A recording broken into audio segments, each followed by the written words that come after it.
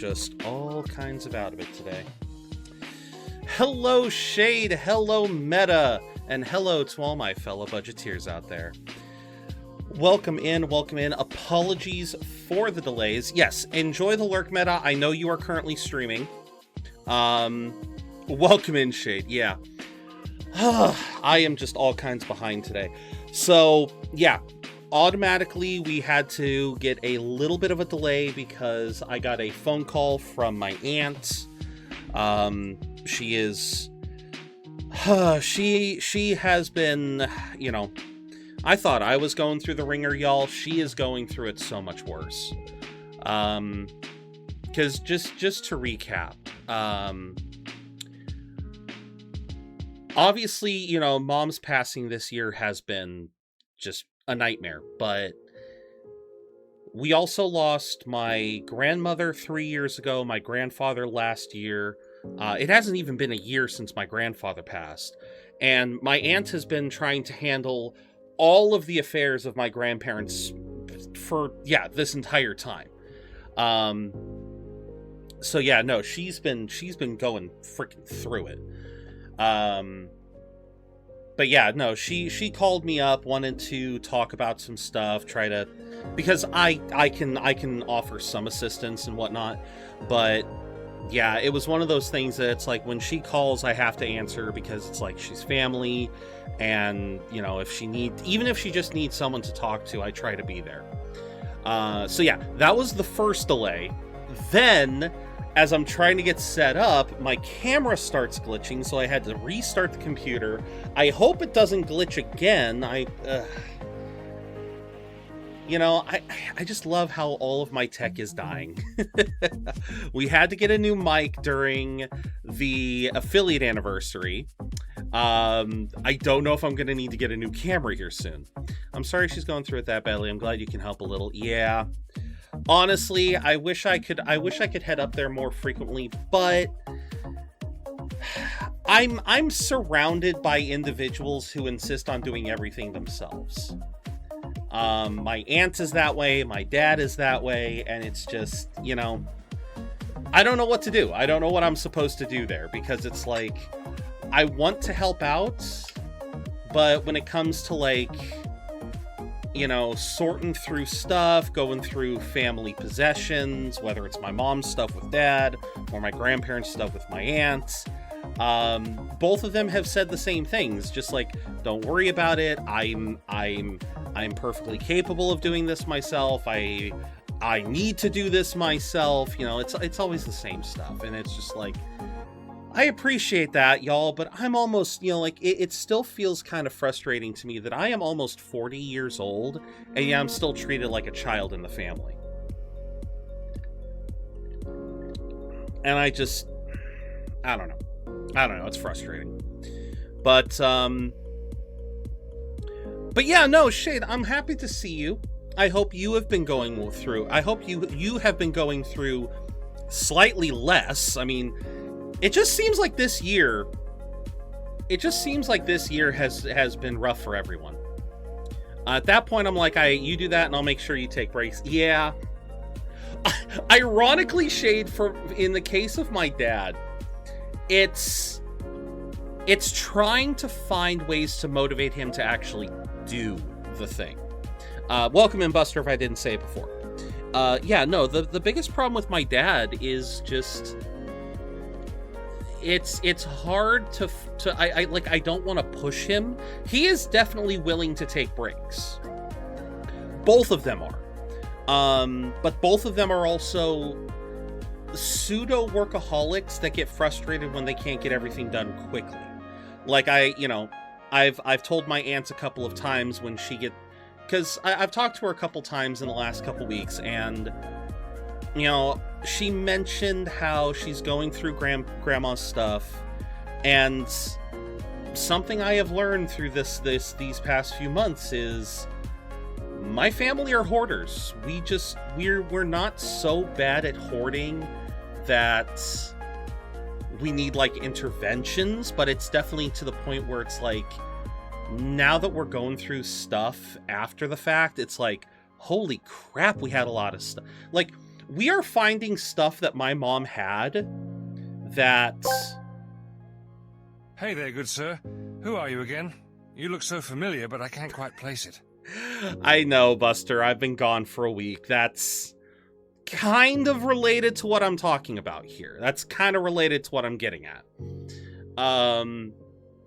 But yeah, like we're finding stuff of my mom's. Like Dad's been going through all of Mom's stuff in their room, all of her clothes and all the stuff that she's kept stored away in the closet and her dresser and everything.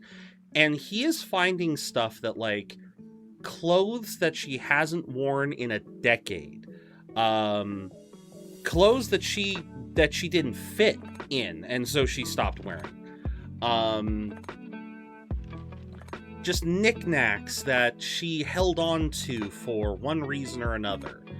And yeah, it's like the more and more we look through, it's like the more we're finding stuff of Mom's that it's just like, holy crap, she had so much more stuff than we thought.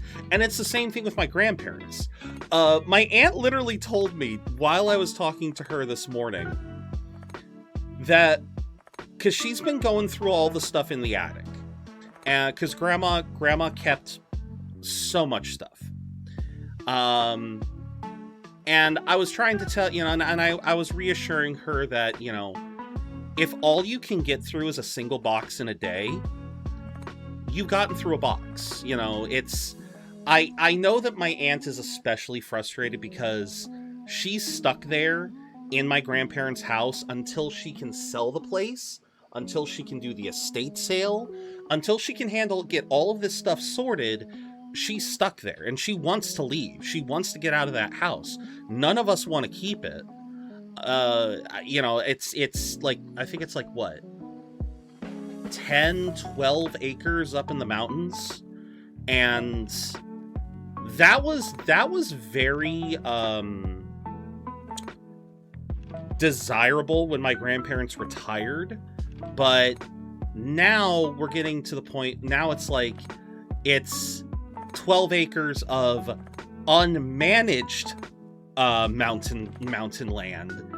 And so it's like there's a lot of dead brush, there's a lot of dead trees, there's a lot of fire hazards, basically. And it's one of those things where it's like, I know my dad doesn't have the physical capabilities to live up there and tend to the whole thing. I will be honest, I don't think I have the capability of doing it, because a lot of it is sloped land. And so it's just like, it's one of those things where my grandparents got the land with all of these ideas in mind of how they were going to take care of it and how they were going to utilize it. And it just, they didn't really go as they planned. It was a dream and a nightmare, because it started off as such a dream.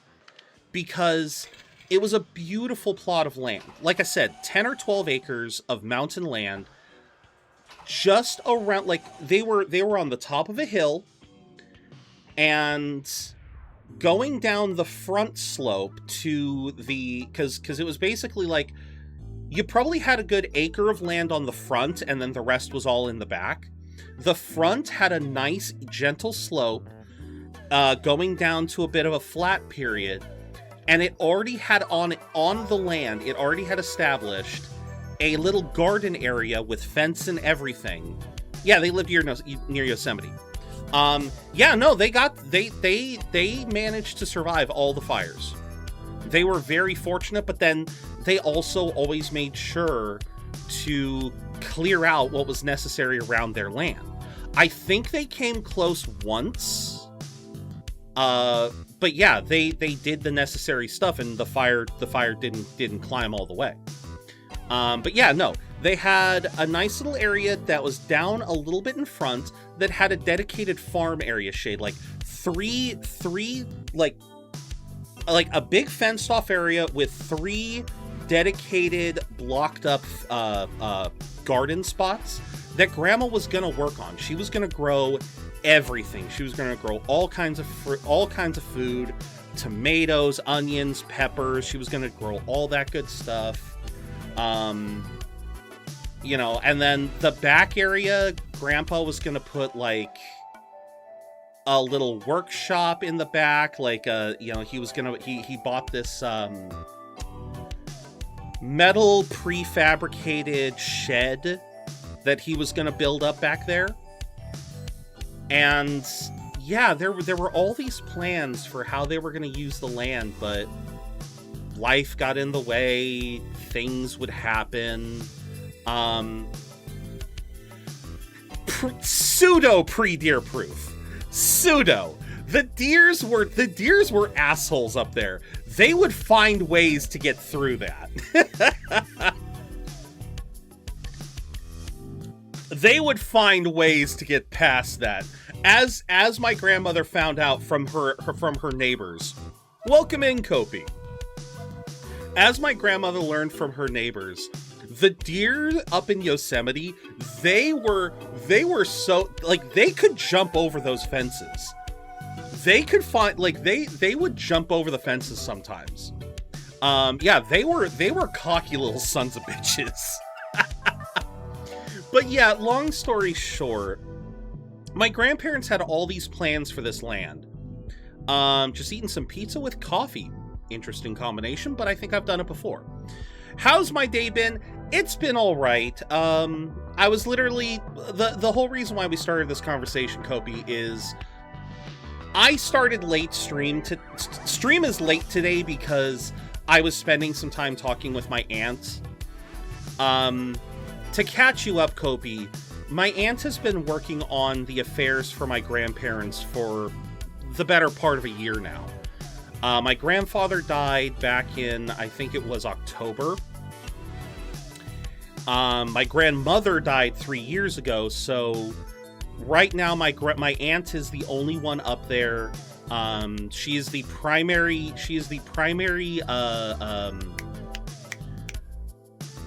she's not the primary beneficiary. She is the executor of their trust. I appreciate that, Kopi. It's been a fucked decade. Let's put it this way. The 2020s have been absolutely fucked as far as I'm concerned. We've had some great moments, but we have also it has just been shit almost across the board. But yeah, my aunt has been trying to do what she can to execute on the trust that my grandparents made. Unfortunately, my grandparents, specifically my grandfather, never put a lot of stuff into the trust. It was always just kind of assumed that it was in their name. For example, the house was in their name. They owned a farm over in Indiana that is in their name. Yeah, every account that they had was in their name. Nothing could easily be tied to the trust in the event of both of their passing. And so my aunt has been trying to work on that while also trying to go through all of my grandparents' stuff. And yeah, this kind of brings us back to the conversation that I was having. It is a lot, and that's why I've been trying to reassure my aunt, because she is so frustrated because she wants to get out of that house. She wants to get out of that house, move somewhere else, sell the house, and just move on, because again, none of us have the strength or the strategy needed to get that land back up to what it was when my grandparents first moved in there. Because again, when my grandparents first moved in there, before all of these historic-ass fires, it was a beautiful area. It still is very beautiful up there. It still has its very beautiful moments outside of fire season. But the fires have done so much damage to that area that is going to take decades to recover. And it's just like, it's such a shame. It is such a shame. But yeah. So she's just been working on all of that. Oh, yeah. So my grandparents lived up specifically in the town of Oakhurst, which is about 15 miles away from Yosemite. If you don't know what Yosemite is, Kopi, that is a very famous national park. That area, that entire area has gotten some severe fires. As a matter of fact, back when my grandparents were still alive, sometime in the 2010s, I forget if it was 2015, 2016, there was a fire that went through Yosemite National Park, Kopi, destroyed like half the place. Didn't destroy too many buildings, but we are talking entire mountainsides of forest land just decimated. And it took them, I want to say it took them a couple of years to manage clearing out all of the dead trees and burnt debris and everything. And yeah, no, I remember going through Yosemite with my grandparents, and my grandmother saying that we will never, the generations behind them, like my generation, Gen Z, Gen Alpha, they will never get the chance to see Yosemite. Like they will. Sorry, yeah, I got to see it before this whole thing. But yeah, Gen Zs, Gen Alphas, Gen Betas, all the future it's going to be multiple generations before Yosemite is restored to its former beauty. It is going to take that much time. Both. The particular one that went through Yosemite, I believe that one was man-made. I believe that one was a man-made fire. But they still get natural fires up there all the time. They still get natural fires all the time up there, which is a frustrating thing. Because that means that's a lot of extra work that has been needing to be done up there. So it just goes back to, like we were saying, like there is a genuine need to like take care of all this stuff. Welcome in, Rever. You caught us mid-conversation. Sorry to hear about that, though. Arson is really not good for a national park or any place where natural fires. Well, okay, so I wouldn't... okay, arson... Sorry, that's what you were asking. Was it arson? Now see, that's just it. I don't think...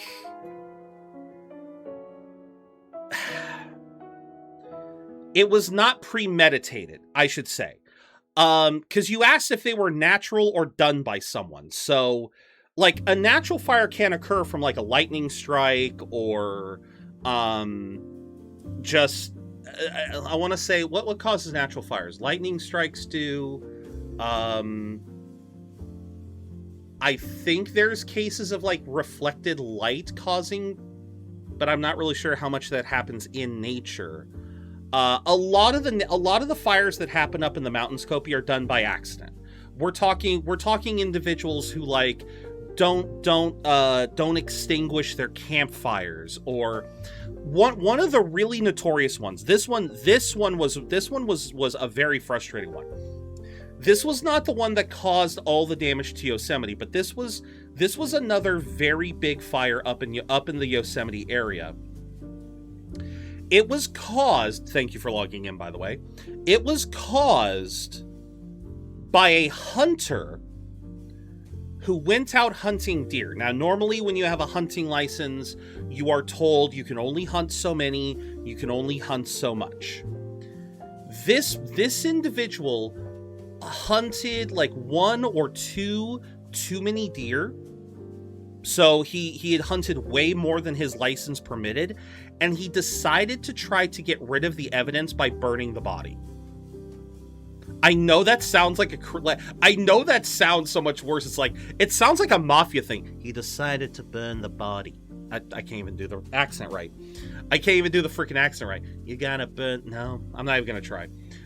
But no, he literally decided to burn a deer corpse in the forest, thinking that would exonerate him, and that fire just spread. That fire just spread across like a couple thousand acres, and it's just like, yeah. Oh yeah, no, there's some stupid people out there. Fires in California are caused by some stupid people. So hyped for stuff I love. You talking Precure again, or are you talking about something else? But yeah, so obviously for all of these reasons, my aunt isn't really interested in holding on to the property. Dad and myself were not really interested in moving up there to try to take care of it. Hold on, I gotta do something. Everything feels a little dark in here. Let me do something real quick. There we go. Adjust the... That looks a little better. Yeah, you're right. Mafia is more drowning. It's not really who burns bodies then? Who was it that burns bodies? Oh yeah, that's right. I saw that. You were showing the whole whatchamacallit, the Tengen Topogure Lagan collab. Yes. Okay. There we go. Everything's a little better. That's stupid. Why would you set it? Because again, Kopi, he was stupid. He was being dumb. He apparently thought if there was no body, if there was no evidence, he'd be fine. And to be very fair, Kopi, up in that area, controlled burnings are allowed because of the sheer amount of debris and brush that most homeowners up in the mountains have to deal with. You can't just ship it all off somewhere. My grandparents, for example, every single year, just by clearing out the dead branches and yard trimmings and all the stuff around the front of their property, I'm not even joking, they would have a mound of yard trimmings and branches and whatnot that was, I want to say at least 10 feet in diameter every single year. And yeah, no, you can't, because you're in the mountains, you cannot just get like garbage trucks to come in every week to take that away. So yeah, controlled burnings are a thing up in the mountains. I think it's a thing in a lot of districts where taking care of that stuff can be a bit of a task. But yeah, so again, the whole notion of burning stuff to get rid of it, yeah, that's... But no, the bigger reason why he was stupid, Kopi, is that it takes a profoundly hot flame to burn a corpse. To burn a corpse require, and I'm speaking of this just from sheer experience, Again, I think I kind of learned this through the notion of cremation all the way back when my uncle died, back when I was in college. You cannot just toss a lit match onto a body and expect it to turn to ash instantly. It's going to burn. It's not going to burn all the way up. And yeah, trying to burn a deer body, expecting it to turn into ash, just trying to do that out in the wilderness is stupid. It's profoundly stupid. Just because the sheer logistics of doing that is damn near impossible. It is damn near impossible to be able to... Yeah, it's damn near impossible to be able to do that. Like I said, I don't know what the guy was thinking. Anyway, but that's enough about the deer. The point of the matter is, the whole reason for all of this talk, because going back through all of it, yeah, for all of these reasons, there's a lot of reasons why we don't want to keep the house. So my aunt is doing what she can to go through all this stuff, but she's learning that, like I said before Kopi and Rever came in, my family are hoarders. We're just kind of conscientious hoarders. We'll hoard shit, but we'll find places to put it. Like, we're not going to be that kind of hoarding family that has frickin' newspapers all up in piles in the living room. No, my grandma was really clean about that. But as my aunt is learning, as she's going through the attic and finding all this stuff, she's finding stuff from years ago. She actually found, and this was so cute, because as I was talking to her this morning, she discovered letters that I wrote to Santa back when I was like 6, maybe even 5. I can't even remember these letters that she's talking about. Because she's talking about, I sent a letter designated telling Santa which stocking was mine. But I do remember it was like I was 5 or something, because I know when I was either 5 or 6, in addition to cookies, I started leaving out baby carrots because young me thought, well, wait a minute. Santa's getting cookies. What do the reindeer get to eat? The reindeer are probably hungry. So I started leaving out little carrots for the reindeer. And apparently one of my letters even specifies that. And I just like, oh my god. Yeah, no, that is awesome. And it's just like, it's amazing that Grandma held on to some of that stuff. It really is. But it's obviously making it difficult. You know, like, I can't deny that that's probably making it really difficult for my aunt, trying to go through box after box of stuff that, because she was estranged for a long time. You did that too, Kopi? That's great. I hoard stuff, but I actually put it somewhere. I try to do the same. I mean, I can't deny that I'm a hoarder as well. I mean, I leave stuff in piles. I do clean it eventually, but I will leave stuff in piles. I will have trouble getting rid of stuff. You know, I'm much the same way. But anyway. Yeah, it's obviously got to be tough for my aunt going through this stuff, but hey.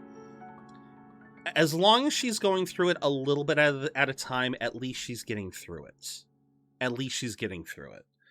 Which is more than I can say for my dad, because, you know, the whole thing that started this entire conversation, before we went down like 8 different tangents, was Shade was mentioning, because I mentioned how, like, I want to offer help to both Dad and my aunt, but they're both very much like do-it-yourselfers. They're both very much like, I need to handle this, it's my responsibility, you don't need to do it. And I'm just like, okay.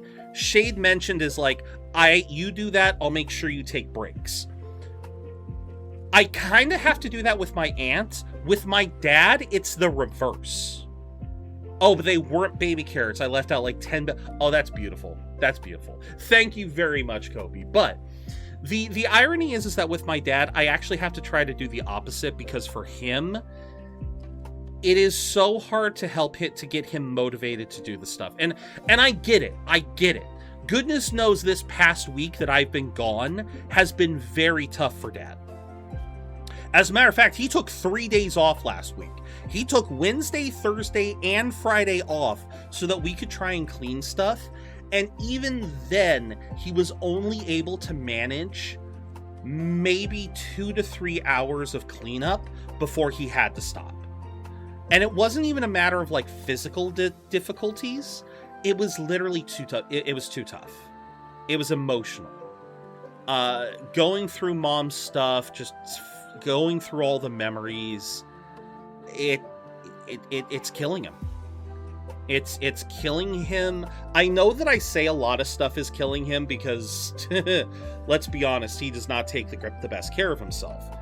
But this has been whereas normally he kills himself physically, this whole experience has been killing him emotionally so much that it's been hard to want to push him, because I want to push him. I want to tell him that,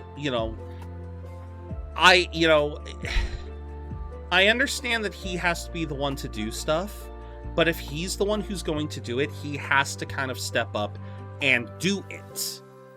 And I know that sounds cruel, but that's just how it is. It's like, because we literally, the best example of this is he was working right up until Friday when we had the inspection.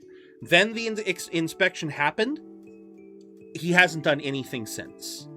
He did not do anything over the weekend. He didn't go back into that bedroom once. And there is still a lot of stuff to go through back there. There is still a lot of stuff that needs to be gone through, because I don't think we aced the inspection, y'all. We did not. The guest room is still a mess. His office is still a mess. His bedroom, they literally took pictures of the mess because they had to. It's one of those things where it's not even because... okay. When I say they took pictures of the mess, when the inspector came in, the inspector... first and foremost, he's a third party, so he doesn't really understand the nature of what's been going on. We explained to him what was going on. He was very understanding, but he still had to take pictures of everything.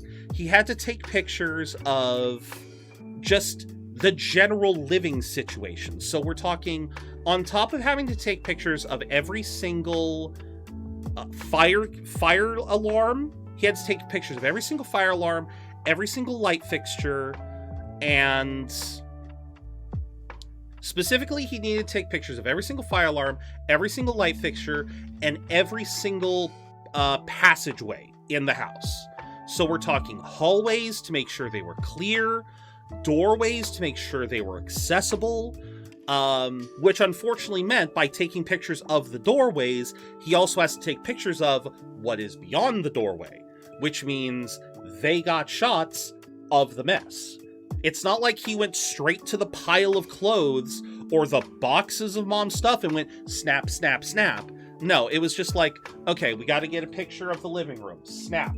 Just so happens the living room is covered in mom's stuff because we're still going through boxes. He goes up into my parents' bedroom. He has to take a picture of the front passageway. Just so happens gets a perfect shot of the bed, which is covered in mom's clothes.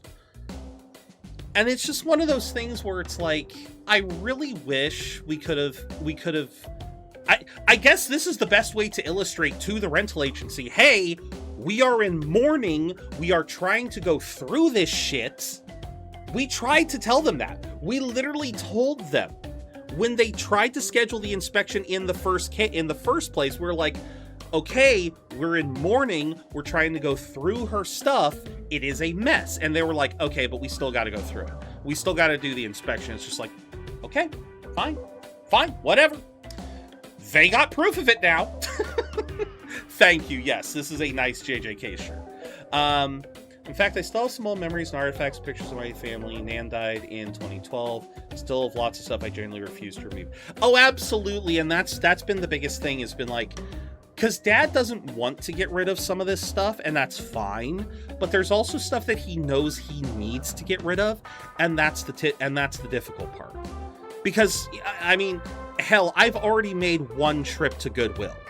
And when I say I made a trip with 5 boxes of mom's clothing, and we still have more to give. And it's like, it's a case of, it's clothing that we are not with. Yeah, exactly. 5 boxes. It's clothing that's like neither of us will ever fit into, because even mom was not a fancy woman. She wore t-shirts and shorts, but obviously she was smaller than both of us, even though she was overweight as well. So it's like, there's a lot of stuff that we can't wear. And yeah, she was a hoarder. She held on to clothes that she no longer could fit in, but it was like, oh, but I'll lose weight. I want to wear them again. It's just like, okay. Honestly, I'm in the same bag. I got a full closet of clothes that I can't wear because I'm too goddamn big. So, but yeah, there's still more stuff to go through. And it's one of those things that it's very difficult for Dad, and I understand that. You have a new favorite fruit? Ooh, okay. Very nice, very nice. I don't tend to eat blueberries on their own. I've had plenty of things with blueberries in them. I do like blueberries. I've had plenty of things with blueberries in them. I just don't tend to snack on blueberries themselves. Raspberries, I feel, are a little bit too tart for my taste, but you mix berries together, raspberries add a nice tartness. Those t-shirts can be pillowcases if they have sentimental oh, that's oh no, that's actually one of the big things. Ooh, I'm going to, okay. That's actually not a bad idea, Shade. That's not a bad idea. I'm gonna run that by Dad.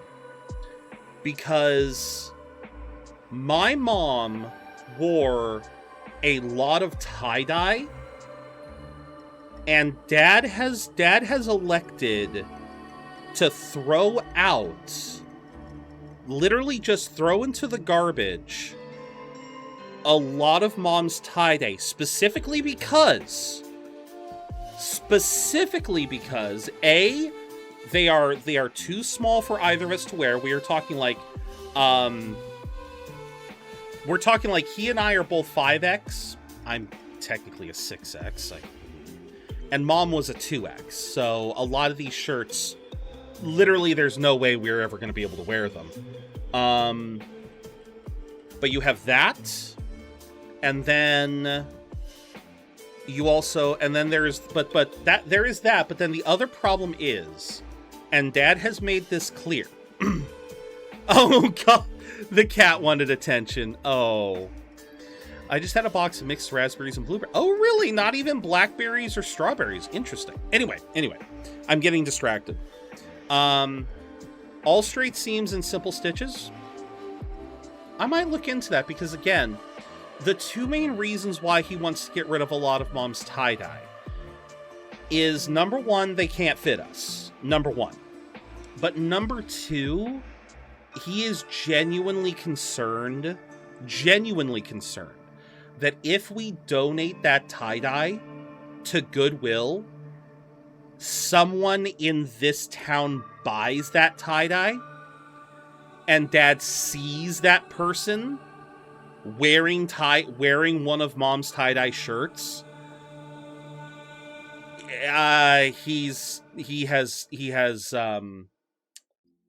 He has openly stated that if he saw someone else wearing Mom's tie-dye, he would beat the crap out of him. Doesn't matter who. He cannot imagine the concept of someone wearing Mom's clothes. Yeah. Save it all help with we do have a sewing machine that we've never freaking used. I will run that by Dad and see if he wants to do that. Because it would be a damn side better than just getting rid of it altogether. Because I'm sure... No, I know that Dad would want to have something... He wants stuff to remember her by, but it's also... I think that's the other problem. Is it's such a... It's like such a... Not a catch-22, but it's such a difficult situation because it's like he wants stuff to remember her by, but he also doesn't. Because remembering her right now is just, it's so painful, you know? And exactly.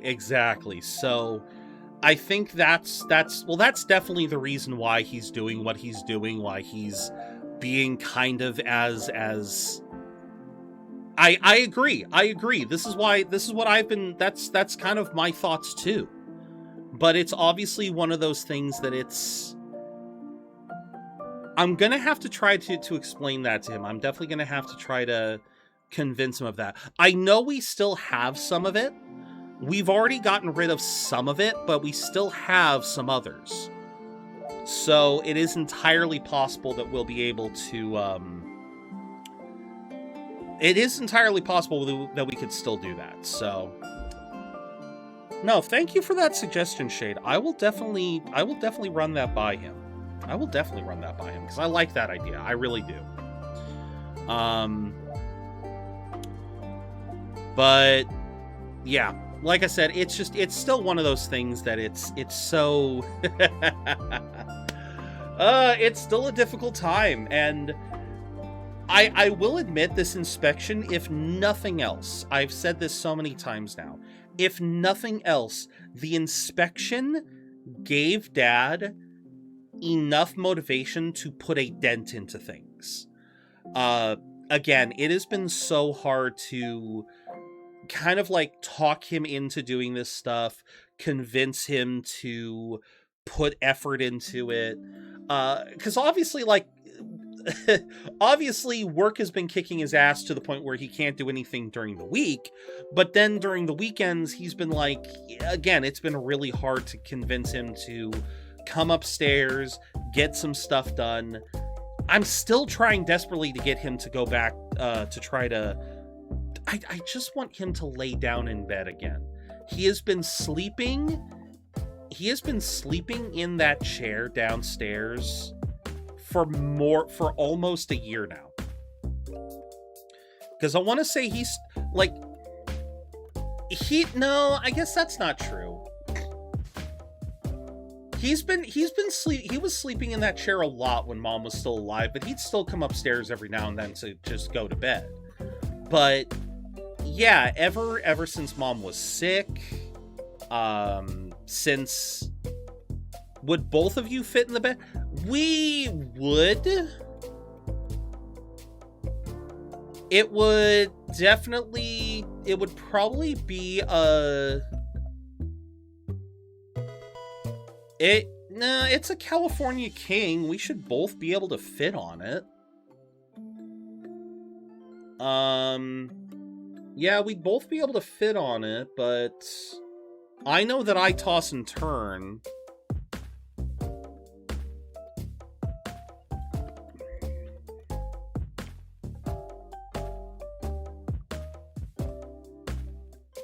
No, that's a thought. That is a thought. Because he needs to get used to laying down again. He's still got his hip issue. Hold up.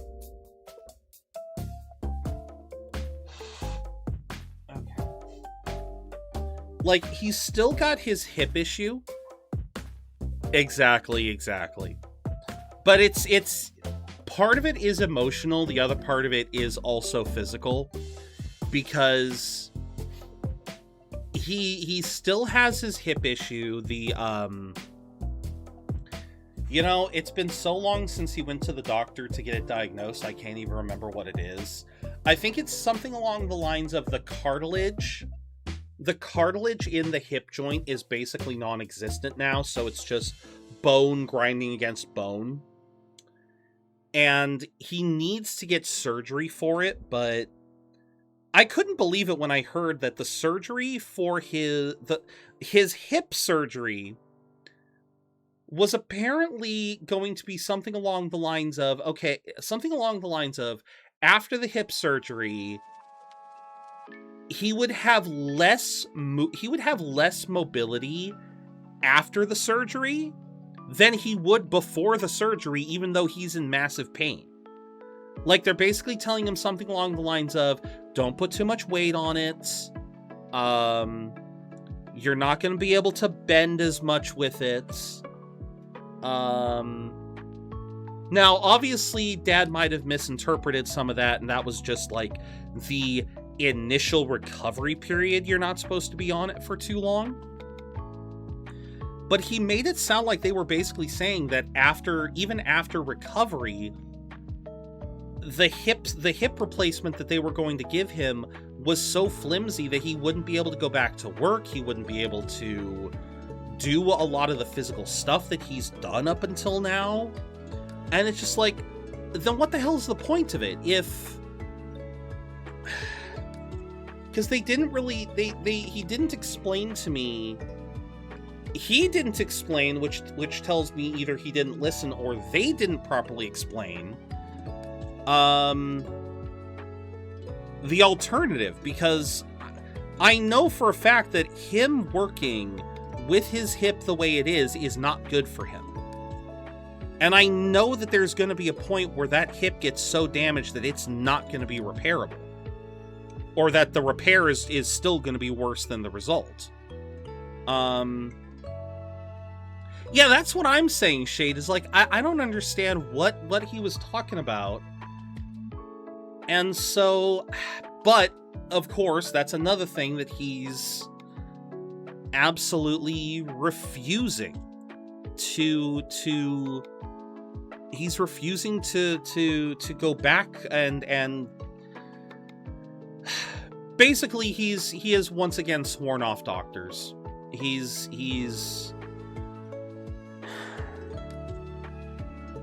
I don't know what to do. I don't know what to do in that regard.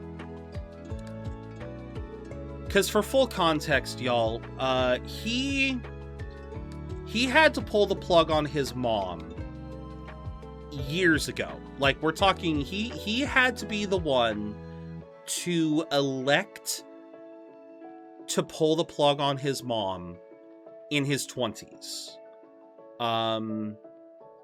His dad, I believe his mom was also sick with cancer, or maybe it was something else. But his dad was in no shape to be able to make conscious decisions. And so dad had to be the one to basically tell them to do it. And they did. And ever since, he had a disdain for medicine, a disdain for hospitals, because going into a hospital would just remind him. It would just make him think of that. And so for the longest time, for practically all the time that I know him, he would be you pretty much had to drag him kicking and screaming to the hospital. I mean, for fuck's sake, he only finally went to the doctor for his legs. This was back before I started streaming. Oh yeah, no, it has reinforced that trauma something fierce. It has reinforced that trauma something fierce. But yeah, no, I still remember he was having leg issues for like a year. We're talking, I actually don't want to say much of it on stream because it was disgusting. But essentially, he didn't go to the doctor to figure out what was going on with it until his legs were not only black and purple, but literally oozing blood and pus.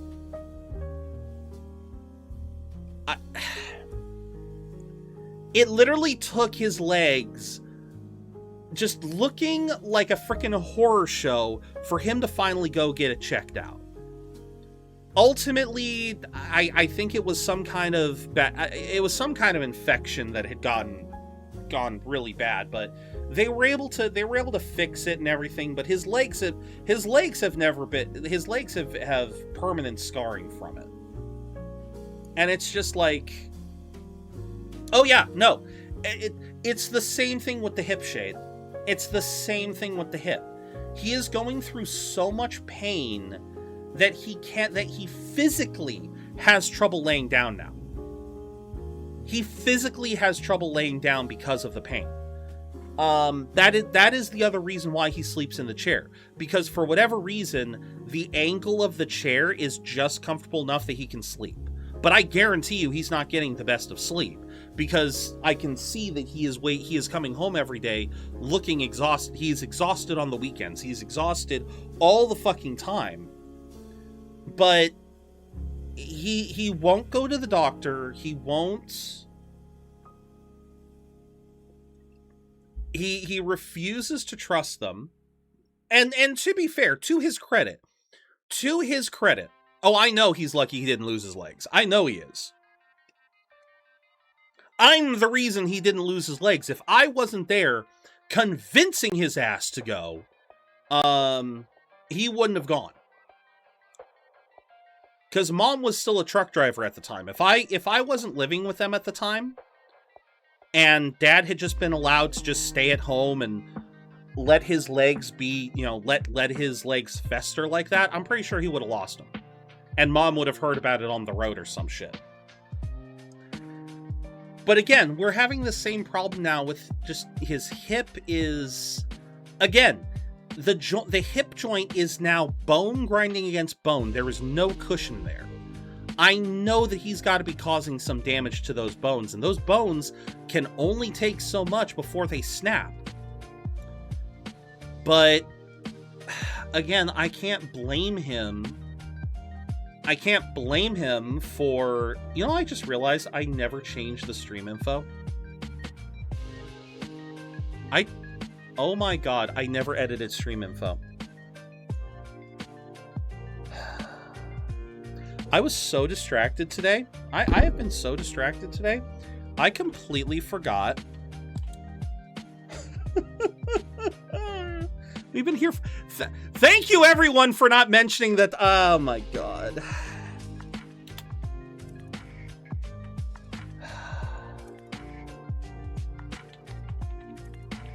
I cannot believe I did this. I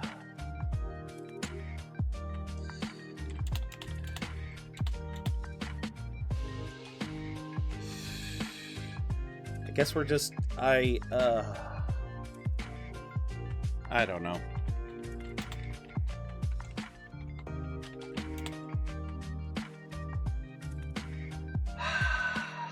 I know, but I wish someone would have said something. We've been here for an hour now, and I didn't update a goddamn thing.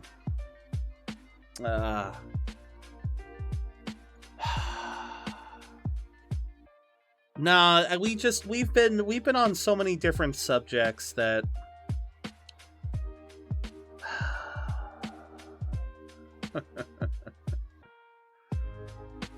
I can already tell August is going to be a great month. I can already tell. With all of this, I can tell this is going to be a great fucking month. Anyway, yeah, just to finish this once and for all, we'll get into Nier Automata. Yeah, I don't know what I'm gonna do to convince Dad, but I cannot blame him because the medical system here in the Central Valley sucks. It absolutely sucks. There are and again, this is kind of what I'm getting at, is Dad has begrudgingly gone to the doctor for a lot of checkups, a lot of, he's had to go for a lot of visits. And even he was starting to warm up to until this whole fiasco with Mom, he was even starting to warm up to Sutter because they did a half-decent job with his hand surgery a couple years ago. But his hand surgery was never, the truth of the matter is, his hand surgery never fully, his hand has never fully recovered. For those who weren't here, he had to get surgery maybe a year and a half, 2 years ago, because we found out that his thumb was essentially dislocated from the rest of the hand. It was only being held together by the muscles. The bones had separated. And so they had to surgically reattach it and reattach the nerve endings. And he was able to get feeling back in his hand for a while, but it's been reverting back. He's been losing feeling in his hands here and there. So it's like the surgery wasn't a full success, which is frustrating.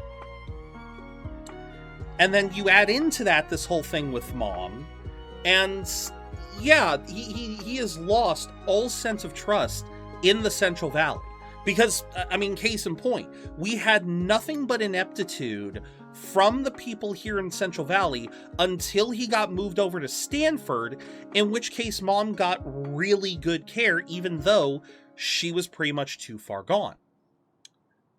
So again, from everything I have seen, going with Mom and Dad to various appointments, driving them, listening to their stories, I can say with certainty that I don't trust a lot of the doctors in the Central Valley, because a lot of them, they're either going to throw pills at the situation, or they're going to go with the cheapest solution possible. They are not going to try to do what needs to be done to get a person healthy. They're going to do the bare minimum. And it's just like, it's so frustrating that is what our medical system is in a lot of cases now.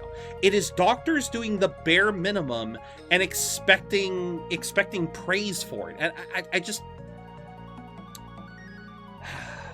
So again, as desperately as Dad needs that hip surgery, I can't blame him for not wanting to get it here in the Central Valley.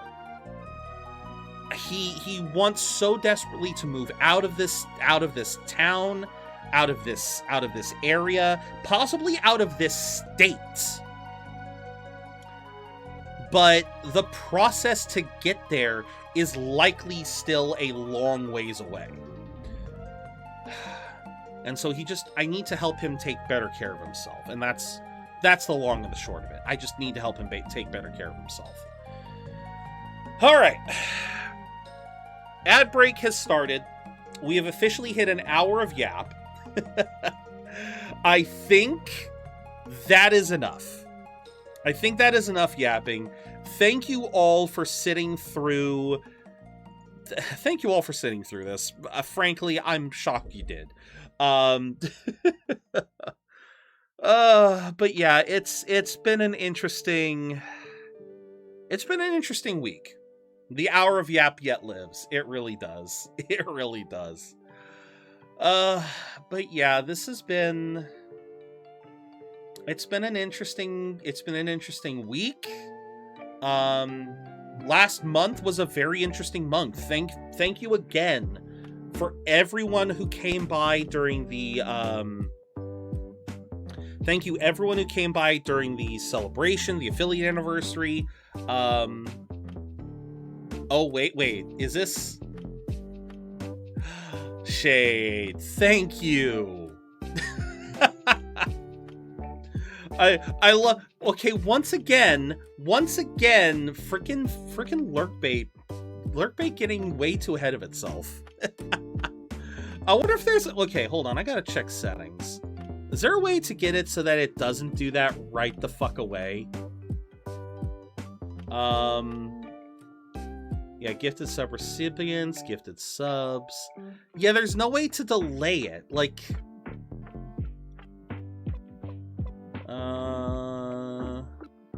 that's the Dex.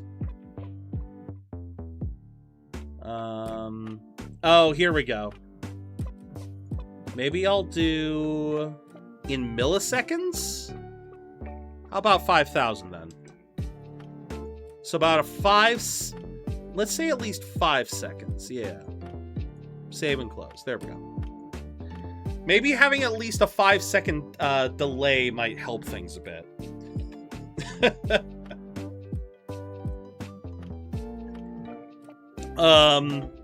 Oh! If that was a gift sub shade, we actually have, until I use them up, I'm actually going to give you guys a choice. For every future gift sub, until I use these up, I'm going to give you guys a choice. Do you want me to take a Bean Boozled? Oh, well, thank you very much for the Prime sub, Shade. Thank you so much. Would you like me to do a Bean Boozled, or would you like me to do a Toxic Waste Sour Candy? This was something I added for the affiliate anniversary so that I wasn't destroying my stomach going through 100 bad candies. But we still have a fair few of them, so I figure for now I will ask, would you guys like a bean or a sour? But thank you again, Shade, so much. I very much appreciate it. A red one? Alright, a red one. Let's see. Specifically a red one. Alright. The black cherry. Alright. Because we also have watermelon, but black cherry I find... I find black cherry gives a much better reaction. Alright, we will do this, and then we will hop over to Nier Automata. But thank you very much, Shade. This candy is about to be sour, but you, Shade, are incredibly sweet. Thank you very much for your Prime sub. I gotta be honest, black cherry.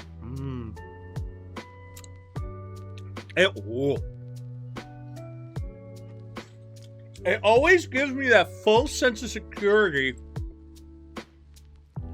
It always gives me that false sense of security with that initial, like right when you first put it on the tongue. Oh. Like you taste the flavor within, and then it's just raw sour.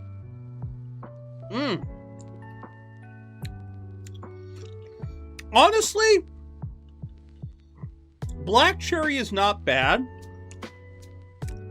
I am more of a fan of the, I guess the standard cherry, like the maraschino cherries type flavor. But black cherry, especially for a sour candy, really works. Because black cherry has that inherent, sourness to it compared to the more sweet standard cherry. Okay. We're through the sour.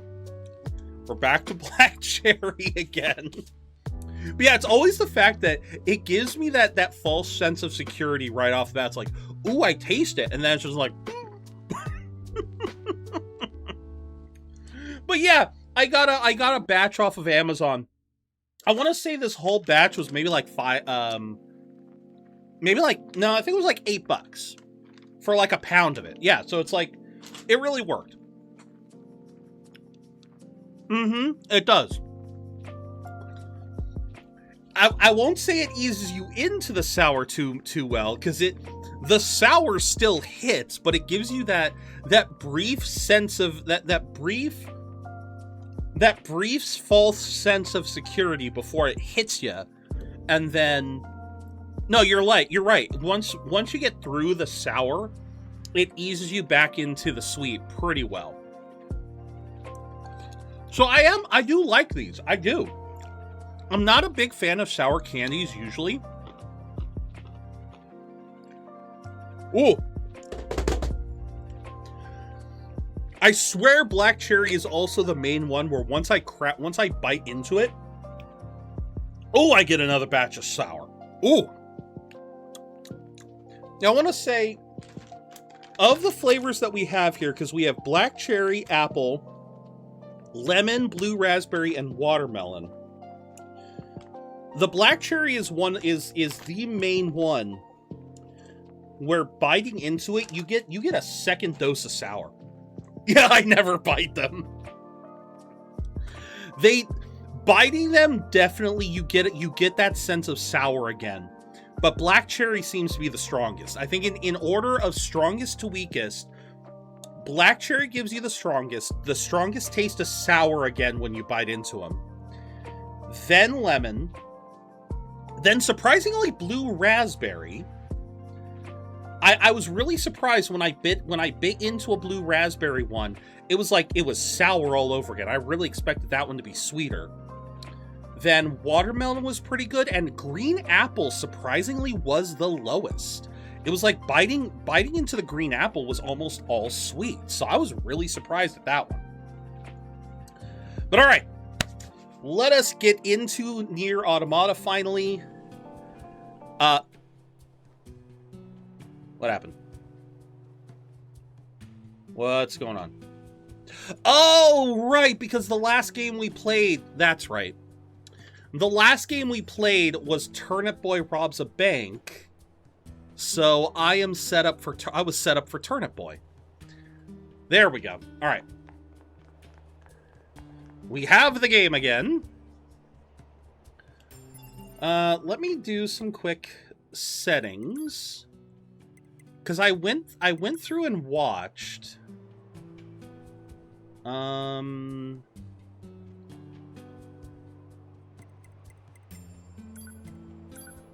feel like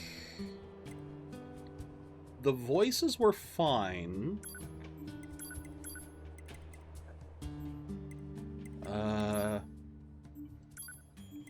Where is brightness?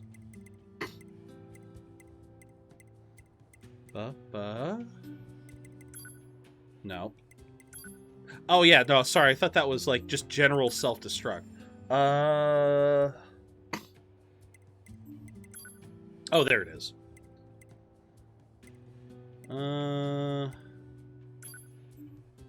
Because I noticed that the game was pretty damn bright the last time we played. There we go. That feels like a little bit better contrast. Okay, so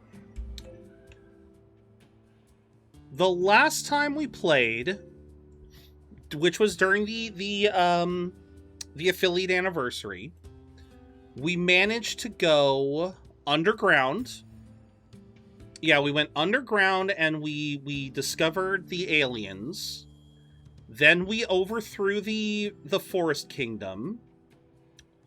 Now we are going to head to the beach. But we also have... I still don't know how to get here. Aliens, yes. The aliens, Cobalt, the aliens. Welcome in. I hope you're doing well today. Was there anything over here? No? Okay. Yeah, there's just these two over here, which I don't remember how to get to. I don't know if I need a key for them or not, but it's like they've been...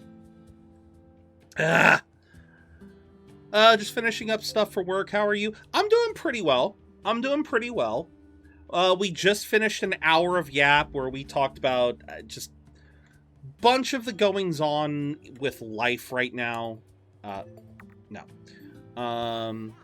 Yeah, just a bunch of goings on, and it's been an interesting couple of... I would say it's been an interesting week. Castle Front, Forest Zone Center. Here we go. Some more interesting news. I'm starting. You're back to the 410s. Let's go. 410 evening schedule or 410 like day schedule? Although I guess if you're chatting with us right now, it's got to be the 410 evening schedule again. Because I know that was a big preference for you. She wants intel on Nice. A2, does she? Where should we start? We could check out the energy reactions generated during battles. Wait, the what? fusion reactors of androids and machine life forms shut down when they're destroyed. And we can detect the energy release during that process. We're the only units doing any combat missions in this area, right? So if we detect any stray energy reactions, it probably means A2 is involved. Yeah, okay. We've got some readings around the abandoned factory. I'll put it on the map. Oh, now I can go to the abandoned Okay, now I can do that. We can still be on the phone in headphones. Okay. 2 to 12:30. Okay, so that's kind of close to what you used to have. Anemone's past. Right. Right. Recalled something regarding upon hearing the name of A2. She wants your help finding more info. Okay, yeah, that's right. I think we also... Obviously, we were doing a lot of side quests. One of the side quests that we did, we went back to the camp, brought up A2 to Anemone, and yeah, she apparently remembered something. But what does that mean? What do you mean by that, Shade? Can still be on the phone in headphone. I think I know what you mean. You know what? Let's get on Pumbaa. It may not be as fast as, Oh,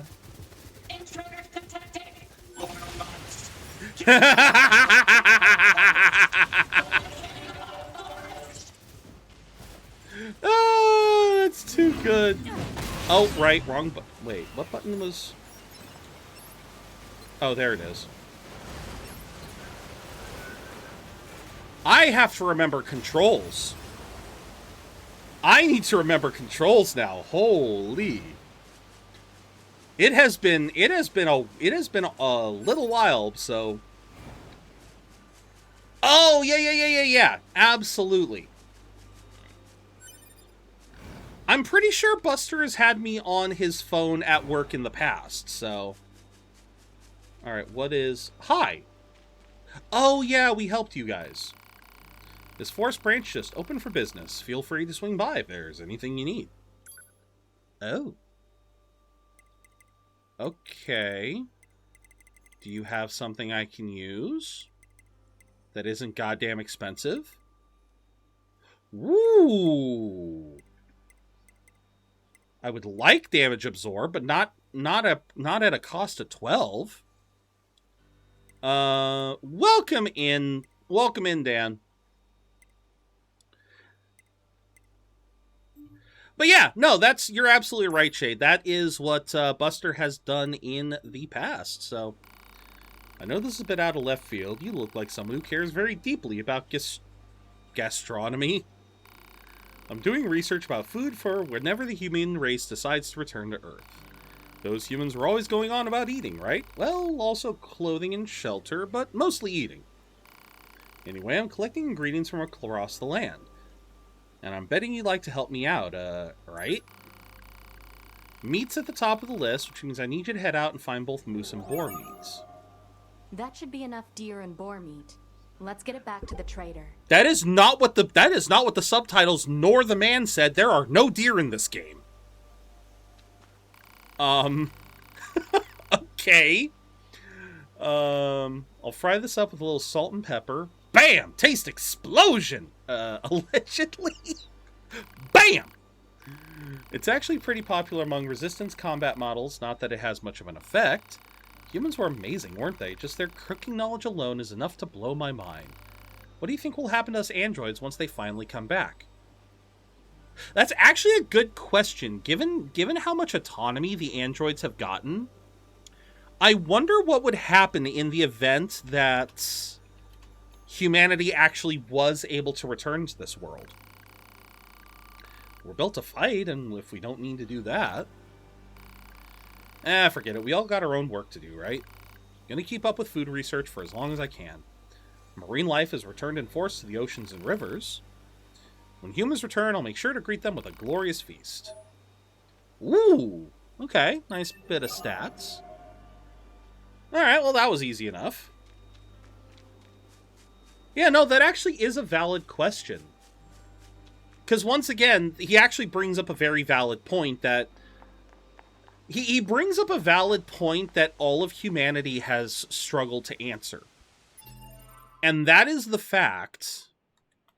Let's see, can I fast travel from here? No, I actually have to go back to a thing. He brought up a very interesting point that has... I feel like it's a social question that a lot of humanity has struggled to answer. And that is, what do you do with the... What do you do with warriors in a time of peace?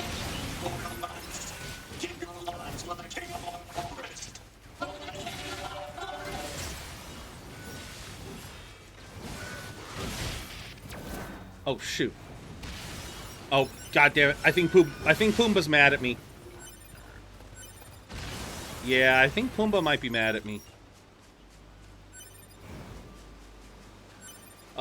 But yeah, it's like, what do you do with warriors in a time of peace? Yeah, make them build things. Oh, absolutely. Make them build things. There have to be uses for warriors other than war. It's just there always seems to be a case of that is something that I see in a lot of media. This notion of what do you do with warriors when there's not a time of war? And unfortunately, the worst answer that also seems to be the most common is give them something to fight over. And it's just like, no, don't, no. Near the factory? Yeah, near the factory. It's like, don't force them into more combat, because then you're just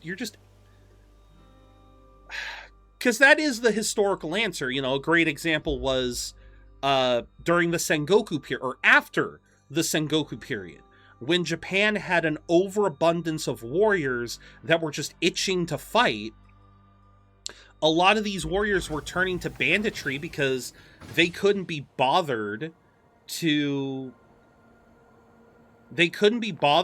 learn how to relearn agriculture or try to be productive. They just decided, well, if I can't fight for my daily bread legally, I'll fight for it illegally. And so, yeah, you got a lot of banditry apparently happening after the Sengoku period. So the answer that I believe it was Toyotomi at the time made was, we'll go have them conquer Korea. That is actually what happened historically. If I forget the particulars, but yeah. After the Sengoku period, the ruler of the land, which I think was Toyotomi Hideyoshi at the time, I believe it was Hideyoshi, he basically took a bunch of the samurai, a bunch of the soldiers, and said, all right, go take on Korea. Go conquer Korea. That'll keep you guys busy. And that's literally the reason why he did it. Because they obviously never really took over Korea. It was just a tactic to keep the warriors busy. Yeah, no, I agree with that, Shade. That is something that I wish I wish that was something that we actually saw. Was, you know, have them help communities rebuild, teach survival. Yeah. There are so many things, especially a modern soldier. There are so many things that a modern soldier can help teach to new generations and whatnot. Look. That's A2's handiwork, I bet. But I'm not picking up any sign of A2 herself. What in the world? Pod, help me out here. Analysis. It is believed to be a data log related to Yorha Unit A2. What's the data? The data log has been irreparably damaged. Further analysis is impossible. Okay. Oh, thank you for the care package, Why do a Shade. bunch of machines have A2's data? A2B, I'm picking up other reactions. We should check them out. Are they all in here, or are they elsewhere? Thank you very much, Shade. Yep, they're all in here. Is this how I finally get Nope. How do I get down here? Seriously, That is bugging the crap out of me, because I see the elevator. I see the elevator right here, but I forget how I access it. If it is something that can only be accessed during 9S's time, that's fine, but...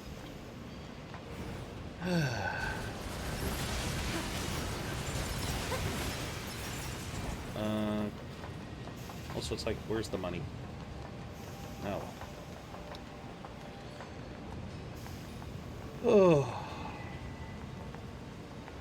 Yeah, this factory just drives me insane for this reason. Because I feel like I should be able to get access to something here, but...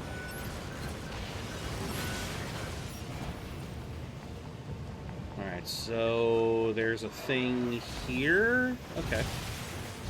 Oh, okay, I see. Grab this.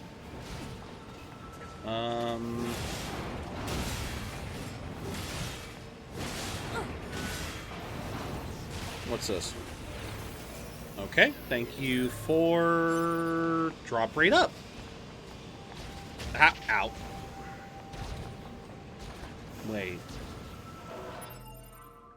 Map? Right, there's no map! How could I forget? There is no map. There is no map, and I must scream. There it is. I gotta just keep looking at the mini-map. Alright, up, up. Nope. Here we go. Data chip C, and then... I forget, can I go? No, I cannot. Another elevator I can't access. So we will just... Hi! Go over here.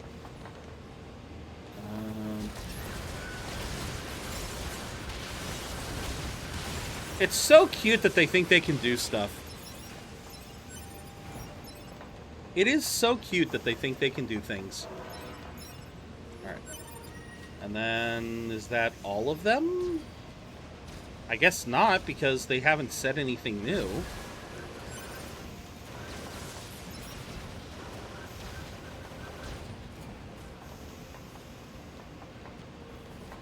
Wait, let me check.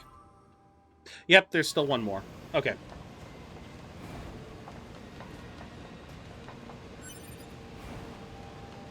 And it's... Hello. How did I miss this? Oh, just 1,000 G. Alright.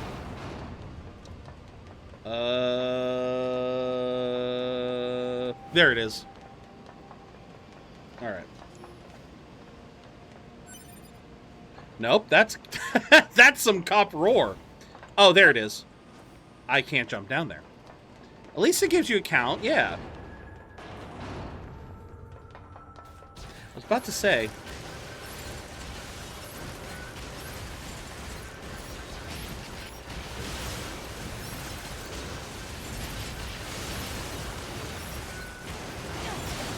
Come on, guys. You should know by now this isn't gonna work.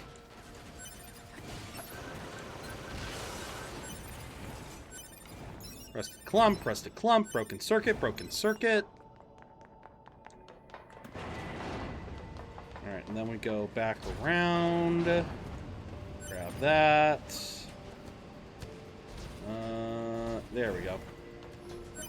Okay, I think that's the last of the data chips. Pod, analyze and collate the information from those chips. Analysis complete. Data set contains information about your HUD unit A2. Collating with data from other chips. Stand by. Collation complete.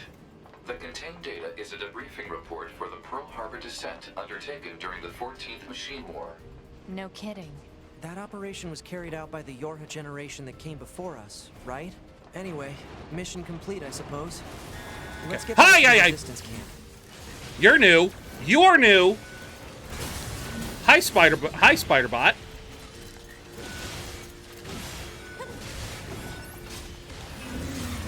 Hi, Spiderbot. Meet Hammer. Let's see. How do I switch? That's how I switch. No, that's weapon set. Okay. I forgot that type. I forgot that type existed.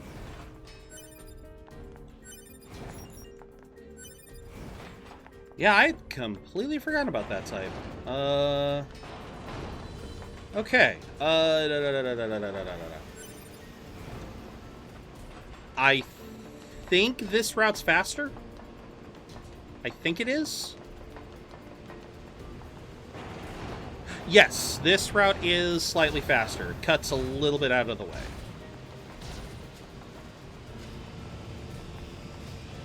Yeah, if all they're going to do is bullet hell, I may as well just run. Okay, so now I go back to Anemone. Anemone.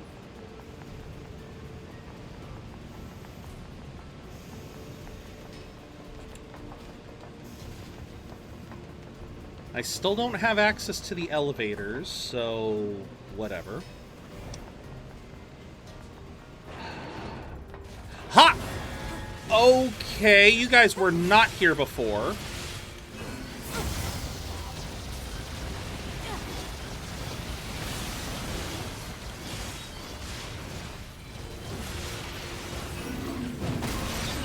Yeah, you guys were not here before, so...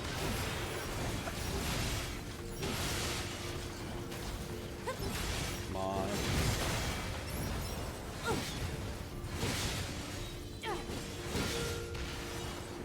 Okay, then.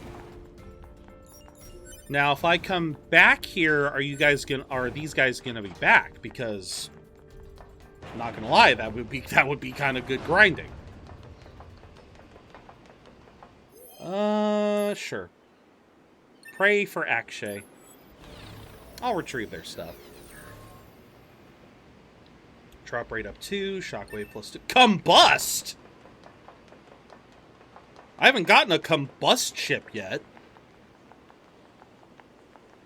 I mean, obviously I know how to induce combustion, but I didn't know that was an actual skill chip. Man, we're still missing a few. Transport back to the resistance camp, because it'll be faster than running. Ugh. I'm pretty sure they added way more side quests in Automata than they did Replicant. And Replicant already had a lot. Good to know Yoko Taro loves his side quests. Oh.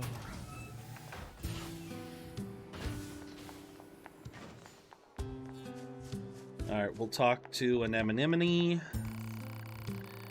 Found more data. Don't forget the number of endings. I do need to find out where the other endings are. Where'd the music go? It really is her. You know her? Yorha Unit number 2. She's an older model, but the same type as you. We worked together. The Pearl Harbor drop? The operation itself was a success, but the Yorha fighters were completely wiped out. Their commander was number 2, A2. Have you met her? Do you know where she is? Actually, we have orders from the bunker to destroy her. Yep, 26, one for every letter in the alphabet. She's a deserter. She also wiped out an entire team that was sent to bring her back. A2, no. I'm sorry, Let's go, 9S. Power apart, simple... Wait, power apart! Oh, I needed that. Wonder what that was all about. Something must have been up between Anemone and A2. Some things just aren't easy to talk about, especially for a soldier who's been fighting that long. I guess so. 9S, you... Huh? You might understand yourself someday. Right. So what's this one? Oh, whoops. Well, I ain't getting that one. What's this one?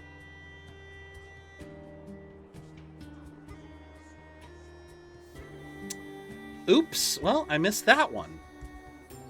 Yeah, I know. I'm looking at the joke endings to try to figure out which ones I can do, because a lot of them can't be done either until late. A lot of them cannot be done either until late into the first playthrough or clear until the later playthroughs. And apparently, yeah, I already missed a couple of them.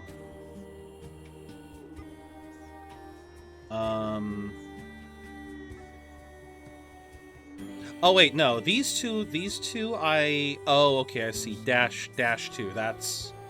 Okay. Now I understand. I failed to do that one.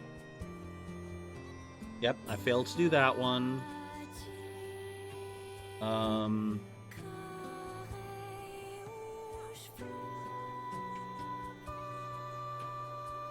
So...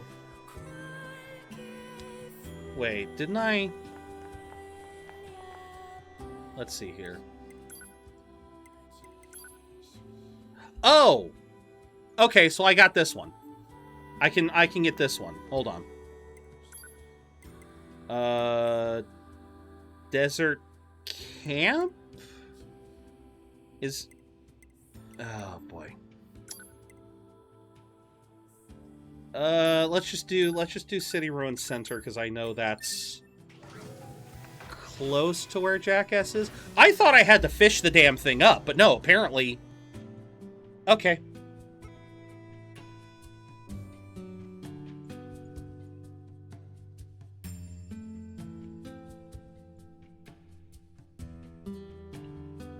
Let's see here.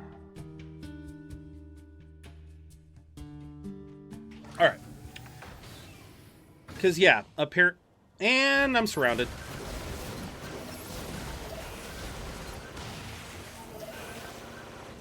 Where are you guys? Hmm? Oh, it was just the two. Okay. I knew there was more than one. Alright.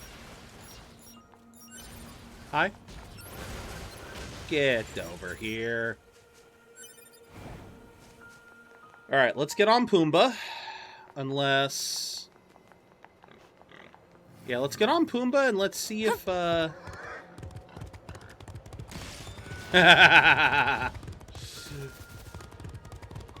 mean, that can work, but...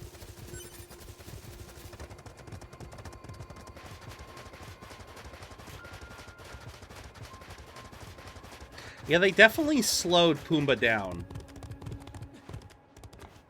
Alright, hi, jackass. Still have to give you that stupid fish. So this thing is called a mackerel, and apparently eating it has a horrible effect on androids. I'd love to see it what it does, so go ahead and chow down. Don't blame me if you die, though. Here we go. Here we go. Here's one that I've been... Like I said, this was something we should have gotten... No, no, no. Alright. Yeah, so we've only gotten 3 of the endings, and apparently... Yeah, apparently I missed ending N, ending H. Yeah, apparently endings N and... Or no, I can still do ending N. Oh. I can still do that one. I really don't want to, but I can do that one. So, do you count as a key item, or do you count as a fish? You count as a fish. Here we go.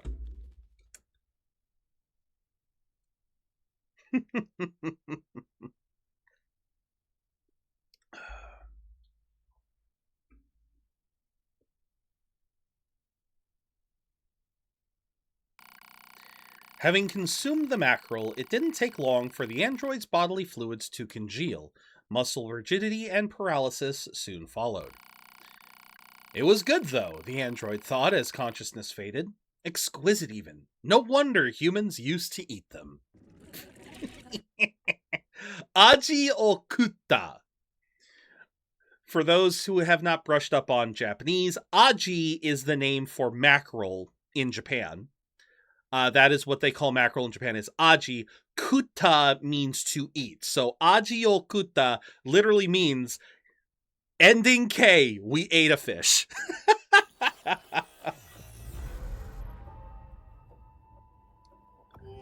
All right. So there we go. We now have Katu.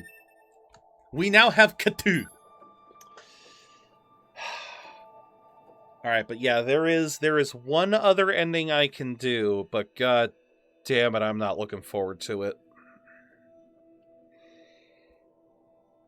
I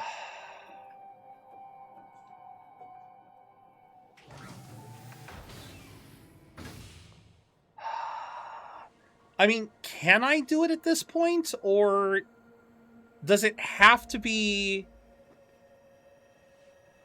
Does it have to be when I... So the ending that we're doing... Oh, I know. We just fucking die. No, the other one that we can do is ending N, No Man's Village.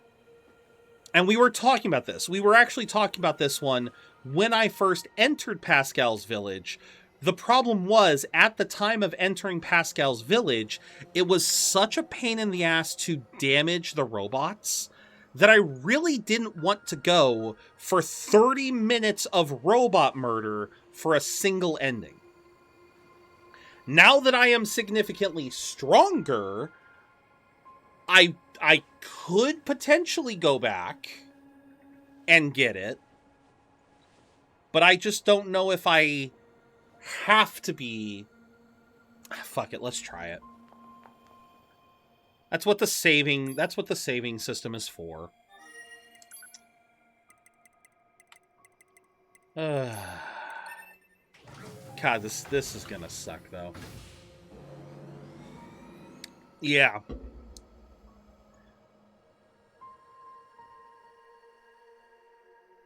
Yeah, that's why I'm saying it's like, this is the one that I don't really like, because you have to murder every single bot.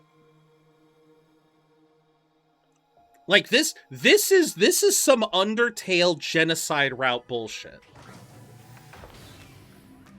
To go in here and to literally destroy every single bot from top to bottom.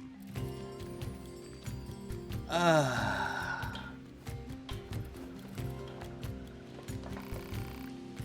like to go somewhere my carrier isn't showing up. Doesn't seem to care about punctuality. He's angry I keep asking him to carry me everywhere.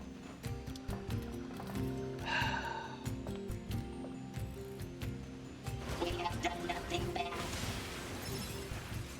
Okay, yep. Yep, it's a lot easier now. No fighting. No fighting. We have done nothing bad. Don't kill. Don't kill. God damn, I hate this. No fighting. Stop. Do not kill. Stop. Do not kill. Yeah, this one... I'm sorry. Don't kill. Do you not have health? Kill. Oh, you do. Don't kill. Don't kill. We have done nothing bad. Don't kill. Don't kill. Again, this is painful. Stop. Do not kill. No fighting. No fighting. Oh, where's this other one? It says there's one missing. There you are. We have done nothing bad. I'm getting levels for this too. That's even worse. Sorry. That's even worse. We have done nothing bad. I know you've done nothing bad. I feel bad. Do not kill. Oh my god. Come on, just let me get this over with, please. Stop. Do not kill. Why can't I hit? Wow, Pascal dies with a single tap. Oh my god. Sorry. I'm sorry. I'm sorry. I'm sorry. Oh my god. Don't kill. Don't kill. I'm sorry. I'm sorry.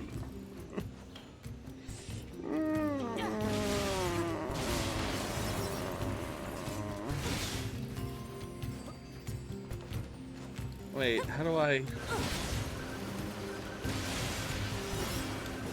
Okay, apparently I can break the bot that's behind the door. That's great.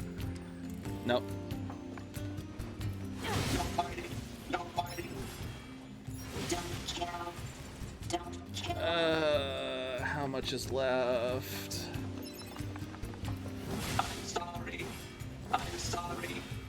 We have done nothing bad. I know you've done nothing bad. I'm sorry. God, how many more bots do I have to kill? Where are you? Stop. Do not kill. Wait, what? Oh, god damn it, they all came back. Kill. Stop. Do God damn it, now I gotta do it all again? Stop. Do not kill. Okay. I gotta do all this again now? No fighting. No fighting. Oh my god.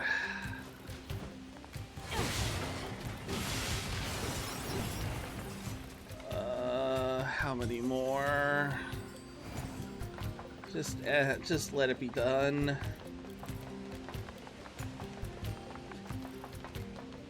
Okay, ladder down.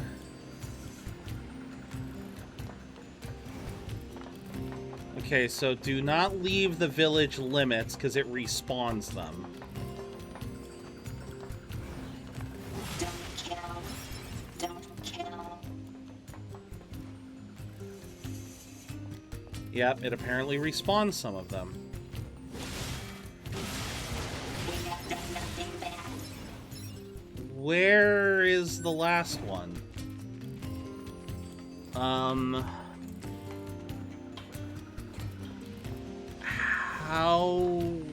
What did I miss? I don't see any other bots. Unless... Here it is. And there it is. God damn. Oh! Yeah. A village of peaceful machines was wiped out through the actions of one deranged android. Thus did the peaceful machines go extinct. Their village is now a haunted, forbidden place. Those who wander too close can hear the mad sounds of an android's laughter. Ugh. Yeah. Yeah, that one. Blech. Blech. Freaking laugh.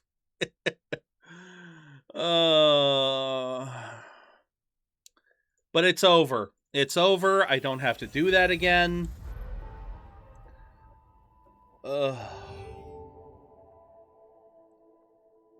Kuntu. Kuntu now. Alright, we got 5. We have 5 endings. We're not going to get all of them. Like I said, apparently a couple of these I cannot do. Well, maybe I can do it on A2's file. Or not A2. Maybe I can do this during 9S's playthrough. But yeah, we literally missed one where during the thing when Angles came back, you know, the big bot, and we had to go chase him down. Apparently one of the endings was completely abandon that mission and go back to the amusement park. I didn't know that one. Thank you for the care package. But I might be able to get that one on the second playthrough. So we'll definitely try there. Ugh. Ugh. But at the very least, that looks to be all the ones that I can do right now. Yeah, because this is all...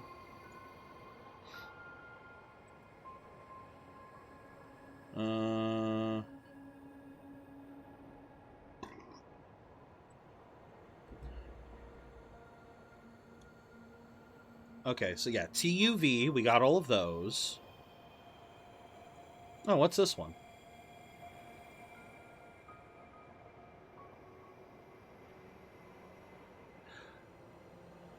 Okay. That one, okay, so no, cannot do that one.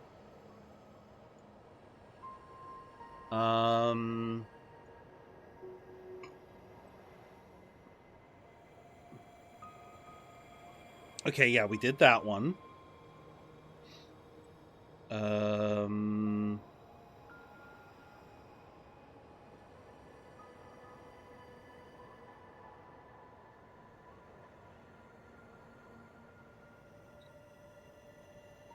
Huh. Okay, so that's... Alright. So there's apparently another one when... There's apparently another ending when either the Resistance camp or Pascal's village is under attack. Just abandon them to their fates. Yeah, I'm trying to avoid looking at the ones that require a second playthrough to get, but yeah. What is your... Pretty sure I'm not going to be high enough to fight him. Pretty sure I'm not going to be...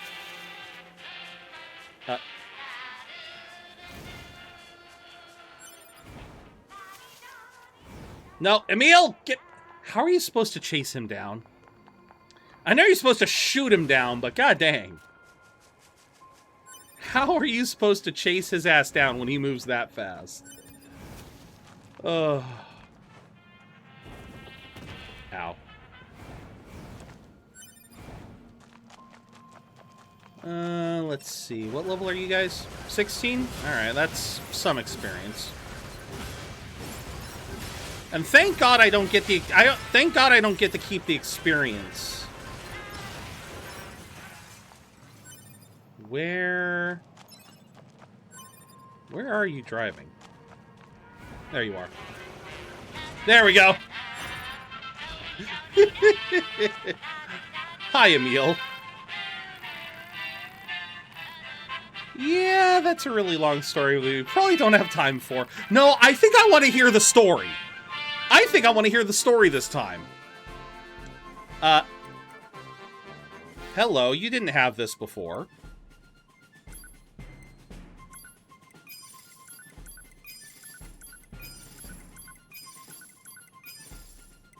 I don't know how much of these I'm gonna need, so fuck it. 20 of each.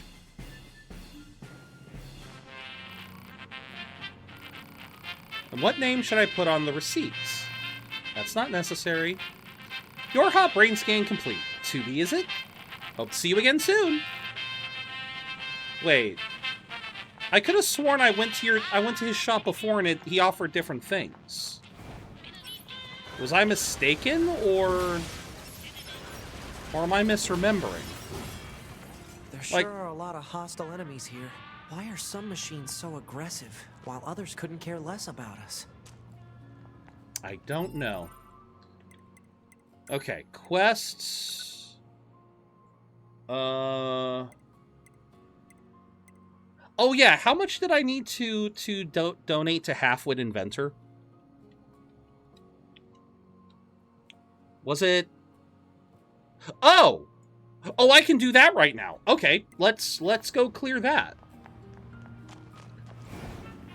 For some reason, I thought I had to donate like 500,000 to him, but apparently, all I need to donate is 180,000. Yeah, I have 180,000 funds. I can absolutely donate.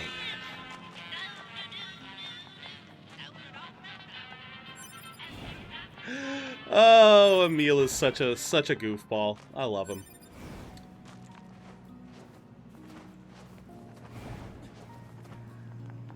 But yeah, one of these days, a part of me does want to kind of learn more about the extended lore of Nier. Zero going to redeem something. Okay, Indy, I'm sure I have an idea of what it is, but... Oh, it does change. Okay. Alrighty, Indy.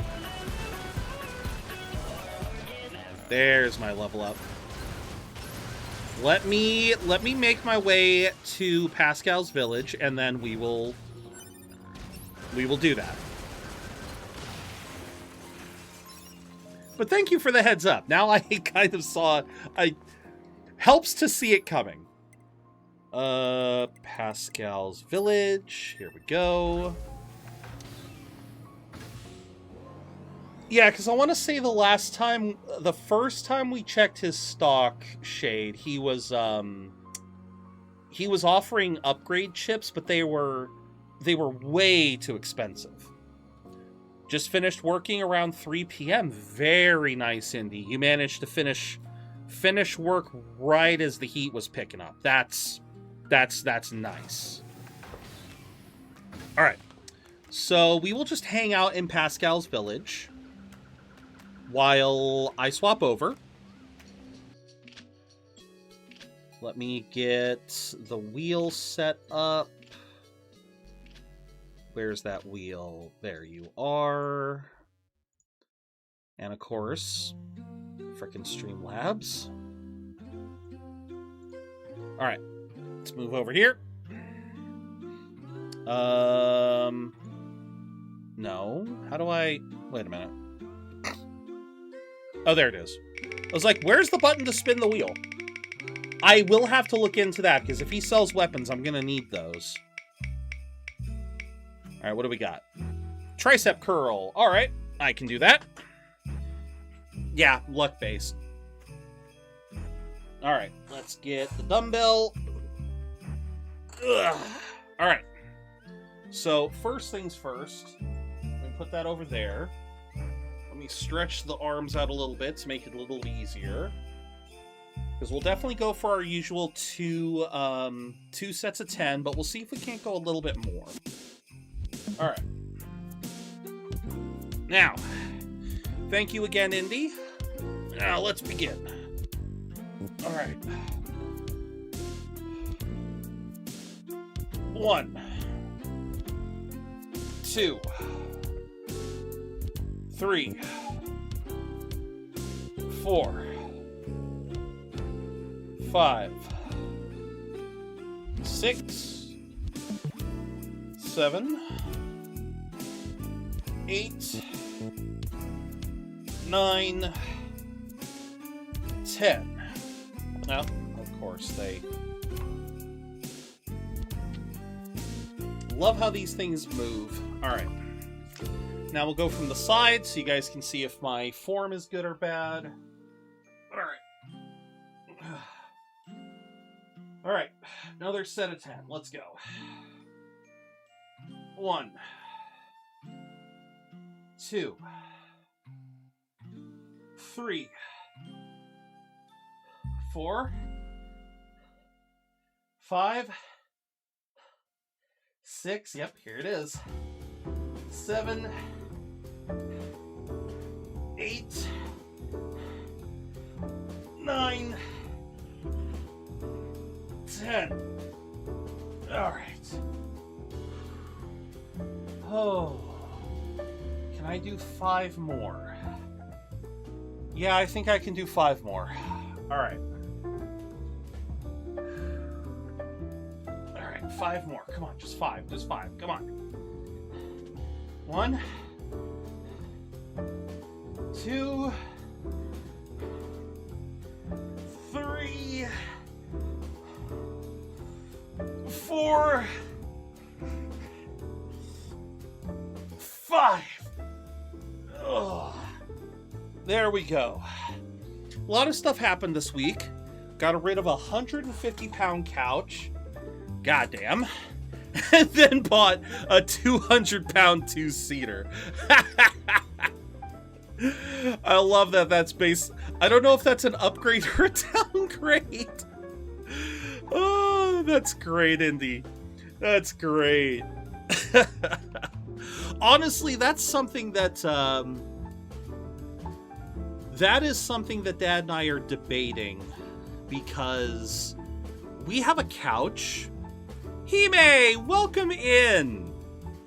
Hope you're doing well. The couch was like sitting on a rock. Oh, see, we have the reverse issue. We have the reverse issue, actually. We have a couch. We have a couch that we have held on to since my grandparents first moved into Yosemite. So this is a couch that my grandparents had back when we all lived in the Bay Area. It was a nice couch, very nice. I posted my recent good news on Meta's mod channel. Oh, let me check. But yeah, so we have this couch. It was a very nice couch when my grandparents bought it. When they moved, they realized that they had no place for it in the new house, so they were just gonna scrap it. We offered to take it off their hands. And so we kept that back in the Bay Area until, well, actually, we have kept a form of it ever since. So we originally took the whole couch. It was an L section couch, so it had like two end chairs, which were recliners, had a hide-a-bed, and it even had a little like snack nook. So it had one section of a couch that was like for snacks. It was a really nice couch, and we didn't want to get rid of it because Grandma and Grandpa paid a decent amount for it. So we took it while we were living in the Bay Area. Then when we moved here to the Central Valley, we had to remove a portion of it. We basically had to like, because we had the same problem. We could only fit a portion of the couch in our new place. So we basically got rid of a portion of it, kept the portion that we could. So we basically kept one recliner and the hide-a-bed. And that recliner and hide-a-bed has been with us ever since. And like you said, I'm going to snooze this real quick so I can say this, because I got to use the bathroom. So I'm going to finish this conversation, see what Hime's news is, and then we're going to go on a bathroom break. But you mentioned that the couch that you gave up was like sitting on a rock. The couch that is downstairs has the absolute reverse problem. You sink into the damn thing. There is no support whatsoever.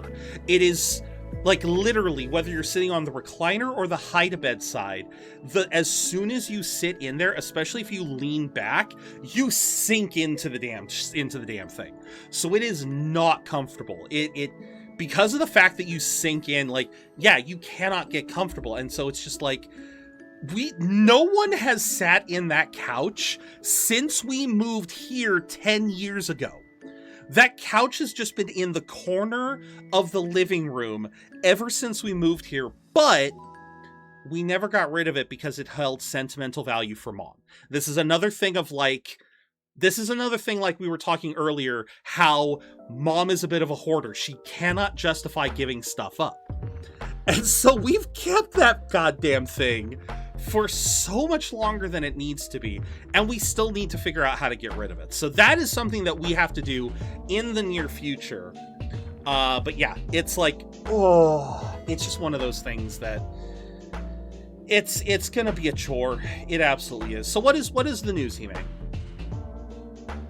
Nice! You got a job as a sub. Very nice. Very, very nice, Hime. Congratulations. Schools have been reopened. Very nice, Hime. That's a great way to get started. I think a lot of people... Isn't that how a lot of teachers start? They start as subs and then go on to be full-time? Been slowly donating stuff, started today, donating a lot of clothes today. Yeah, we were talking about that earlier, how like we've been donating a lot of my mom's clothes, specifically the ones that Dad doesn't have a problem.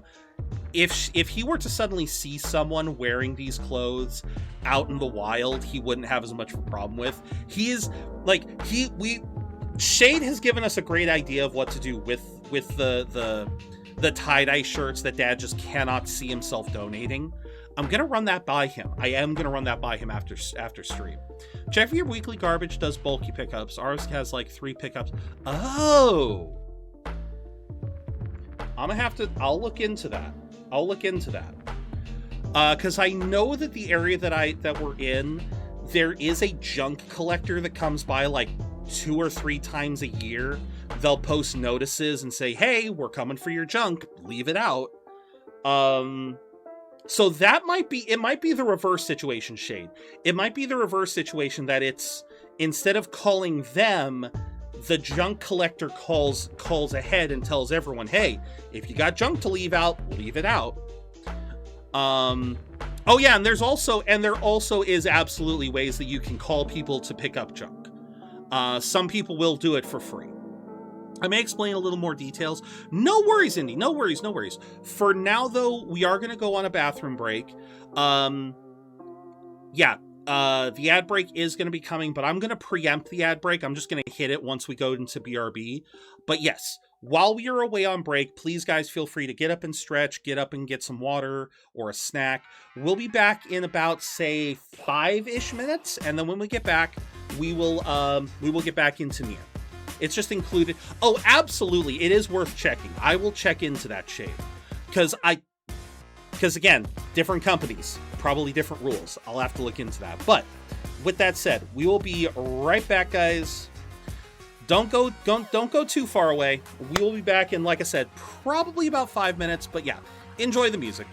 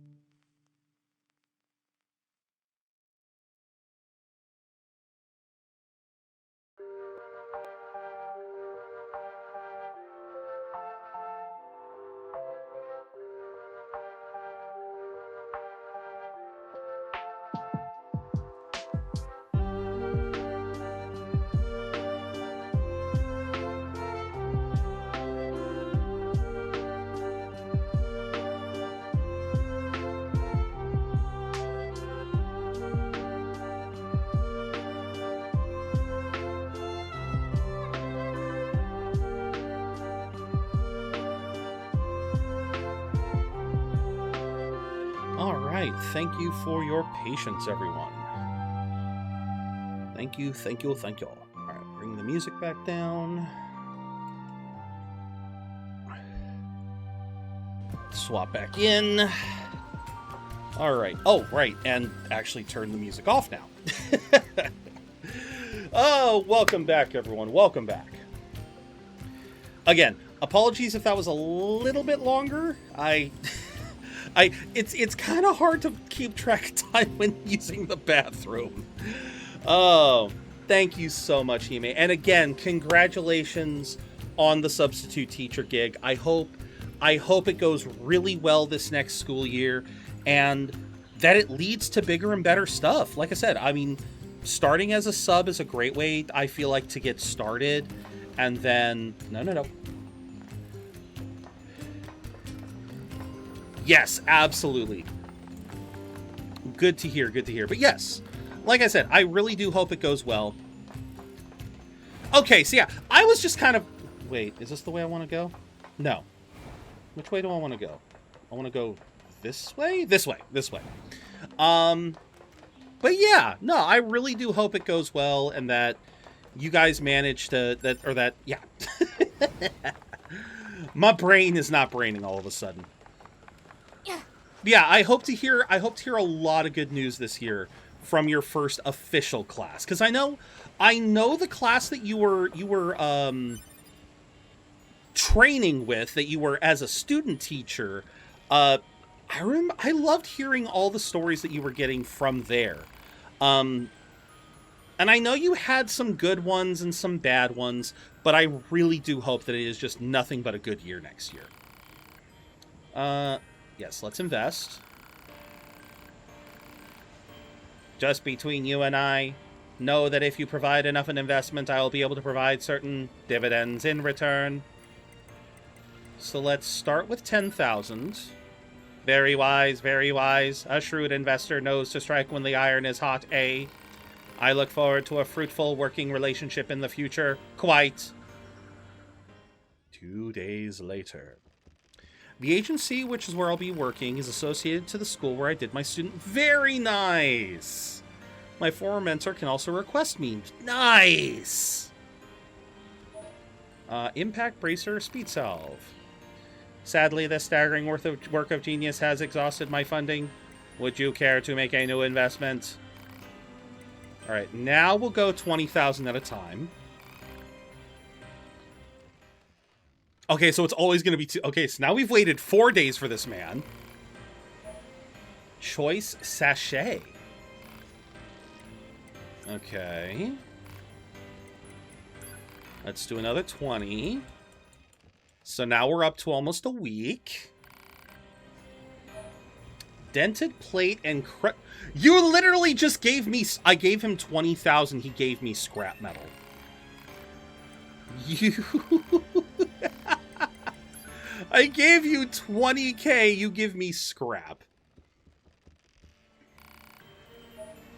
Meteorite shard and charge attack +3. Okay. Might you will... Hello! Wait, already? Hi, Meta! Welcome in, Meta. Welcome in, Raiders. I figured you'd be going for a little bit longer. How was my friendly neighborhood? Did you finish? Is that why you're raiding so early? I hope that's the only reason. I hope you didn't have to end early for any reason. But welcome in. Thank you for raiding out to me.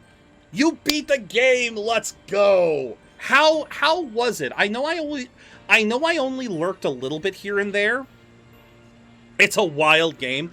Yeah, from what I saw when I was lurking last week, yeah, no, it definitely looked like a wild experience. Very fair, man. Very fair. Well, I'm glad our friendly neighborhood Meta managed to beat with my friendly neighborhood. Like you said before, it's like it was made for you. But thank you so much for raiding out to me. For those of you who don't know me, I am ZeroBudgetGamer. I am a variety streamer here on Twitch. I play a lot of RPGs and other single-player games, and I do collab with Meta a couple of times. We actually are planning a collab in the near future. But we are currently playing Nier Automata. This is what I call a Nier-sided playthrough, hence the actual pun of Nier. Because I played this game probably, I want to say I played this game back in 2018, 2019. So I have beaten this game before. I have gotten all of the endings. There is nothing to this game that I can be spoiled on. But it's been so long since I've played, I have forgotten a fair bit. So there's still a lot that can blindside me. Let's put it that way. I unlocked so many modes and cheats. Oh dear.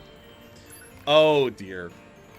But I'm glad you had fun, Meta. If you need to raid and run for any reason, I totally understand. But if not, feel free to hang out. We are about to go to the beach. Sadly, 2B does not possess a swimsuit. But yeah, we're just paying this man a visit, paying him 100,000 gold to hopefully give me something useful. But let's see. Time for the foremost genius of his generation to perfect the greatest invention of the age. Right then, off to work. I just know I can make this happen. 1 week later. It is finally complete, the greatest invention of this or any generation. Or it was meant to be. Sadly, I have failed. It was meant to be a launch tower for sending rockets to the very moon itself. And while the craft it launched did soar into the lofty darkness of outer space, it regrettably did not reach the moon. Instead, it landed on Mars. Overshot a little bit. It's also damnably frustrating. I am the world's foremost genius after all. Never before have I sipped the bitter brew of defeat. Motherfucker, how do you do that? Still, all is not lost. I'll gladly sell you some of the materials the rocket carried back from that red and desolate planet. Oh.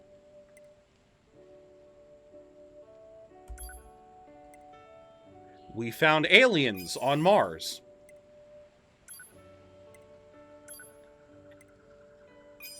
I'm gonna need more of those, aren't I? Okay, give me a second here. I'm sure I can make this work. Taunt up +3, a cost of 17. Something tells me that's not going to be worth it. Taunt up 1 is as expensive as... No. That I can get rid of. What is overclock? I think I want to put that in. Yeah, I am so sorry, Meta. Although there is one way that we can get a little bit of a beach episode attire. Let's see. What else can I sell? Fast cooldown 6.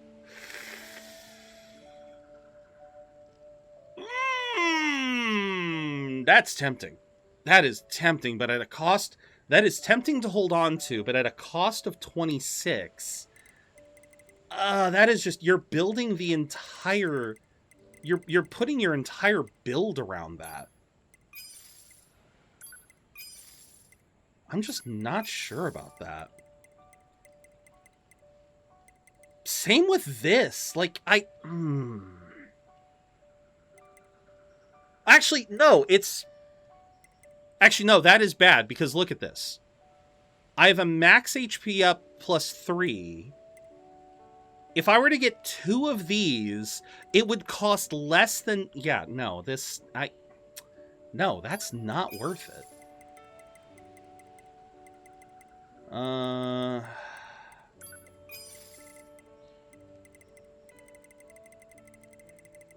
God bless, I have a lot of these.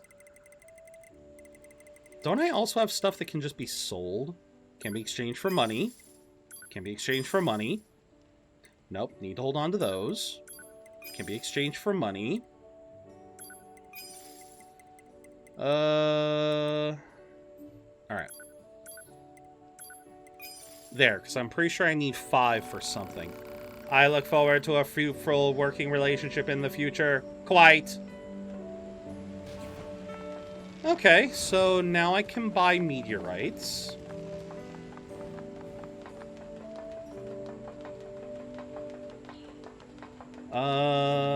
Let's see if I can upgrade anything. Probably not, but... actually, yes. And the meteorite shard is immediately seen. I need it for... Apparently, I only need 1. Warped wire, there it is. Oh, okay, so I only have enough titanium for 1 weapon. Do I want... Oh, okay, so we already got this one. Machine torso and pristine cable. Well, screw me, I guess.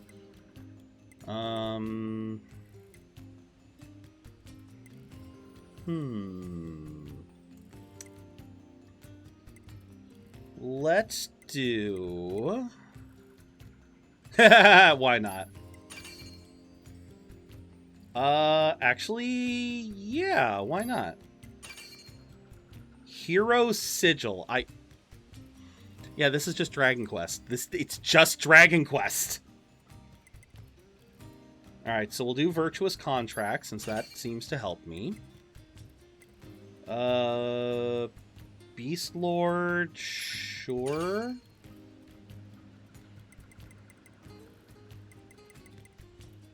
Oh, wait, Meteorite Shard versus Meteorite. Okay. Okay.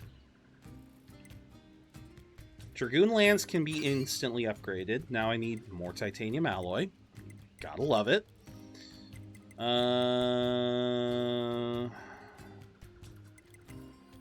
Let's do the Sword. Let's do Ancient Overlord, Beastbane. Alright. That's everyone. Still need to... I need so much money. Gold, mined ore, humans treasured gold, but to machines it's worthless. Okay. Human history states silver was used to defeat demons, but machines seem impervious. Oh, I freaking like that. That's great.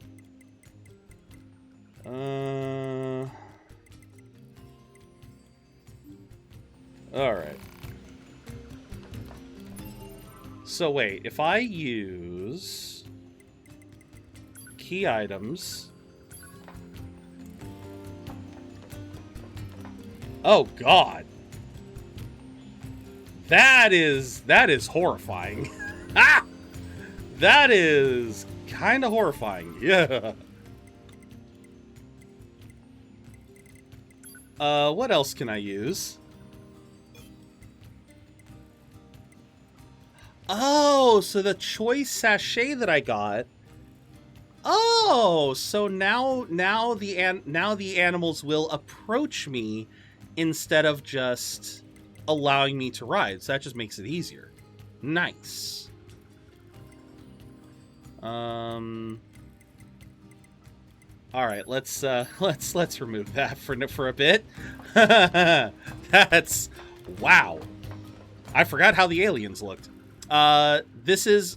Oh yeah, I think I remember seeing Amanita in the Discord a couple times. But welcome in, Amanita. I hope you are well. Let us go... I guess the City Ruin Center is the closest. Yeah, let me swap back over here. Yeah, no, I've seen Amanita in the Discord. I think you mentioned that before, but I can't remember. But still, happy to have you here, Amanita. But of course, you're making a lot of buddies, and that's good. That's good.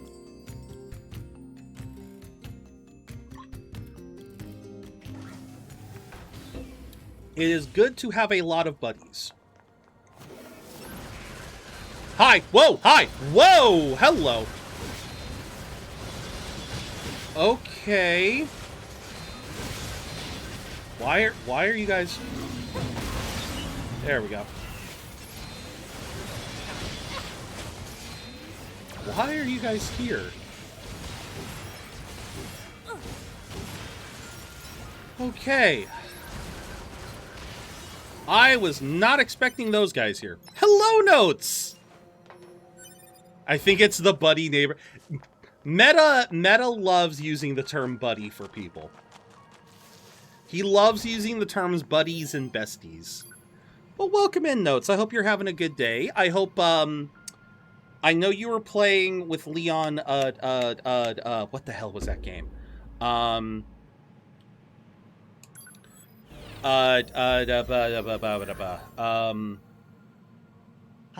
What were you guys playing? Ender Lilies, that was it. Sorry, yeah, I'm just like... That is another game. Why does autocorrect... I don't know. Report. Mail notification received from access point. I just walked away from it.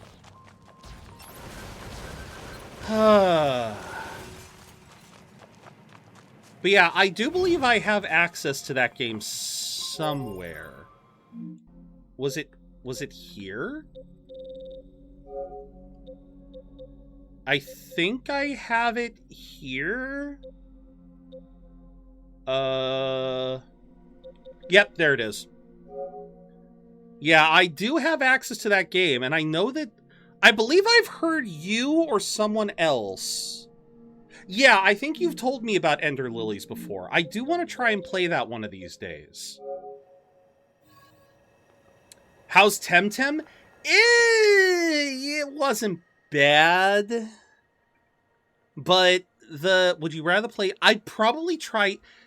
If I were to play something after Pal World, if I were to play another Creature Collector, I'd probably go with Nexomon. Temtem wasn't bad, but the monster, the Temtems themselves just, they didn't do anything for me. And the fact that, okay, so the thing that I really disliked about Temtem is the fact that apparently the way Temtems evolve, no worries, meta, enjoy the lurk. The thing that I hated about the Temtems, yeah, Slime Rancher is technically a creature collector. It's kind of a creature collector / farm sim because you gotta raise the slimes to give you resources. But yeah, the thing that kind of bothered me that I learned about Temtem is the way Temtems evolve is they don't evolve at a set level. They evolve after a set number of level ups. In other words, if you catch a Temtem at level 5 and it needs 50, I had to figure out this explanation because yeah, Temtems will say it evolves after leveling 15 times or something. So if I were to catch a Temtem early in the game at level 5, it would evolve at level 20. But if I caught that same Temtem at level 25, I would then have to level it all the way to 40 to get it to evolve. And I'm just like, no, that does not work for me. Because in my eyes, a creature collector typically builds itself around the notion of at a certain level you have certain creatures, and if the game has evolution, it assumes that those creatures are evolved. So if I'm catching Temtems at a late level and then I have to continue leveling them further to evolve them, exactly, that's exactly how that is how Temtem works as I understand it. And when I read that, I was like, I don't like that. Because it disincentivizes you from catching the same Temtem at a later area. Because that was something that they did. The Temtems that you fought in the first area, you would fight again like 5 areas later, and they'd be 15, 20 levels higher, but you still had to grind. And it's just like, no. And of course, there was a whole it didn't draw me in. It didn't draw me in as much as other creature collectors have. So I never ended up really. I think I got like the first gym. I think I got up to the first gym, and then the journey to get to the second gym. I got some pretty good stuff on hand. I love that. Thank you, Emil. I'm kind of bored out of my mind over here. How about swinging by the store? I got some pretty good stuff on hand. Probably. I have both Nexomon games, but I've only played Extinction. Okay. I've never played the Nexomon game, so I wouldn't mind playing that eventually. Where the fuck are you, Emil? Emil, how am I supposed to get your shop if your shop isn't shopping?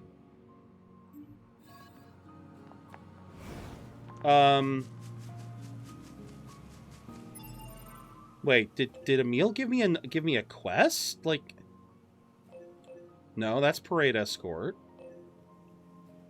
Emil? Yeah, Castle Blacksmith. Question mark. The Wandering Couple.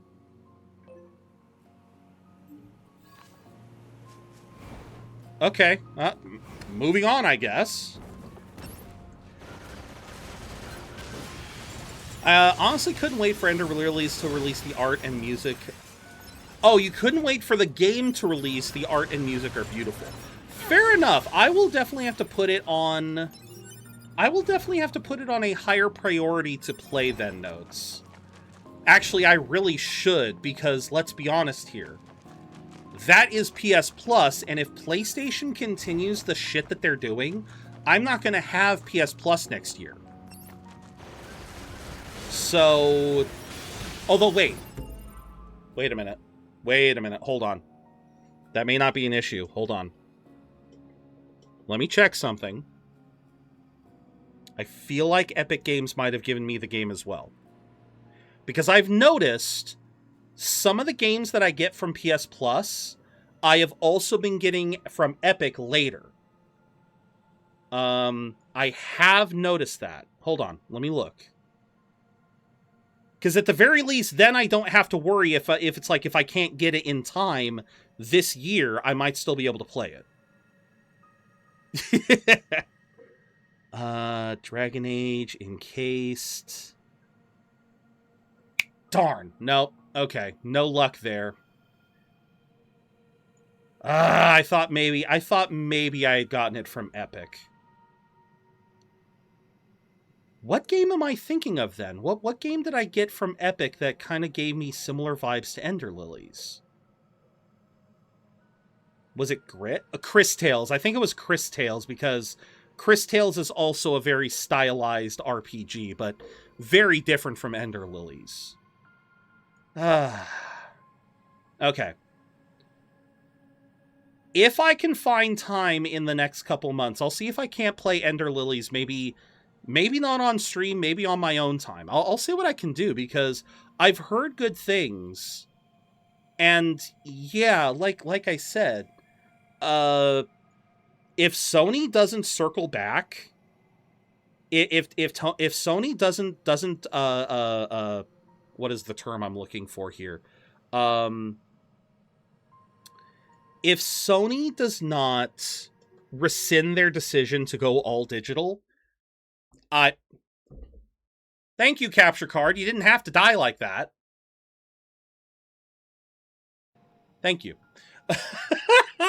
I'd watch you play on or off stream. Absolutely, Notes. Absolutely. Because yeah, no, like I said, if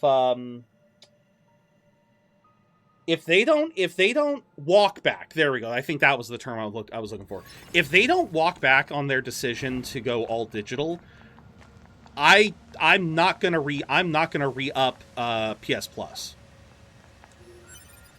Again, my PS Plus is paid for the year right now, so I'm gonna utilize it to the best of my ability.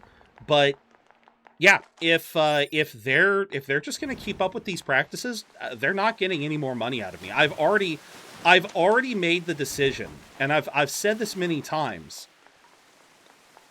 I am playing on my PlayStation because obviously I don't have many other options. I mean, hell, this game I don't exactly have on another console. But right now it's physical or nothing. Right now it is physical or nothing. If I cannot get a PlayStation game physically, or actually no, I'm not buying any first-party games. I'm sure as shit not buying first-party games from Sony for a while. But yeah, anything else I buy on Sony, it has to be physical. Welcome back, Rever. If buying isn't owning, then piracy. Yeah, but when it comes to Ender Lilies, I would like to actually play a version that I own. Welcome in, Clever! Welcome in, Clever! How are you? Welcome in, Raiders! For those of you who don't know me, I am ZeroBudgetGamer. I am a variety streamer here on Twitch. I play a lot of RPGs and other single-player games, and today we are playing through Nier Automata. How was Retro Rewind? Did you sell a lot of video games? Did you sell a lot of videos? sell a lot of video rentals. There's the sentence I wanted. Oh, but yes, welcome in, welcome in. It was so cute watching her play and how happy she was. That is awesome. I was lurking at the beginning. I sadly couldn't lurk for long, but... Oh, cutscene. Where is all this water coming from? You know, I never thought about that. Like, that part's the ocean. I get that part. Where's the water? How does the water work here? So many... Oh, are they puns? Oh, you got me curious. So many weird VHS names. That sounds interesting. I'm glad you had a good stream, though. That's awesome. If you need to raid and run for any reason, I totally get it. But thank you so much for entrusting me with your community. Where's that enemy? There you are. Yeah, you know, I haven't played a lot of these store simulator games. I've heard they can be a lot of fun. Mostly pun names, that's great. I love a good pun.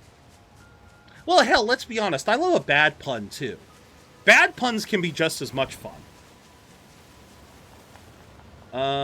Okay, I vaguely remember this area.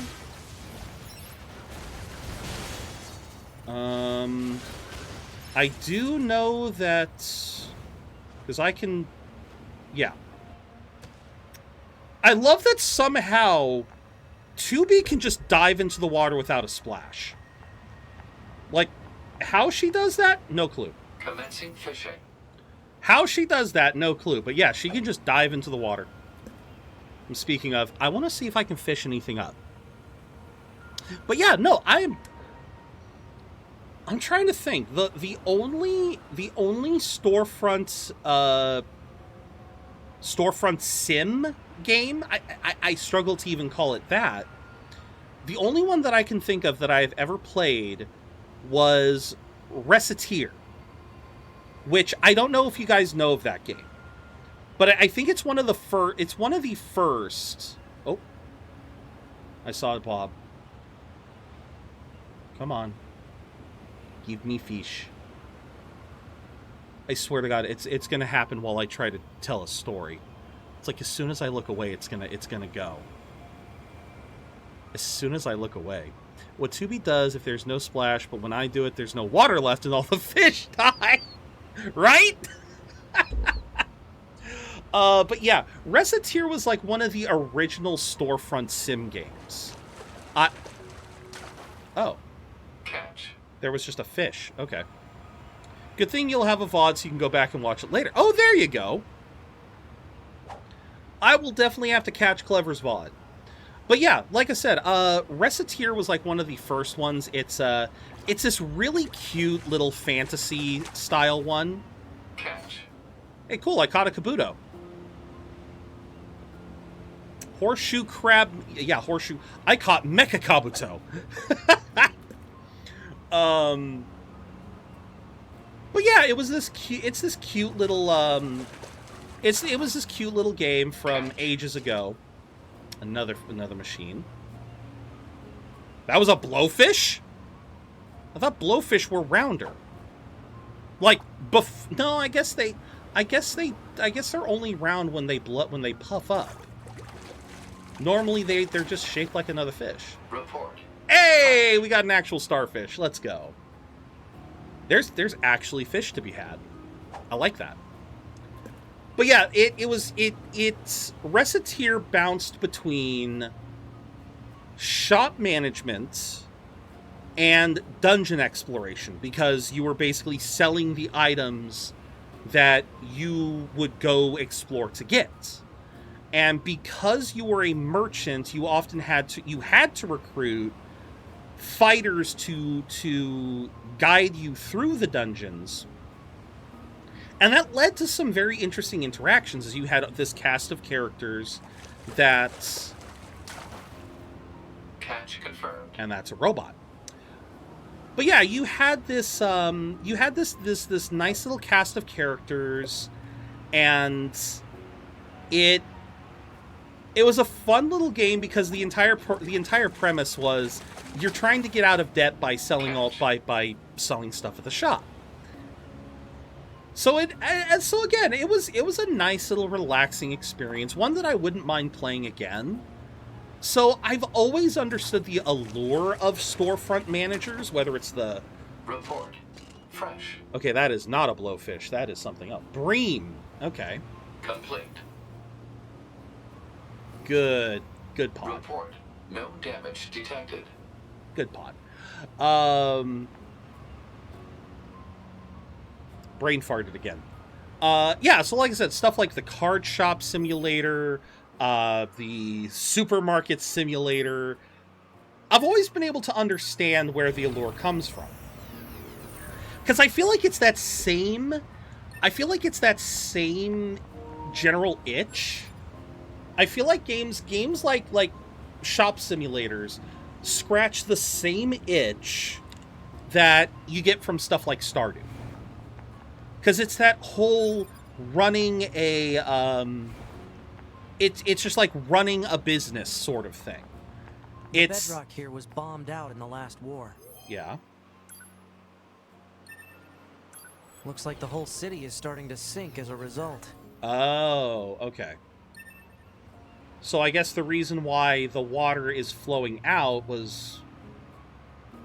I guess, but the water level is up there. So wait, the water is up there, but we came through a tunnel that the other side of the map was the same level. I don't know. I still don't know how the water levels work here. Because this is clearly the ocean. Like, this is obviously ocean land. It's... I'm just curious how... Like, what is up there, then, if it's that high up? Don't worry about it. It's fine. That's very fair. Nope. Nope, that's the wrong one.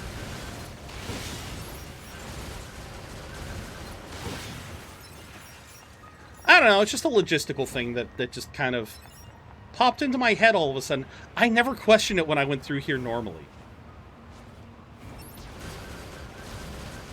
And goodbye to you. Why are we connecting to the network? Let's see. Yank. Target missile sighted. Is that what we need to protect? Protect from what? Let's take him out already so I can be home in time for dinner and a bath.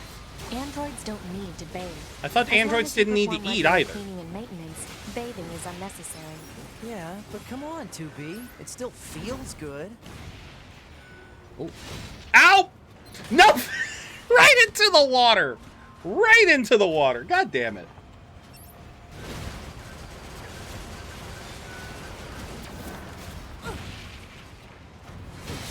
There we go. One big slash to the head. I love it. Hi. Ow, ow, ow. Da.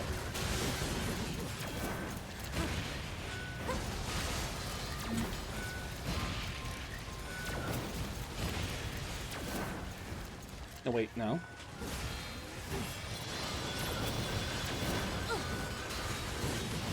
Sorry, I'm testing out I was testing out counters. Okay.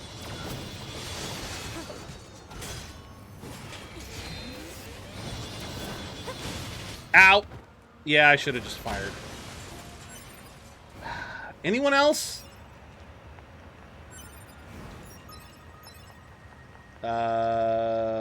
Anyone else? That's the last of the machines.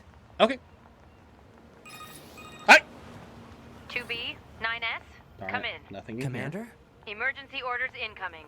The carrier ship that was set to resupply has come under attack. It's currently being engaged by a swarm of machines. I've asked all Yorha troops in the city ruins for assistance. Oh. And I'll need you to provide backup as well. I'm sending flight units and coordinates now. Okay. Good luck. Out. Okay. We'll get to that in a second. Right now, we've got a more important thing. You see? Total slave driver. Uh-huh. If she didn't order others Freaking around, what the kind of whip leader sounds. would she be? If you say so. The freaking whips. The I should freaking probably whip tell sound. Emil about this lunar tube. He's already here, isn't he? Sorry to keep you. How? I didn't even contact you yet. Freaking Emil. I love him. The mechs are nice, too. Emil, are you okay? I just remembered. Thank you again. You've helped me remember an important place. Oh? Wait. A place very special to him. In thanks, I'll tell you how to visit it. Please take this key. Oh. What's it for? It'll let you access the elevator in the shopping mall. You should head there whenever you have the time. I'm sorry. I need to stay here for a while. You go on ahead. Oh, thank you for the care package notes.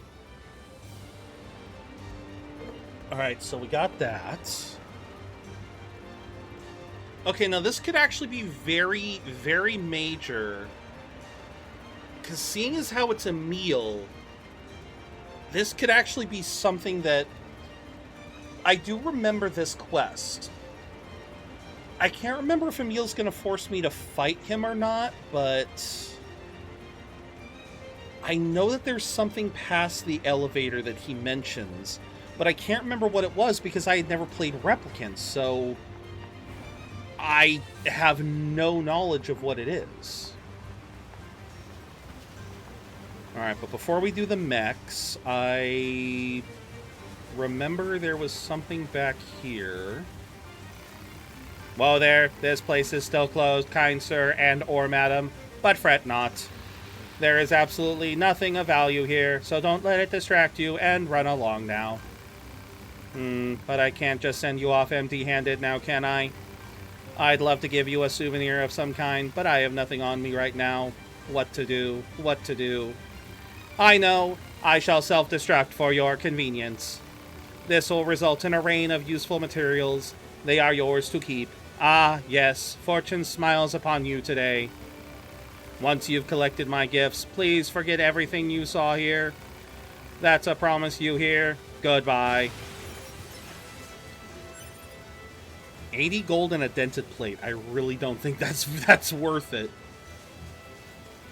And now I'm trying to remember if there was something useful in there, but... Alright, let's go... Let's get on the mechs, and... I forget. Is there something if I fail this mission? Only one way to find out. Oh, wait, when was the last time I saved?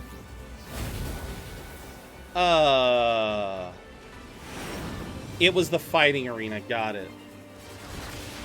I mean, what happens if I... What happens if I fail? Was this an ending?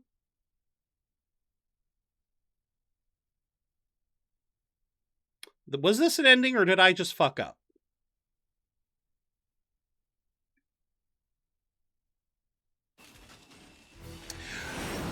I fucked up. Okay, fine. Oh, I forgot that I could do that. I forgot that I could do that.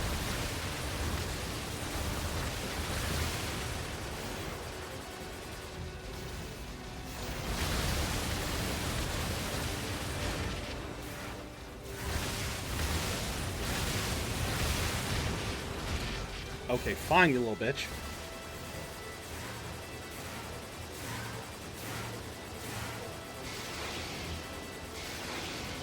Oh, yeah, that's the reflector. Oh, and now it's full 3D. Yeah, that's right.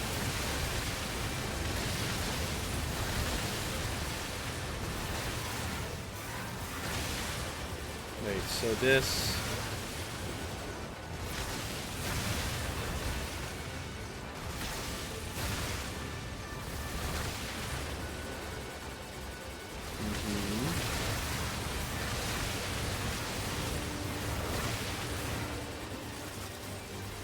Back to planes. Did someone say Gundam?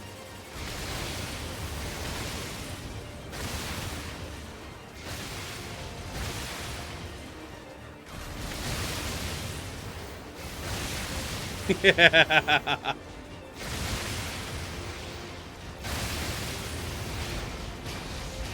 Oh shit. Shit! Okay, yeah, that was me being stupid. Okay, that was me being stupid. Time for the boss?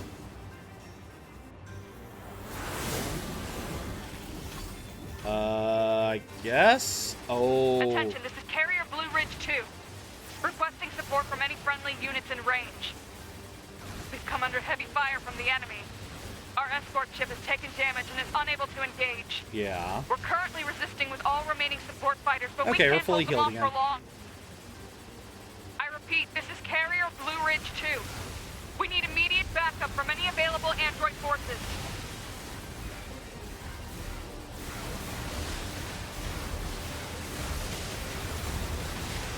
I love how so much of Nier Automata's combat is just, hold R1, it'll be fine.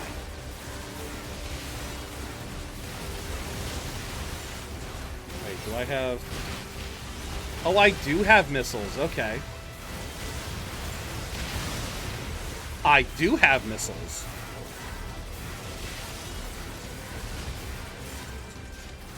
Okay, so weapon doesn't matter. I'm picking up a large-scale enemy inbound. Looks to be 2.8 clicks southwest of us. Okay.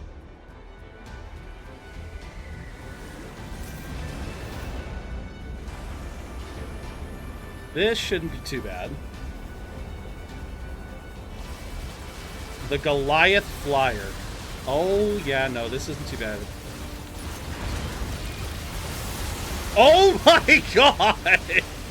The damage that skill just did. Look at that. Yeah, he's gone. Hi all, where's my greatsword gun, the mat? It's... Enemy aerial unit destroyed. Reverting It's back destroyed. to area Wait, I'm still picking up a large enemy presence. Didn't I kill that already? No. What on... If it's that big, we should be able to see it. Unless it's underwater. Yeah, like that.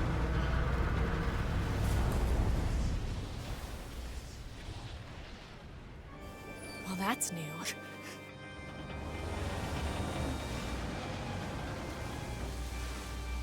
Yeah, this thing's like... What is that one Japanese yokai? The one that's in the what's always in the water. Just a giant, giant... A machine? It's freaking huge. Like, I'm trying to remember what it was. An Umibozu, I think? I think that's what it's called, Umibozu. This thing's just a freaking mechanized Umibozu.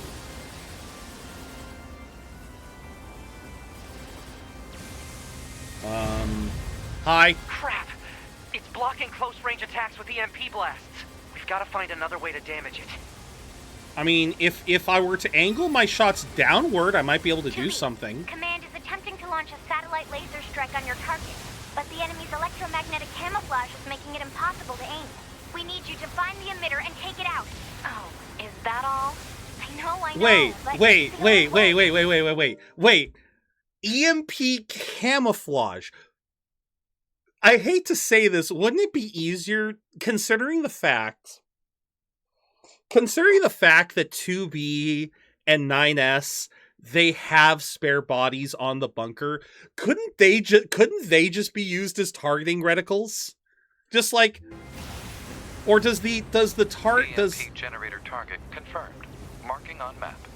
Proposal: destroy the generator quickly. I mean, you're only proposing it, so it's not like we have to do it, right?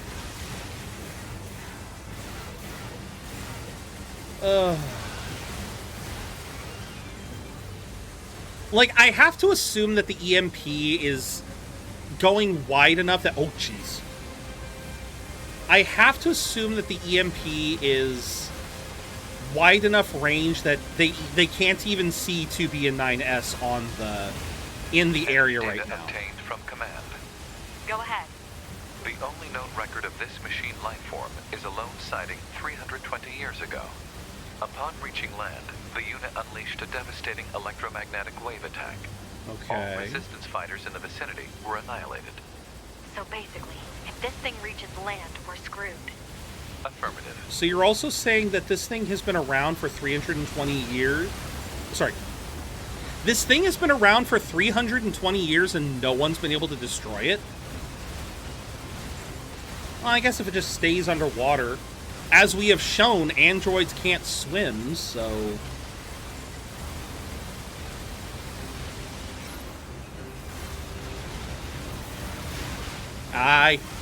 Okay, yep, switching to missiles was a mistake. Alright, so it's something like... Oh, God. Okay.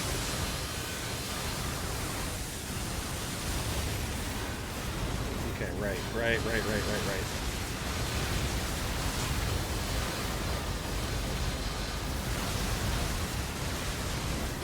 Ah, darn it.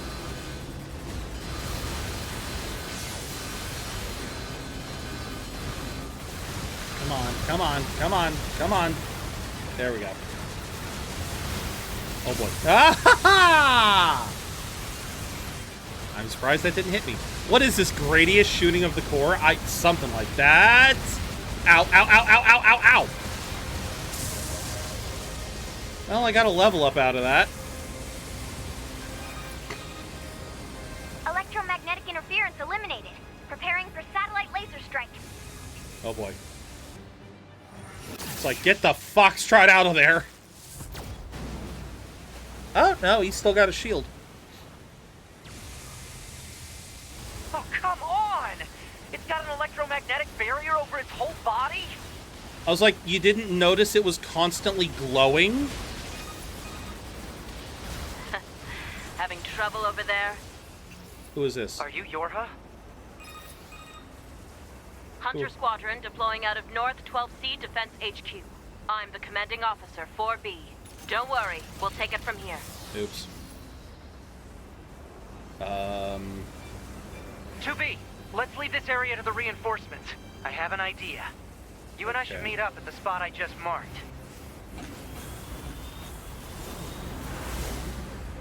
Right, so now it's just gonna be there in the background. Lining the shoreline here. All the EMP shielding in the world won't help against close-range mortar fire. Got it. Okay. Oh, I get to man the big shooty.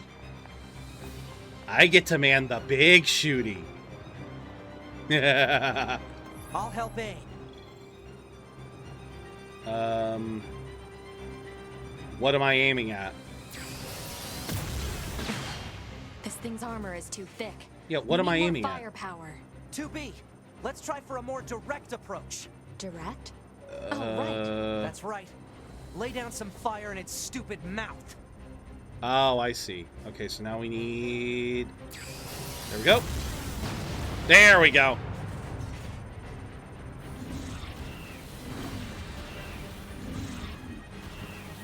What is this button doing? It's doing something. Aw, that's so cute you decided to open your mouth again.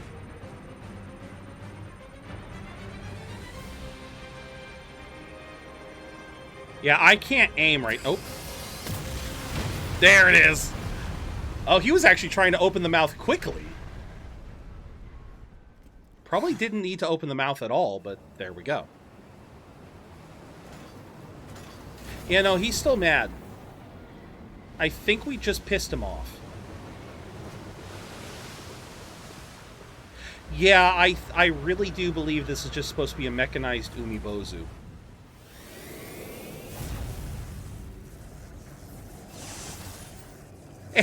And everyone's dead. We gotta bail, 2B. This is bad. And here comes the giant fist! Yeah, it came a little faster than we were thinking. Are you all right, 2B?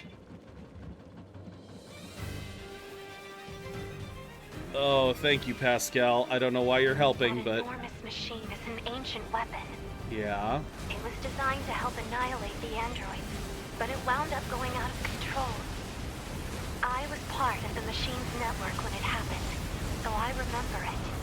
The moment it reached land, it went berserk and began attacking everything in sight. no one could figure out how to stop it. We eventually marooned it deep in the ocean, but it seems to be searching for a way back. Huh.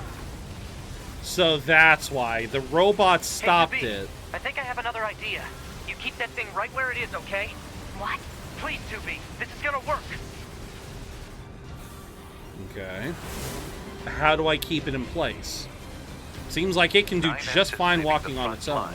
Proposal. 9S should be reported to command as a deserter. No! He has a plan. Just hold on.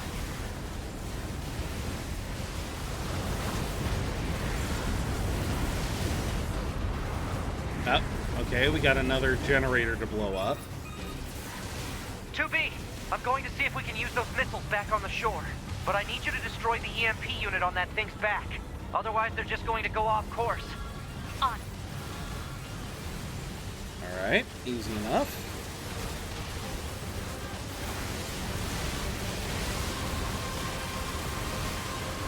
Just mash the buttons. Wait, what's my... There it is. Yes!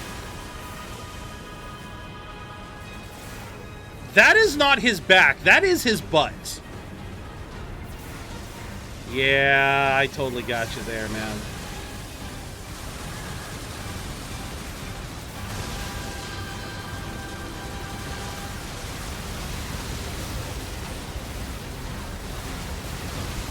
Yeah, it's August, man. It's gonna get hot.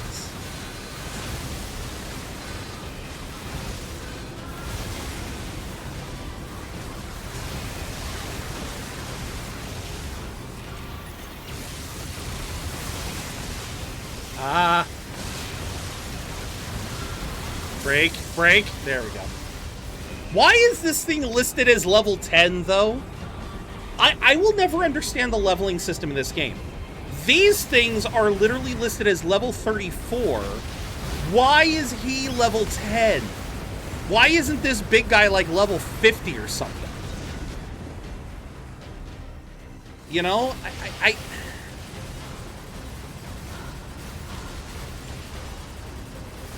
like, given the fact that he's as tanky as he is, again, level 50 would make sense. If you're worried about, like, oh, well, then we'd have to give him more experience. No, you don't. You don't have to make this thing give any experience earlier.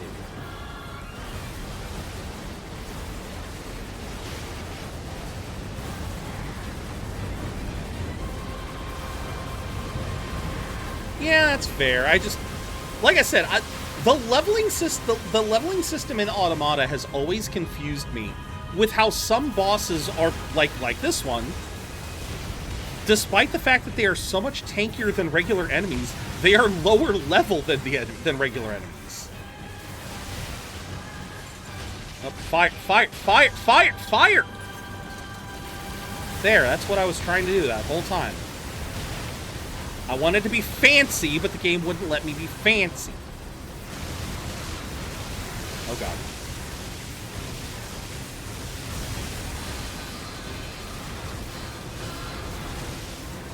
Yep.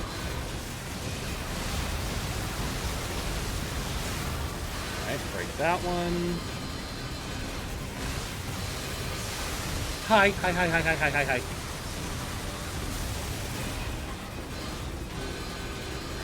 back around.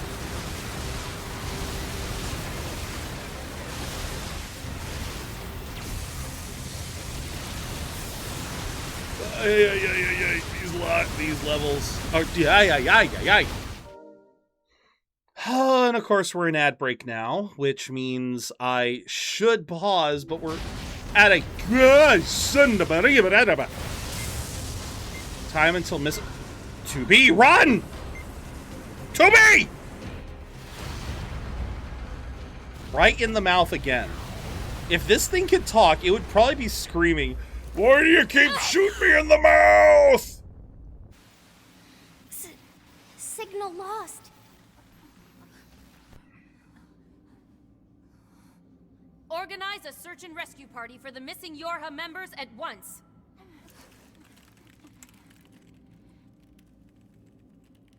To be 9S. Don't die on me. Considering what I know about the story, that is an interesting sentence for her to speak. Again, considering what I know about the lore, her saying that is very interesting to me.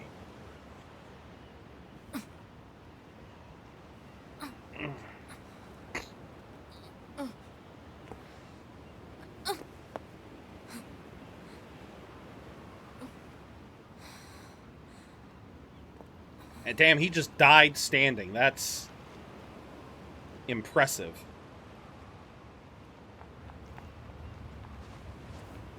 Unit data has been updated.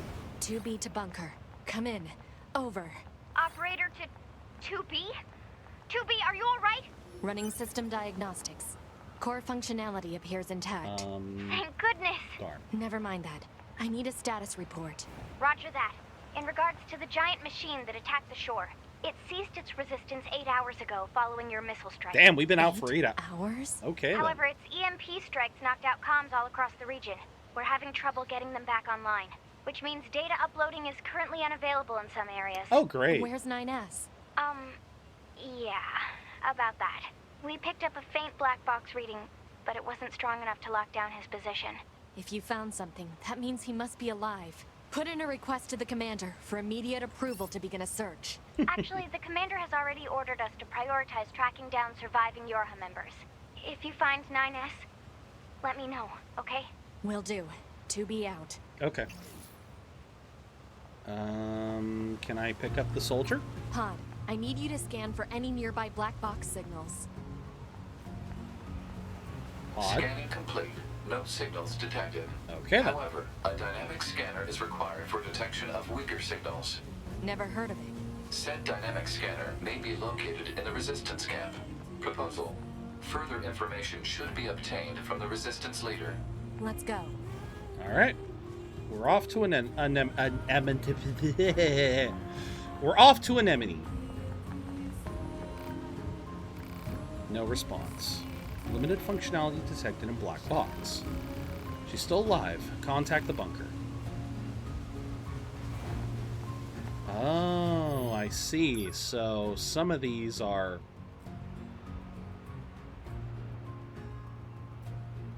That is a hell of a name. Both of them. Lolicon Knight, the Yuri Collector.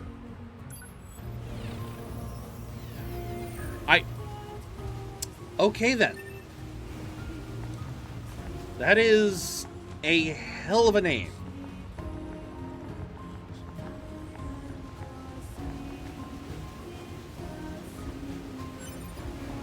Ugh. Yeah, that is a thing to read. Uh-huh. Language core seems to have been damaged. You're gonna be fine.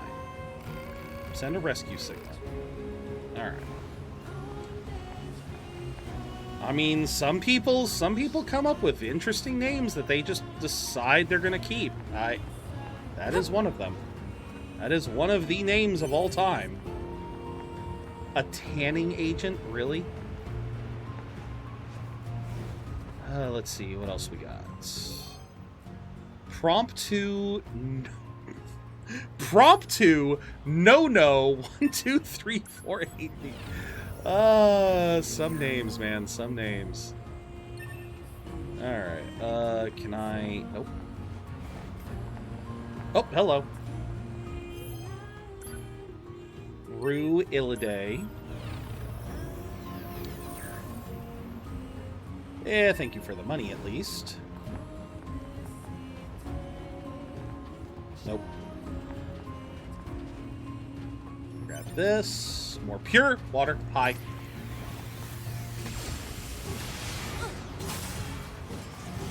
I think I got a crit on him. Any loot? Nope, whatever loot fell into the water.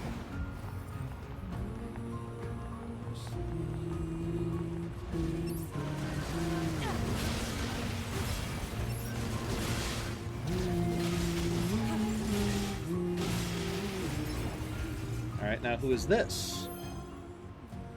DN8P3W. Okay. That is a name.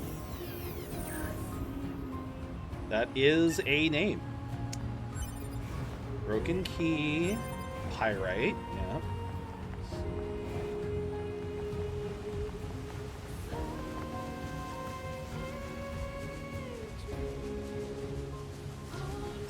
There you are. Thank you. Range attack up +2. Oh, come on, guys. There we go. Let's quick save, because we can't... I don't believe we can transport right now. Oh, okay, we can transport to some areas. We just can't transport to where the story wants us to go.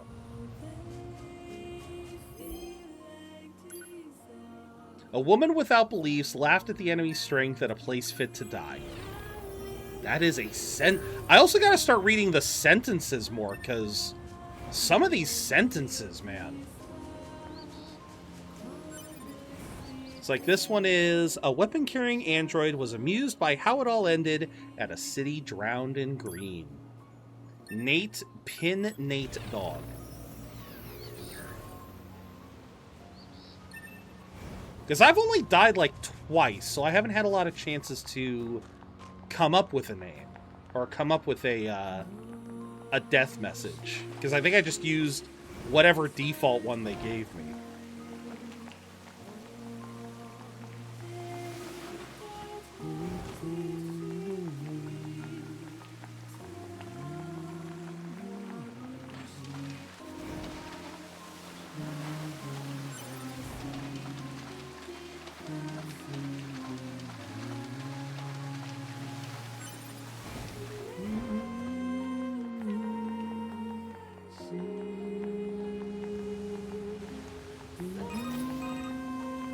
Bunkered 2B.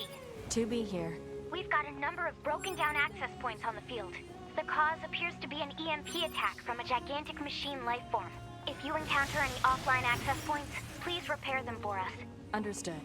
Why can't I pick these up? Hold on. Oh, wait. Is there... No loot. Okay. Sorry, it's like, you tell me there's an area I can walk into, I'm like, does that mean there's something I can collect?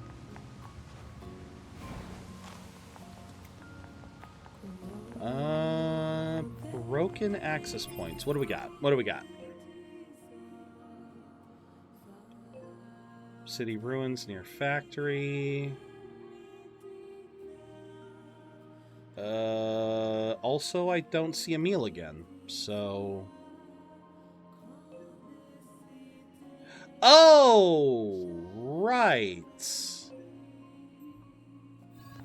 I completely forgot. There was a side quest I could have done over in the...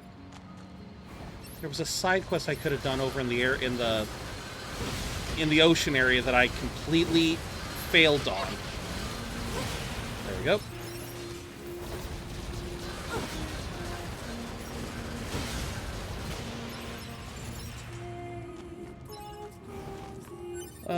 Well, I believe side quests will be available again. Report. Mail notification received from access point. I believe I'll be able to gain access to them again once I, Nope. Oh, okay, so I did just have to come down here to access it again. Humanoid machine heard the footsteps of machines... A humanoid machine heard the footsteps of machines at a manufactured city. Okay.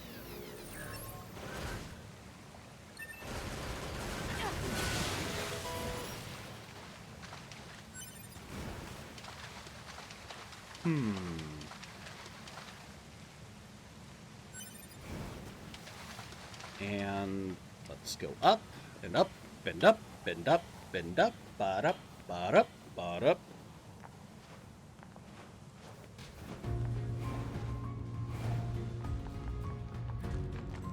Yeah, because I saw these two.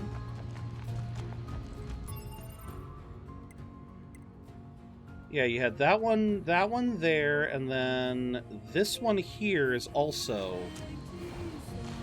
not lit up, so I have to assume...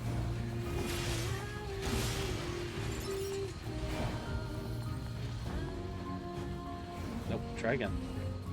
There we go, get up.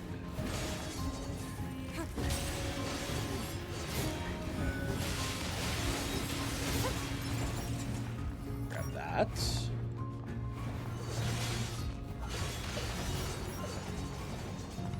Grab that.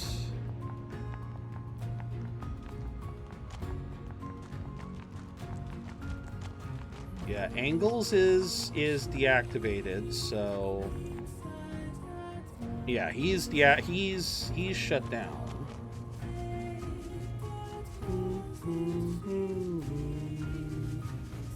Yep, this one's under attack. And goodbye. Oh, I am so sorry, Mr. Moose. I will put you out of your misery. Thank you. Alright, inbox.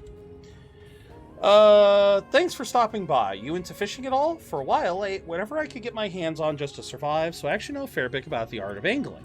So I decided to let you in on some juicy info. Different areas have different fishing spots. As a rule, you're usually gonna find freshwater fish in rivers and saltwater fish in the sea. You can also catch things like starfish or horseshoe crabs in shoals. But if you're looking for a huge catch, you'll need to aim for the deepest depths. The ponds of boiling oil in the desert are usually filled with machine fish, and most of what you'll find in pipes buried across the world is just plain old garbage. But if you keep at it, you might pull up something good. Finally, if you're looking for rare fish, there are more exotic fish than you can shake a stick at in the subterranean lake near where I live, just a quick zip and zoom away from the city ruins. Okay. While I do agree with you on PlayStation, I'm willing to make an exception if they give their games an offline option. Yes, no more updates, but then... Well, yeah, see, that's what I'm saying, Bust. That's actually kind of what I said earlier. I'm willing to still buy games for my PS5 as long as it's a physical version. I am not going to be buying any more digital games for my PS5 if it is at all... Sorry. No, I just won't. If I have to go digital, I will go Steam. I have that option. I know some people don't, but yeah, for everything that I possibly can, I am going to try to go physical only, and if I have to go digital, I'm going to try my best not to buy on PlayStation. PlayStation. Why did I emphasize it like that? That was weird. But that's essentially my goal. That is the best I can do to protest right now.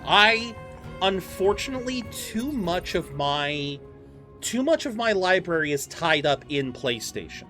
So I can't just say, "Oh, I'm not going to touch this PlayStation anymore." Cuz I did that with the Switch. In protest of Nintendo, I effectively did that with the Switch. I have not touched my Switch. I mean, I pulled it back up to play a little bit when Mom was sick. But for the most part, there's not a lot on my Switch that... Well, there's nothing coming to Switch that I want to buy. Anything that I have on my Switch is fair game, but hell, the reason why you won't see me streaming a Switch game for a long time is because we have effectively played all of my Switch games on the channel. The only game on Switch that I have not played on the channel yet is Monster Hunter Stories 2. And frankly, I could also get that on Steam if I so desired. So, again, I don't know. I don't know. Right now, I need to use the bathroom again. So we're going to go on another break. I think I want to try to go for a full hour. So we're going to do one more ad break. And yeah, we're going to go for a little bit longer. We're going to go for a little bit over 4 hours today because I want to try and make some more progress in here. But yeah, we will be back. As always, take this time to get up, get a snack. We should be back in, again, another, say, 5 minutes. Maybe a little bit longer. But yeah, thank you guys for your understanding as always. And yeah, I will be back as quick as I can.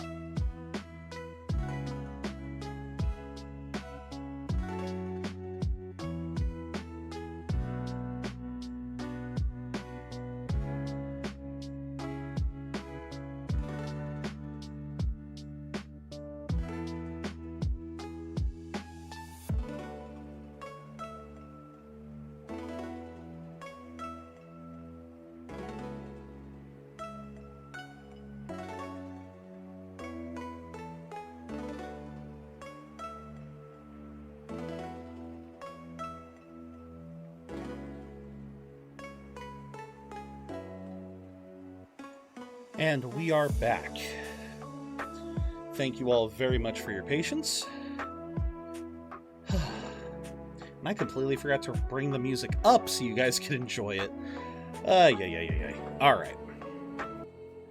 But thank you all very much for your patience there. Yeah, that was yeah, he was sorry. Nature was definitely trying to call collect there. That was a phone call I had to answer. But all right, let's get back into this. I'm trying to remember how much is left of playthrough A. Alrighty, Buster, do you have a choice, or do you want me to just go off the cuff? Let's see, can I upgrade a pod yet? No, I need pure water and natural rubber. That's great. No. It just, nah, some days I have to use the bat. Some days, just nature calls multiple times.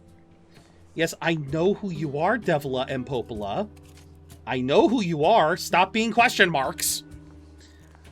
The power to summon an RV. Yes, that is, fuck, what was that one called? I'm gonna have to actually pull that one up because I have forgotten all of their names. Where is it? Yeah, Suterare Seijo no Isekai Gohantabi. Otherwise known as The Forsaken Saintess and Her Foodie Road Trip in Another World. I can't remember if I talked about this on stream or not. I feel like not, because I swear I thought I talked about this one. I know I talked about this with someone, because I am genuinely enjoying this one. Yeah, we'll call it Forsaken Saintess for the sake of argument. But yeah, Forsaken Saintess and Her Foodie Road Trip. It is a very interesting one. As Buster said, her ability in this one, let me see if I can pull up YouTube, or sorry, let me see if I can pull up Google so I can show this one off a little bit. So this one is rather unique in the fact that under recommendations, as you guys can see here, it's campfire cooking is listed among the recommendations. That is for a very valid reason. This show feels like it feels like it's in the very same vein as campfire cooking in Another World. Essentially, the premise is our main character Rin, she was summoned, typical hero summoning nonsense. But just like campfire cooking, she was summoned alongside the desired saintess, the desired hero. She was essentially shunned, and because just like with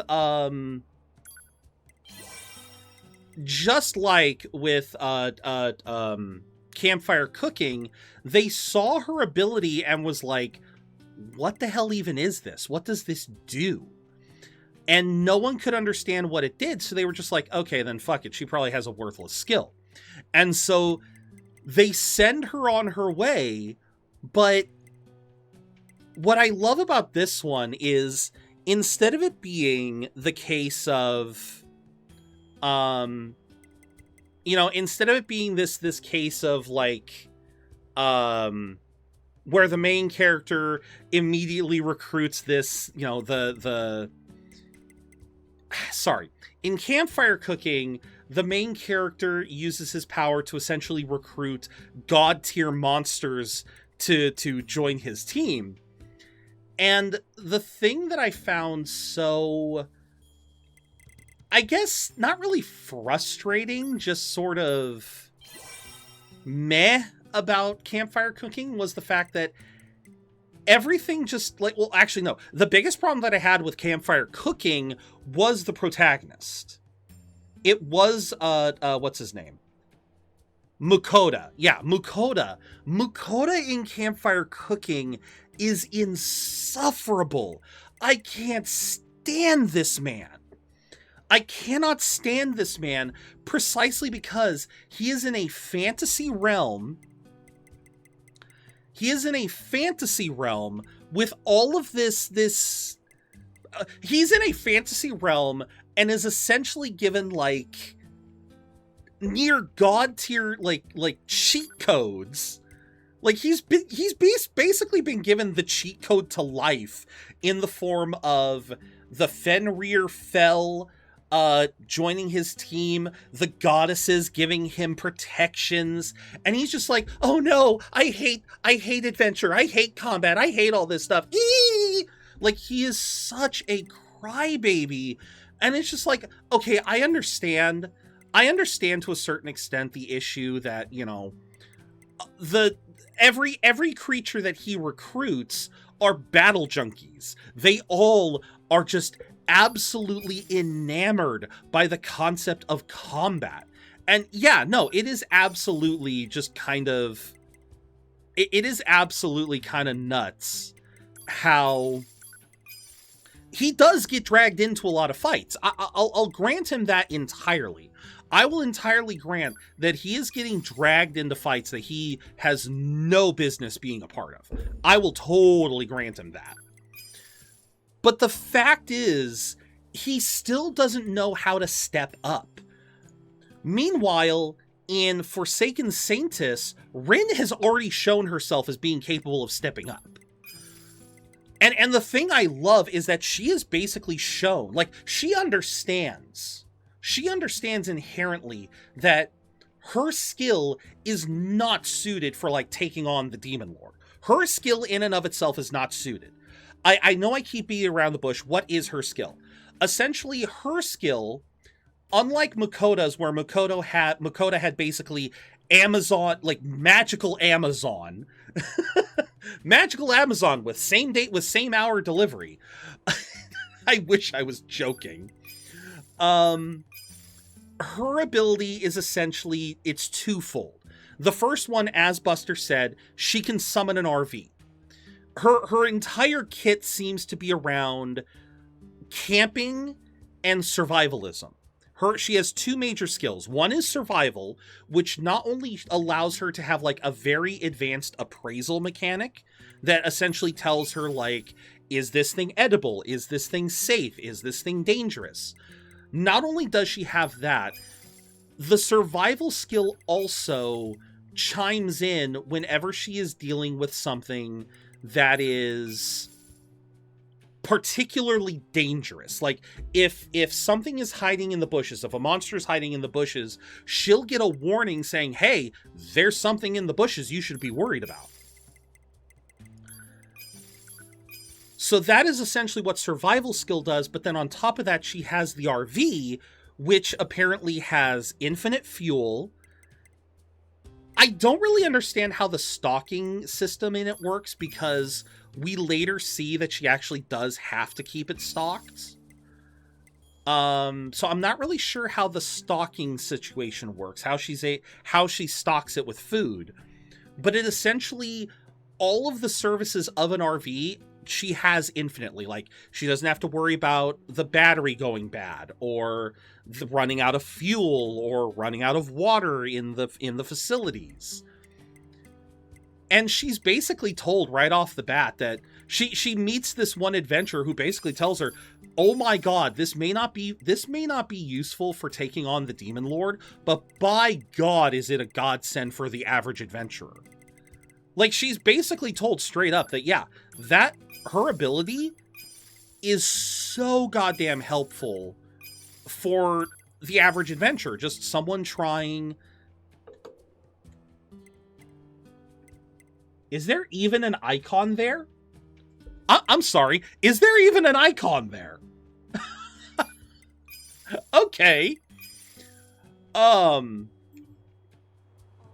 so that's essentially where the story focuses on. is it focuses on Rin with this adventuring party as she helps them. But that's the key word. She helps them. She steps the hell up. She's not just a convenient food source for the real heroes. She's not some cowardly wimp crying in the corner while the rest of the crew handle the big bads. Again, that's the only thing that bothers me with campfire cooking, is the fact that Makoto is constantly just rendered worthless in the narrative. He is literally being dragged by the collar to every locale, and obviously part of the allure of campfire cooking is, as the name suggests, the cooking, because you're watching him preparing all these foods. And he even says, like, oh, okay, we're preparing orc meat. Orc meat is like pork. I'm preparing cockatrice meat that looks like chicken. So a lot of the recipes in campfire cooking you can substitute with real life ingredients and you can make what he's making. That's kind of cool. You can kind of do the same thing with Forsaken Saintess, but the cooking element is not as big of a focus. And so, yeah, it's like, I like that Forsaken Saintess has a better balance of adventure, and like, it still has the cooking. We still have these wonderful cozy moments where you get to enjoy seeing them eating good food. But then you also get moments where you're actually going on an adventure. You're actually doing adventurer things, and I like it for that. It's definitely up there in my season right now. What's up? I'm looking for something called a dynamic scanner that can detect black box signals. A dynamic... Oh, you must mean the one the twins built. Of course I think they're just back from an expedition, actually. Of course they did. You should see some red-haired androids over there. Try talking to them. Do they have this? Yes. Those twins, they... Yes? Actually, never mind. Okay. What do you want? Easy, Devila. There's no need to be so confrontational. Yep, it's the same voice actress. You don't have to trust every idiot that wanders by. Wow! I'm sorry about that. Can we help you? I need a scanner that can detect faint black box signals. I'm trying to get a good angle here. Yeah. I was tinkering with something like that a little while back. Here, if you want it, it's all yours. That chip should help with your search. Once you install it, it can detect black box signals, quest objects, all manner of things. Oh. You'll hear a sound whenever it finds something. And if it ever bugs you too much, you can always pop it back out. Let us know if there's anything else you need from us, okay? Okay. I don't think this makes us friends. God damn! Oh, Devila. Okay. Oh, it's a scanner. Okay. So wait, how do I do this again? I equip it like... yeah. Emits ultrasonic waves to scan the surroundings.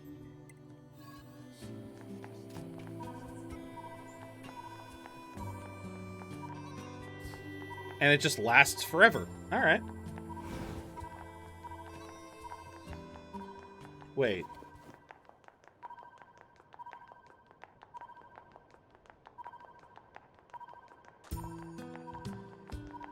Wait, hold on.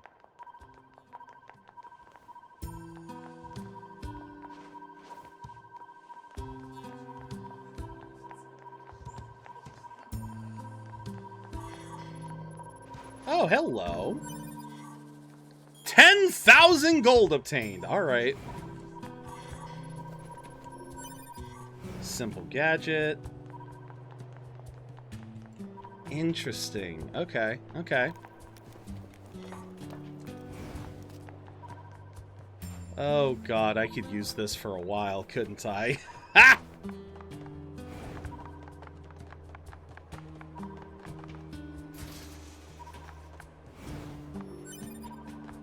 Alright, nothing over here.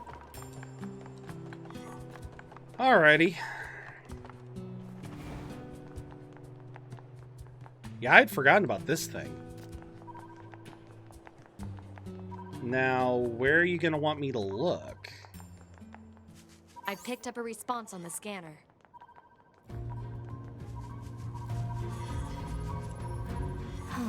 this might be useful. Oh my god. Okay, I need to go sell some damn... Search target 9S was caught in a large explosion over the water. Huh? Proposal. The search for 9S should commence in the flooded region. Oh, you think? Thank you for the care package, Shade. It's funny. You're oddly chatty today. Affirmative. As a support unit, I am capable of engaging in conversation as necessary. Proposal. 2B should initiate conversation more frequently. Proposal denied. Oh, god damn it, 2B. Alright, so let's go sell some copper. I know I was going to need to sell copper ore eventually. I just... let's sell about 50. Anything else that I need to... Yeah. Oh, wait. I saw something. Yep, 73. Damn! We found a lot of crystals. Found a lot of tree seeds, and that's it. Okay. Come back soon. Oh, yep, we will officially find everything. Can I find a meal? Or is a meal now... I guess, no, I guess we're stuck... We're stuck on... We're locked into the story path until we get 9S again, right?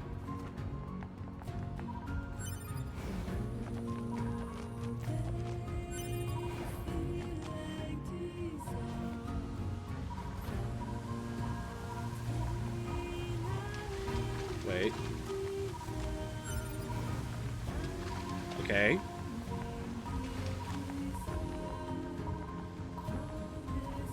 It's in here, isn't it?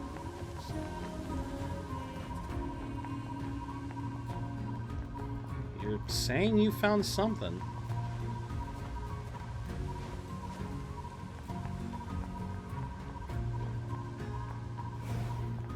Oh, this is bugging me.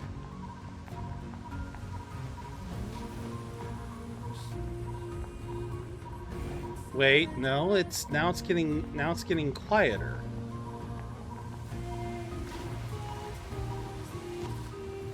Oh my god, you're gonna drive me nuts. There it is. That was gonna drive me insane.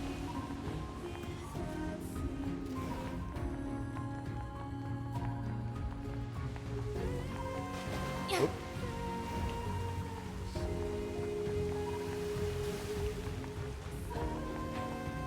Yeah, there's nothing in the sewer. Yeah, there's nothing in the sewer. Alright.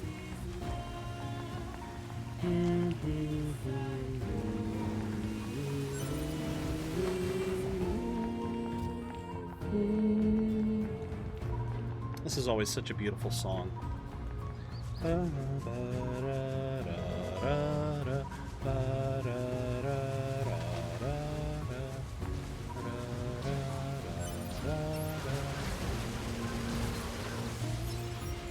Yep.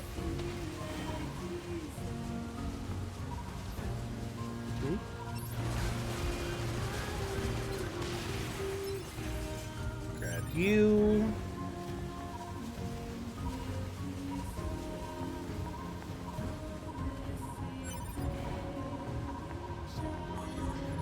Grab you. Hey, we found the Black Pearl. Hello, how did I miss that this whole time? One of the other things I like about Insane is nobody in the original party can cook. They have the mental maturity of a 5-year-old. Well, I would chalk that up. I would definitely chalk that up to, like, fantasy logic. Because you gotta remember, in, like, 90% of fantasy worlds... 90% of fantasy worlds work under medieval logic. In other words... Hi. Oh, hello. I sent out a rescue signal. We're currently searching for a missing Yorha unit. Should you possess any information, please disclose it. Just stay here and wait for backup to arrive. There we go. But yeah, sorry, brain farted on what I was trying to say. Oh, yeah. So most fantasy realms tend to also work under medieval logic, by which I mean most people are not literate. Most people are not literate. They do not know much about how the world works. And like, you gotta remember, one of the even just a couple of years ago, or not a couple of years ago, even just, who are you? Don't worry, no, get away from me. I don't like the look of you. Proposal, remove fear functionality. Stay away. I hate you. I hate. Sorry to startle you. Just stay here and wait for help. All right. Oh, there we go. There are weapons that I have to find with this fucking thing. Great. Lovely.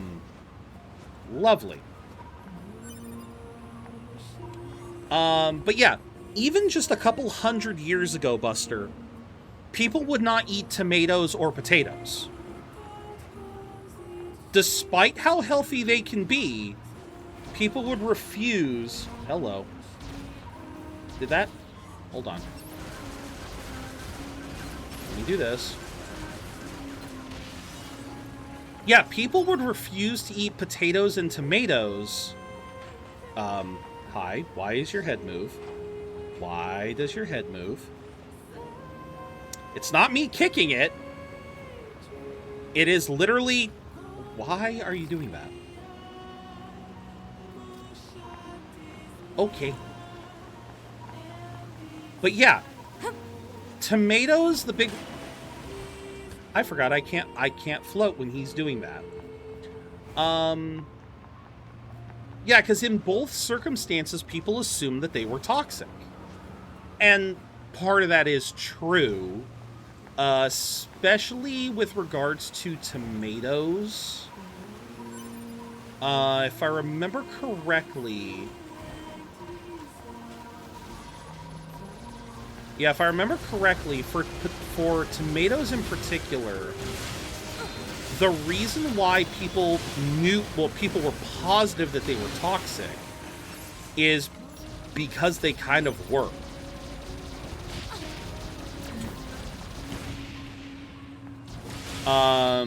Because I believe tomatoes in the early days of its consumption, yeah, they are both nightshades. And specifically when it came to tomatoes, what metal was it that they were being eaten on? Copper, I believe. Copper plates, copper tool, copper, tableware. It was either copper or silver, or regardless, they were being eaten on a type of metal that when you put the tomato on top of that metal, it becomes toxic. So for a long time, people thought tomatoes were too poisonous to eat. And then with potatoes, I believe there was other stigma other than its toxicity, because yeah, you actually have to prepare a potato. You can't just pick up a potato clean off the ground and expect to be able to cook with it. Black box signal detected. Life functions operational. Oh yeah, that's 9S. Employ a check module and a logic virus vaccine. Easy. I've contacted the bunker. They should be here soon. Thank you. We are currently searching for a missing Yorha unit, designation 9S. Should you possess any information on the subject, please disclose it at once. Please, anything will help. 9S. That's that kid who was with you, right? Yep. I saw him all right. That explosion sent him flying. Which direction? Hard to say. I'll take my best guess at a landing spot and transfer the data to you. Isn't it back in the... You should stay here until the rescue team arrives. Target location data obtained. Isn't it back in the factory? Isn't it back in the factory?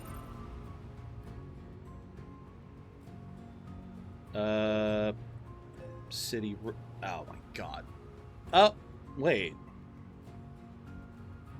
How the hell did he get underground? How in the flying frick did he fly underground? Anyway. Hold on, I'm just listening. Nope, nothing different. But yeah, so for a long time, potatoes were considered toxic because of the amount of work you had to put in order to consume them. As a matter of fact, there was an entire... What is the word I want to use here? There was an entire campaign made by one king in particular. Come on, I heard you speed up.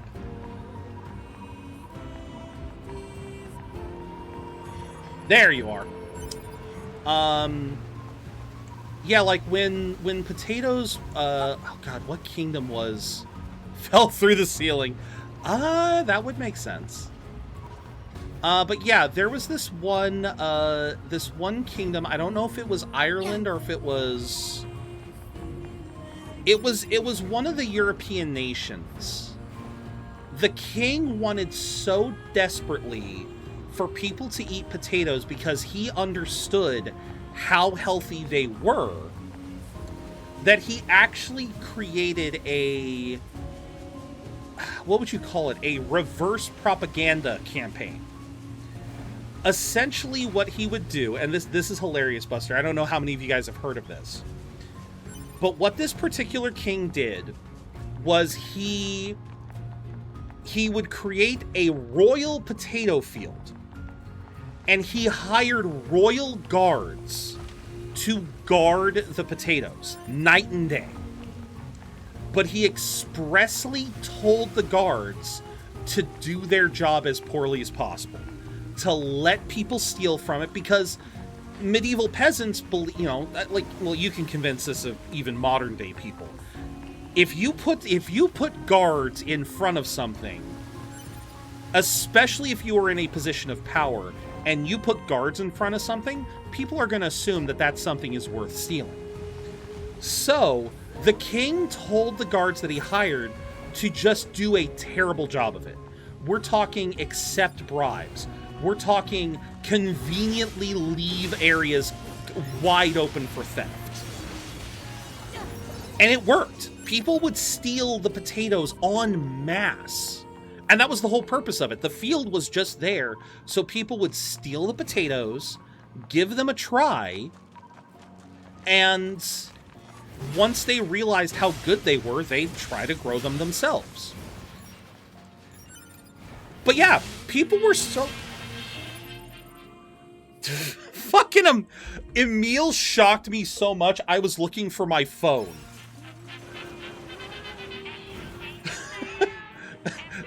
Emil's little shop jingle genuinely made me think my phone was going off. Why can't I talk to you?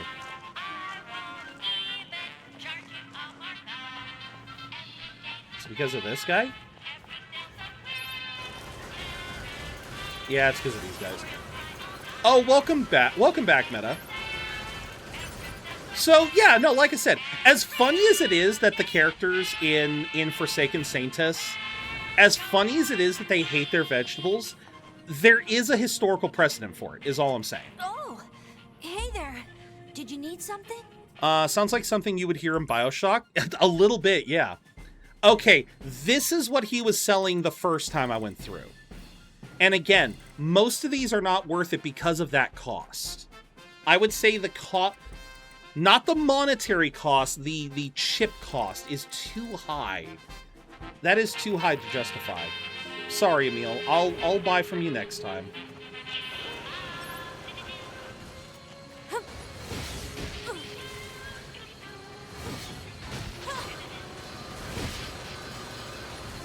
Ow. I hate these things. Will you stop?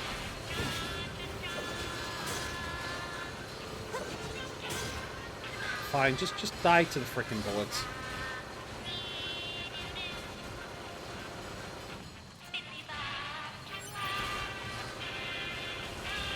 I hate these things so much. What happens if I change? Well, that works. Oh, you guys drop titanium alloy. Okay, then I need to start killing you guys. There we go. And of course, this one doesn't drop anything. Unless... Nope. Okay.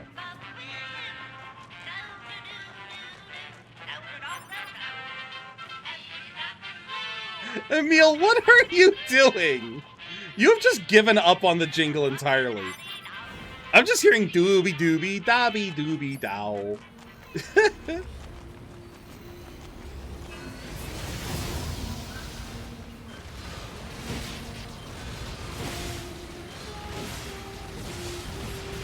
we go, that's one gone.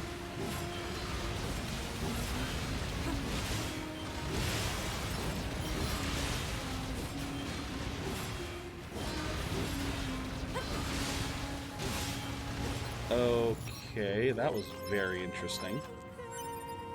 And a crush nut. Not what I wanted. 9S should have landed around here. Alert. Faint black box signal detected.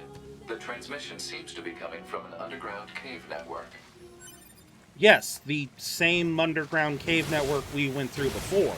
Don't pretend like we haven't been here, Pod. Don't you dare pretend we haven't been here. This is where the aliens are. But yeah, Meta, I hope you had a good breather. Oh yeah, these guys are all level 1. Actually, wait, why are some of them level 1 and others are level 14? Grab that. Right, because they were torturing the androids. Why are there dead androids here? No black box signals detected. Where'd the drill go? Oh, wow! I was right next to one.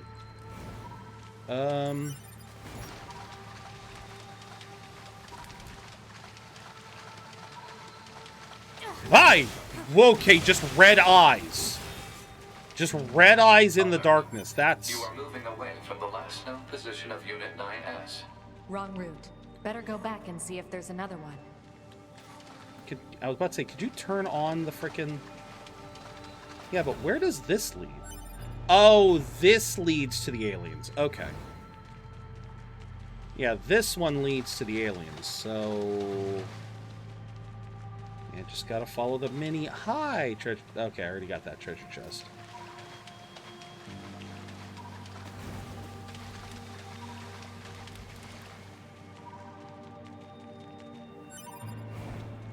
Would 9S have made it this far inside? Alert. Possible enemy ambush ahead. Do you think?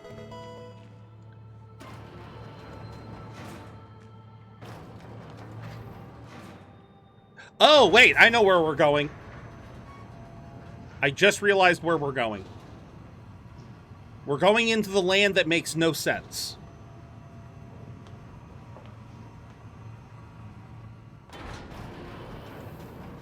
Yep. Say hello to the land that makes no sense. How the hell all of this was underground is beyond me. The copied city. Yeah, I don't ask me how this is all here.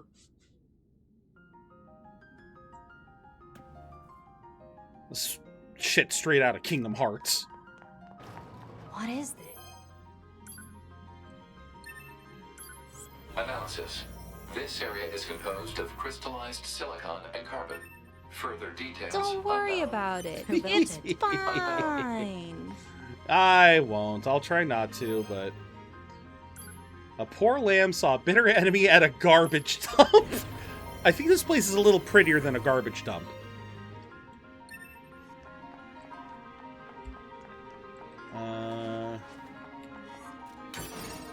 Range defense up.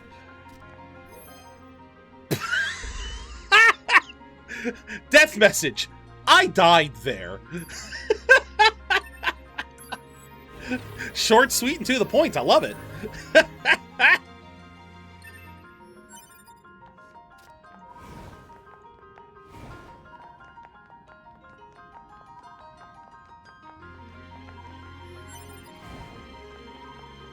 Oh.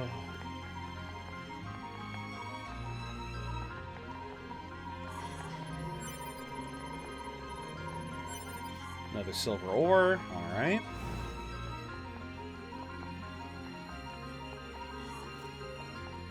Oh, and now we've just got death, death. Resilience +2. Death, What's with the death. corpses? It is unlikely the Yorha units came this far on their own. Hypothesis: the enemy must have placed them here deliberately. Okay. A black book on a collapsed building. Ooh.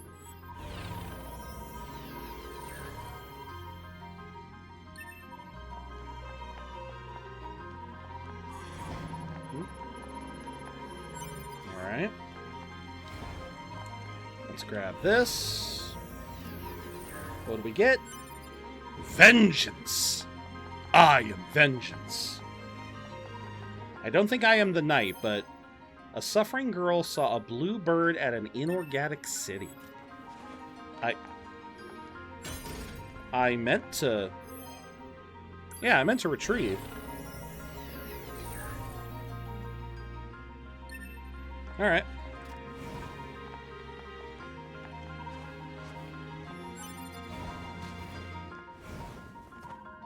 Yeah, I swear, change the UI up a little bit. Change the UI up and tell me this wouldn't fit in Kingdom Hearts. Tell me this area wouldn't fit in Kingdom Hearts. Just, I dare you.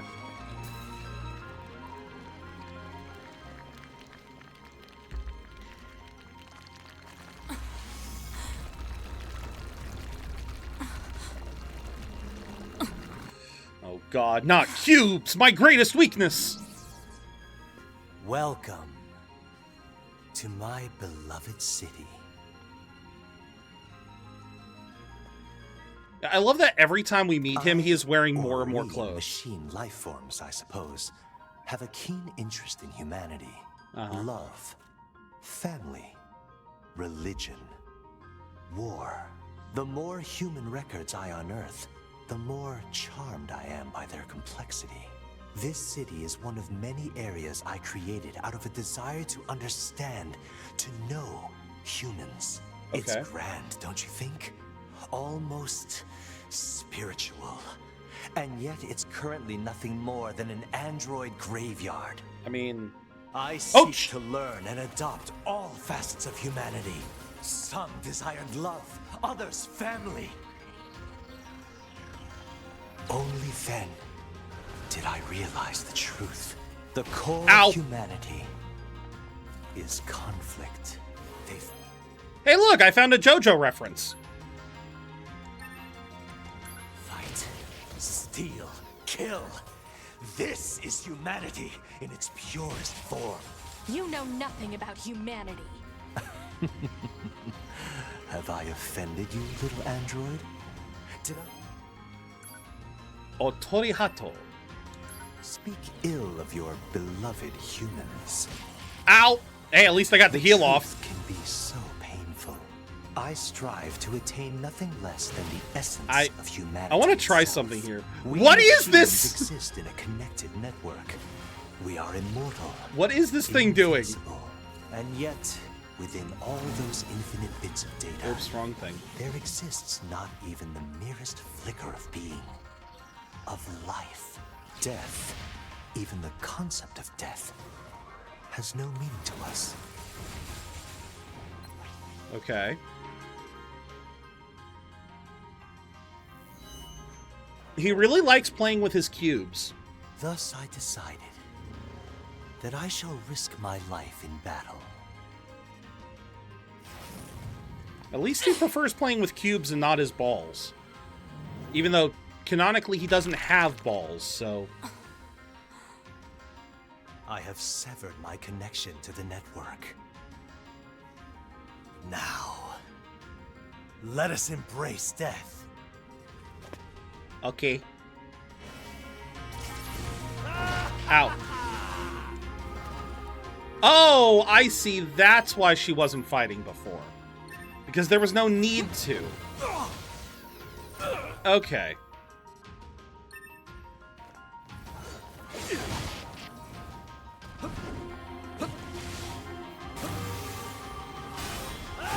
Ah, son of a bitch. Uh-huh.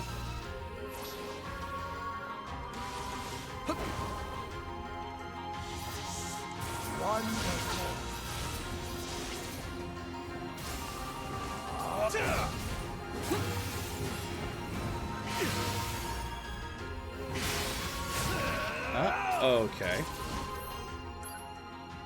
Prayed for Mike. Hey, I got the heal off, bitch. I don't care.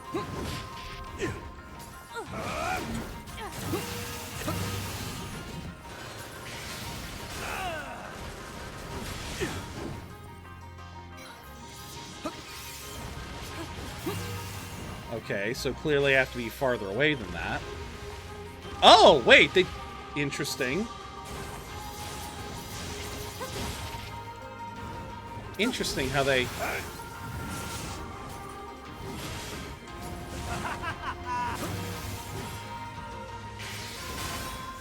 Oh, shit, okay.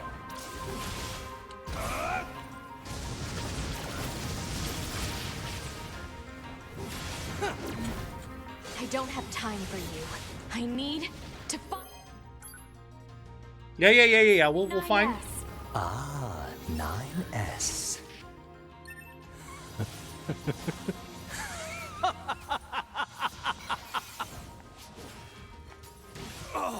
Okay. I'm not even trying right now, buddy. You need to realize that. I do enjoy this.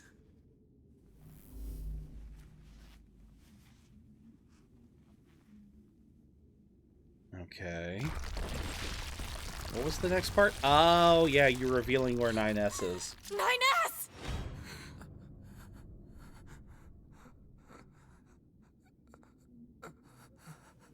Yeah, considering those don't have sharp ends, that must have been a bitch to skewer.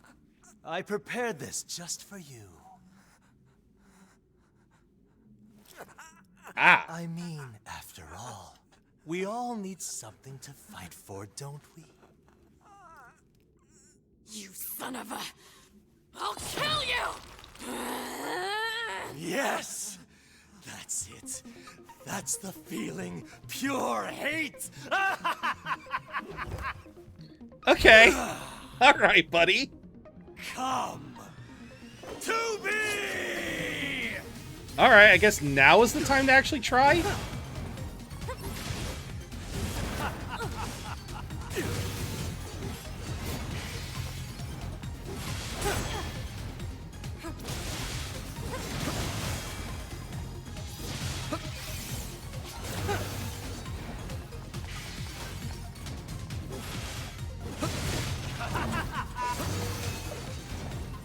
Damn it.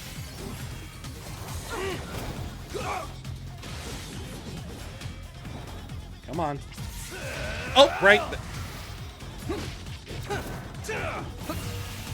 Damn it.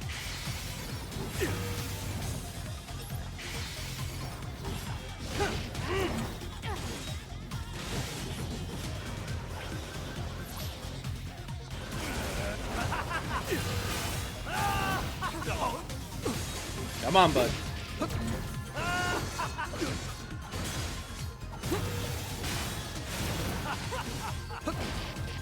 Ah! There it is. Meta is very uncomfy now. Why are you uncomfy? Is this death?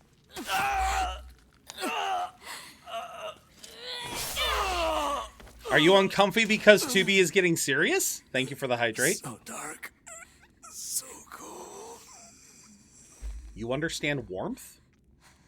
Thank you for the stretch. Oh, I needed that. 9S! Oh, I needed that. Okay, what's his problem? So, Adam, who we just killed, is the latest creation of robot kind. So obviously you have the androids. The androids were created by humanity to fight against the alien invaders. The machine life forms are the soldiers of the alien life forms. And this war has been going on for millennia. Adam and Eve are the latest, like, evolution of machine life form. And they have evolved to the point where, yeah, they are effectively no different from androids. So Adam, you have Adam and you have Eve, which they're both male, so that we'll address that later. Adam himself is fascinated in humanity. I think we kind of learn a little bit more about this in the later playthroughs, but effectively, Adam, upon his creation, questioned the nature of the war between machines and androids, aliens versus humans, wanted to kind of understand, what are we fighting for?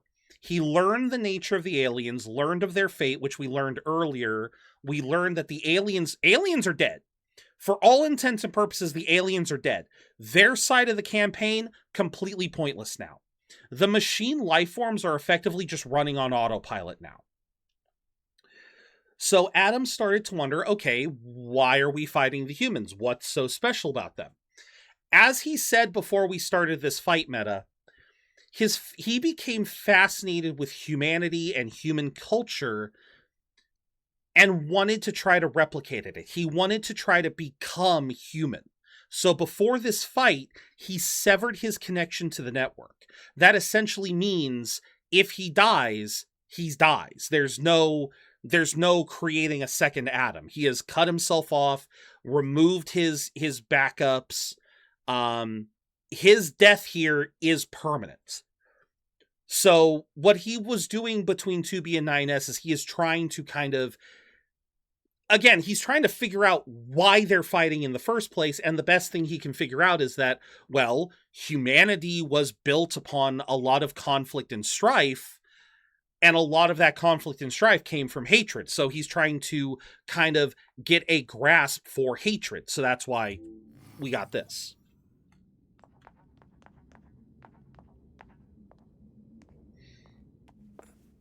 9S.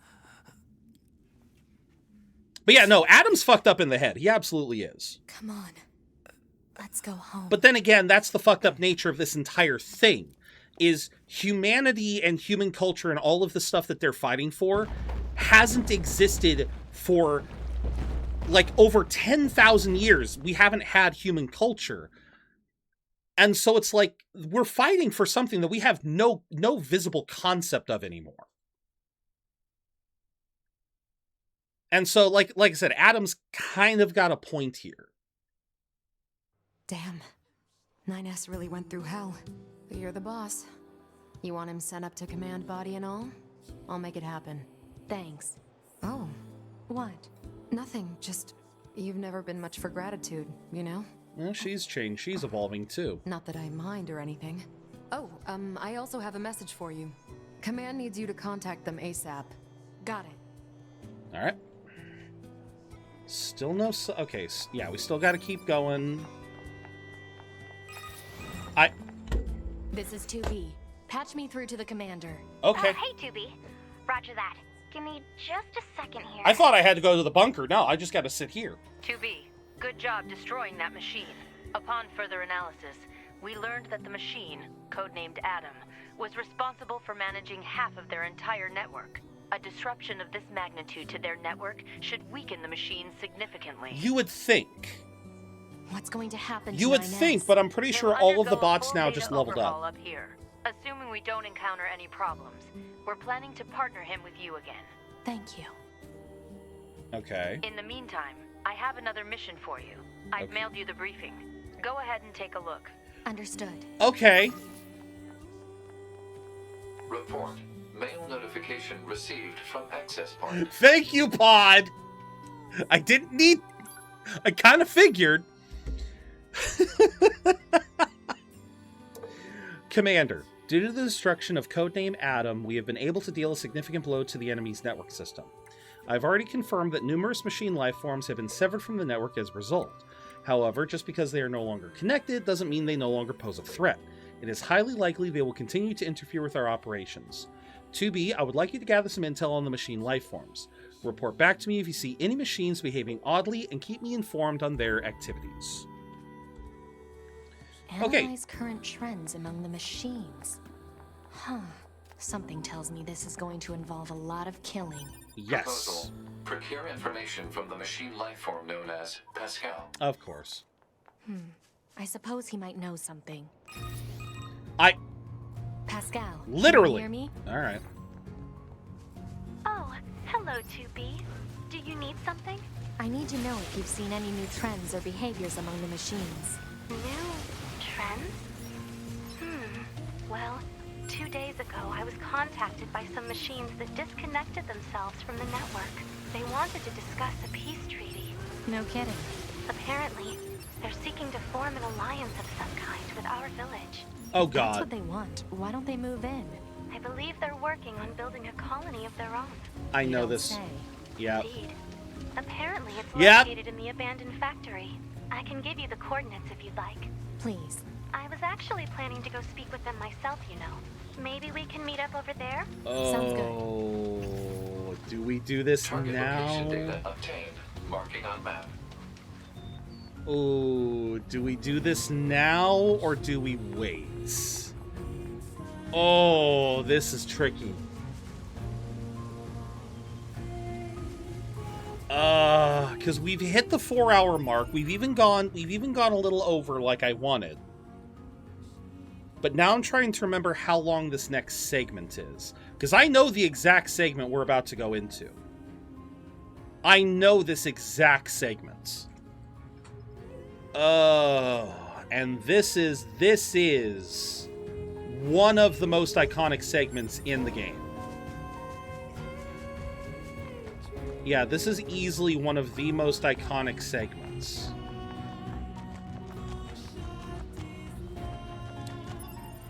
I do want to try and catch Emil. Try to get him to sell me some stuff. Where are you?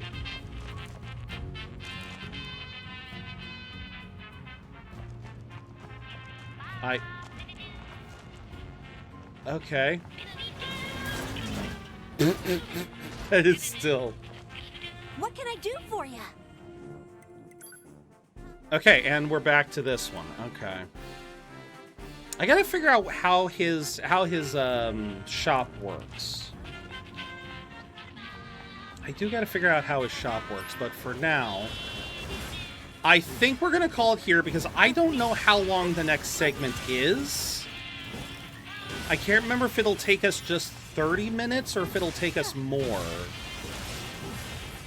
But I think this is a good stopping. I think this is a fine stopping point. So let me get to a save area. Can I... No. Okay. Let's just get all the way up there. Let's just get up there. Every time you teleport, he changes routes and stock. Okay. Then we'll mess with that next time. I think you're right. I think you are correct. It's just the question of figuring out which route is which, you know? Oh, God, nope, that was a moose. I did not want to kill the moose. Alright. Alright, but yeah.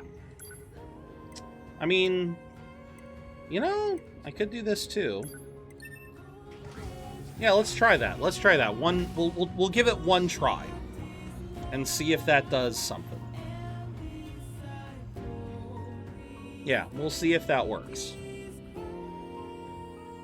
Because, yeah, it could just be as simple as, boom, you know, transporting within the city limits. Alright.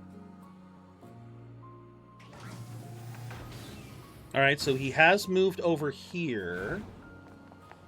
So, yeah, this is a different route for him. And I don't believe we've encountered him over here. No! I did not... It's like, I'm trying not to attack the damn board. What can I do Okay, no. It's a different route, but it's still the same stuff. All right. Let me look that up. First I'll save again, and then we'll yeah, we'll save again.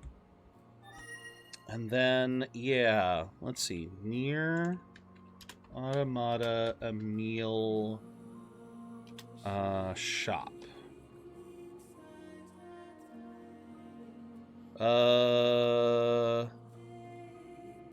Oh, okay, wait. No, because that was... No, because they're saying the desert zone... They're saying the desert zone stock is all of the chips, but we encountered him in the pits. And then Abandoned Factory, that's the one that we just did. Resistance Camp seems to be the one that has the weapons. And then, Surefire strategy to spawn his shop. Select a certain chapter, head to the teleporter. After buying something...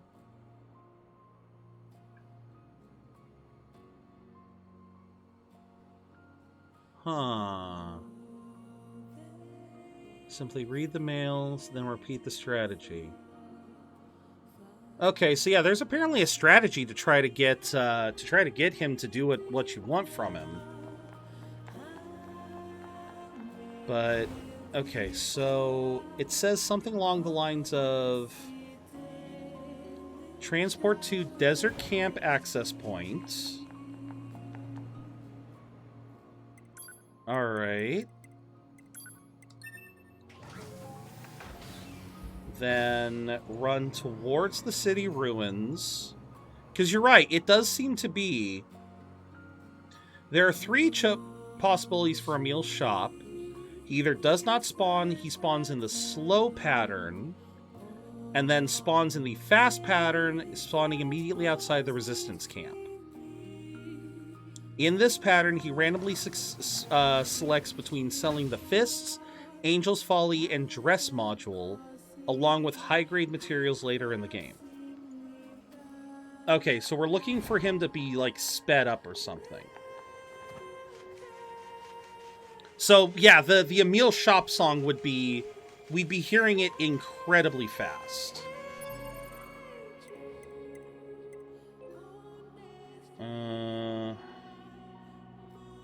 Okay, so he didn't spawn.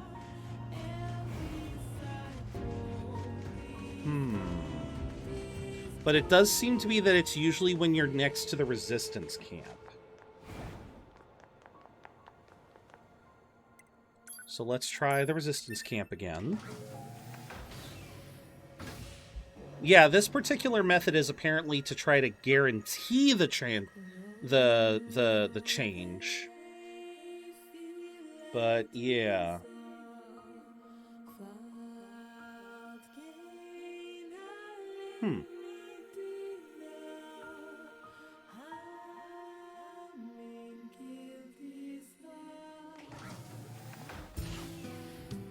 So yeah, there's apparently just a legitimate chance that he just won't spawn, so...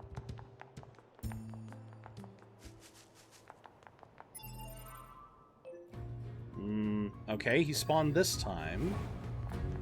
He's over there. We gotta listen for the song, because if it's sped up, we can get the weapons.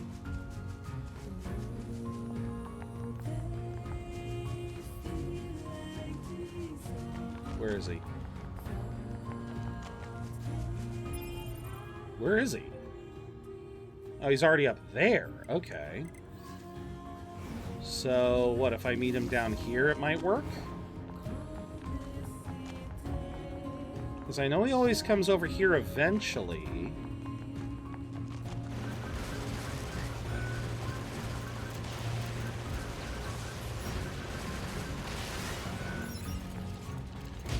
Oh, shit.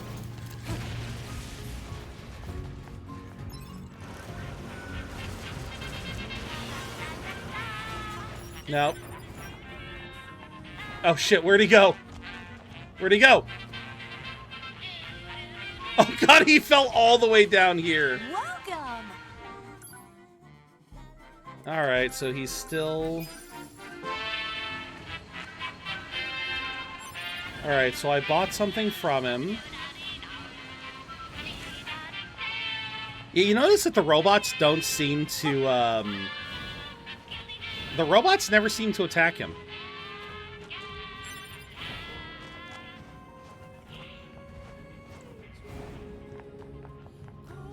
Yeah, no, fair enough, Buster. Yeah, I keep hope... I don't know if we'll get any more seasons of campfire cooking, but I really do hope in later ones he toughens up. Alright, let's see here. And a quick teleport. Head back to the resistance camp. Because maybe that's the triggers. You have to buy something from him. Because that's what it says here, is you sometimes need to buy something from him.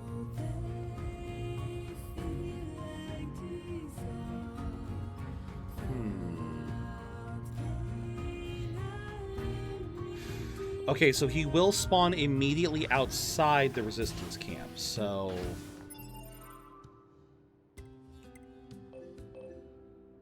I mean, does that count, or is that the wrong side?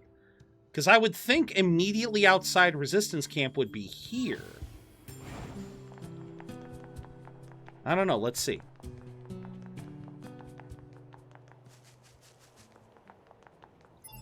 Because it looks, I'm gonna assume, yep, he's making the same route. Alright. It is possible it's also too early. And I may not be able to get the weapons yet.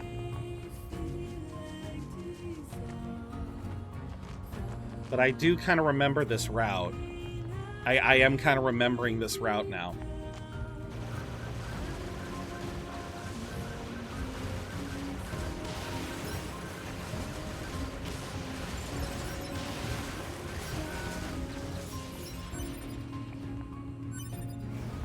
He doesn't seem to be...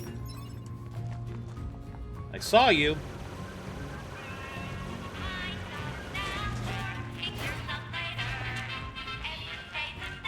Whoops. I didn't even... And now we're back to this group. Okay, so it does change. It's just...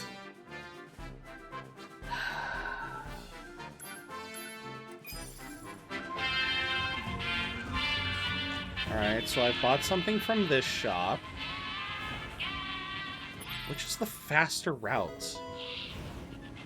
Alright, I'll try one more time, but if I don't get it, we'll just call it. Because you were correct, Shade. We do have to reset the area. We do have to, like... We do have to teleport, so... I just don't know if we have to actually buy something each time, too, so... Let's transport back to the resistance camp. Because, yeah, it is entirely possible that we have to... It is entirely possible that we have to wait further on.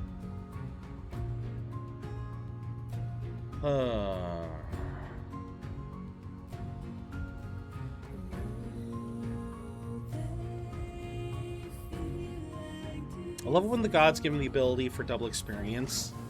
Oh, yeah, exactly.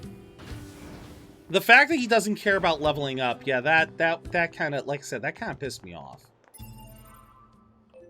And this time he did not even spawn. So, yeah. Lovely. Didn't even spawn this time. Alright, so we will call it here. It might be that we have to wait until a later point. Or actually wait. If I transport okay, yeah, no, I can't yeah, we'll just quick save. We'll just quick save and call it. Ugh. But no, we made some good progress. When we come back to this next week, It's gonna be one of the iconic moments of the first playthrough. Oh my god. Oh yeah, this next part is going to be a lot of fun because yeah, no, I've been through this one before, and it's it is a fun area. Narratively it's fun. Conceptually, I don't remember how I don't believe it was that difficult, but nah, it'll still be fun. But yeah, your day off is Thursday because so is mine. Is it now? Oh, see, I didn't take Thursday off this week. I decided to take Wednesday off this week. If your day off is Thursday, I can certainly try to make that a regular thing. Yeah, no, I did not realize that. Yeah, if you check my schedule in Discord, this week I wanted to try to move back. I wanted to try to move back this week to the Monday, Tuesday, Thursday, Friday schedule. Because the reason why I was taking Thursdays off before the affiliate anniversary celebration is because I was playing Windrose Thursday mornings with Notes. Now, I still am, like, Notes has invited me to play Helldivers with her in the mornings, and I still want to try and do that.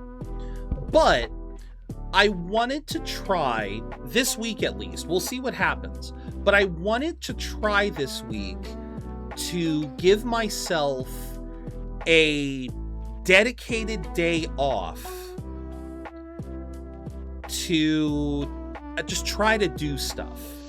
Because that is something that I have still yet to do this entire year, which has frustrated the ever-loving hell out of me. And technically speaking, it may also already be borked because I was asked if I wanted to hang with some people on Wednesday, so it might be I might have screwed up again. But essentially, the entire purpose of me moving to a 4-stream setup, well, it was the same reason why I did the 3-stream setup, is I was trying to lighten how much I streamed so I could dedicate those days off to doing stuff like uploading VODs, creating thumbnails, finding clippable moments, working on making an anime channel. Like, there were so many things that I wanted to try and do that ultimately I wasn't able to do it on the 3-stream a week format. So I thought, okay, let's bump up to a 4-stream format so I can, because I felt like we weren't doing a lot on stream and I wanted to do more. And so, yeah, it just like, I seem to always have this issue where no matter what day I take off, I can never seem to do stuff. Like, so often I wish I could actually do stuff on my days off, but so often it just ends up being like, oh, okay, I guess I'll hang out with people. I'll hang out with people. I will vibe and do, you know, I'll try to catch up on anime or something. But I'll never actually, I have been having so much trouble in the last couple months of using my days off to actually work on stuff outside of streaming. And I want to be able to get to that point again. So we'll just have to see what happens. Like I said, this week I'm trying to take Wednesday off, and Thursday will just be a busy day where I hell dive with Notes, Leon, and the crew in the morning, and then in the afternoon we stream here. So, and we'll see how well I can handle that. We'll see if I can do that. If not, I might go back to making the days off Thursday. I might still do that, but we will see. We will have to see. For now, though, we do need to raid out. Let us see who is on. we were just talking about notes, and she's playing... I don't know what Witchfire is. I'm not familiar with Witchfire. But you know what? Clever rated to us. If it works, great. If not, no worries. Absolutely, absolutely. And Notes raids out to us so often. We do not often get the chance to raid out to her. So today we are going to raid out to Notes, playing Witchfire, which she says fresh drop Monday. So this might be a brand new game. I don't know anything about it. So we're going to raid out to Notes a Noodle, our good friend. And yeah, we're going to see what she's up to. Raid messages. Top one for followers, bottom one for subscribers. Use whichever one you guys are able to. Socials. I have them.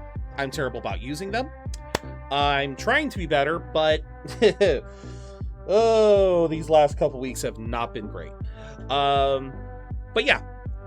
Obviously, the best place to catch me is going to be on Discord. We are going to be trying to do more community events, community stuff. We do have a community stream in the future, a 12-hour community stream. So that is something else I need to, I'm going to need to iron out. There's a lot of community rewards that I still need to honor. And so I am going to be looking into those in the near future.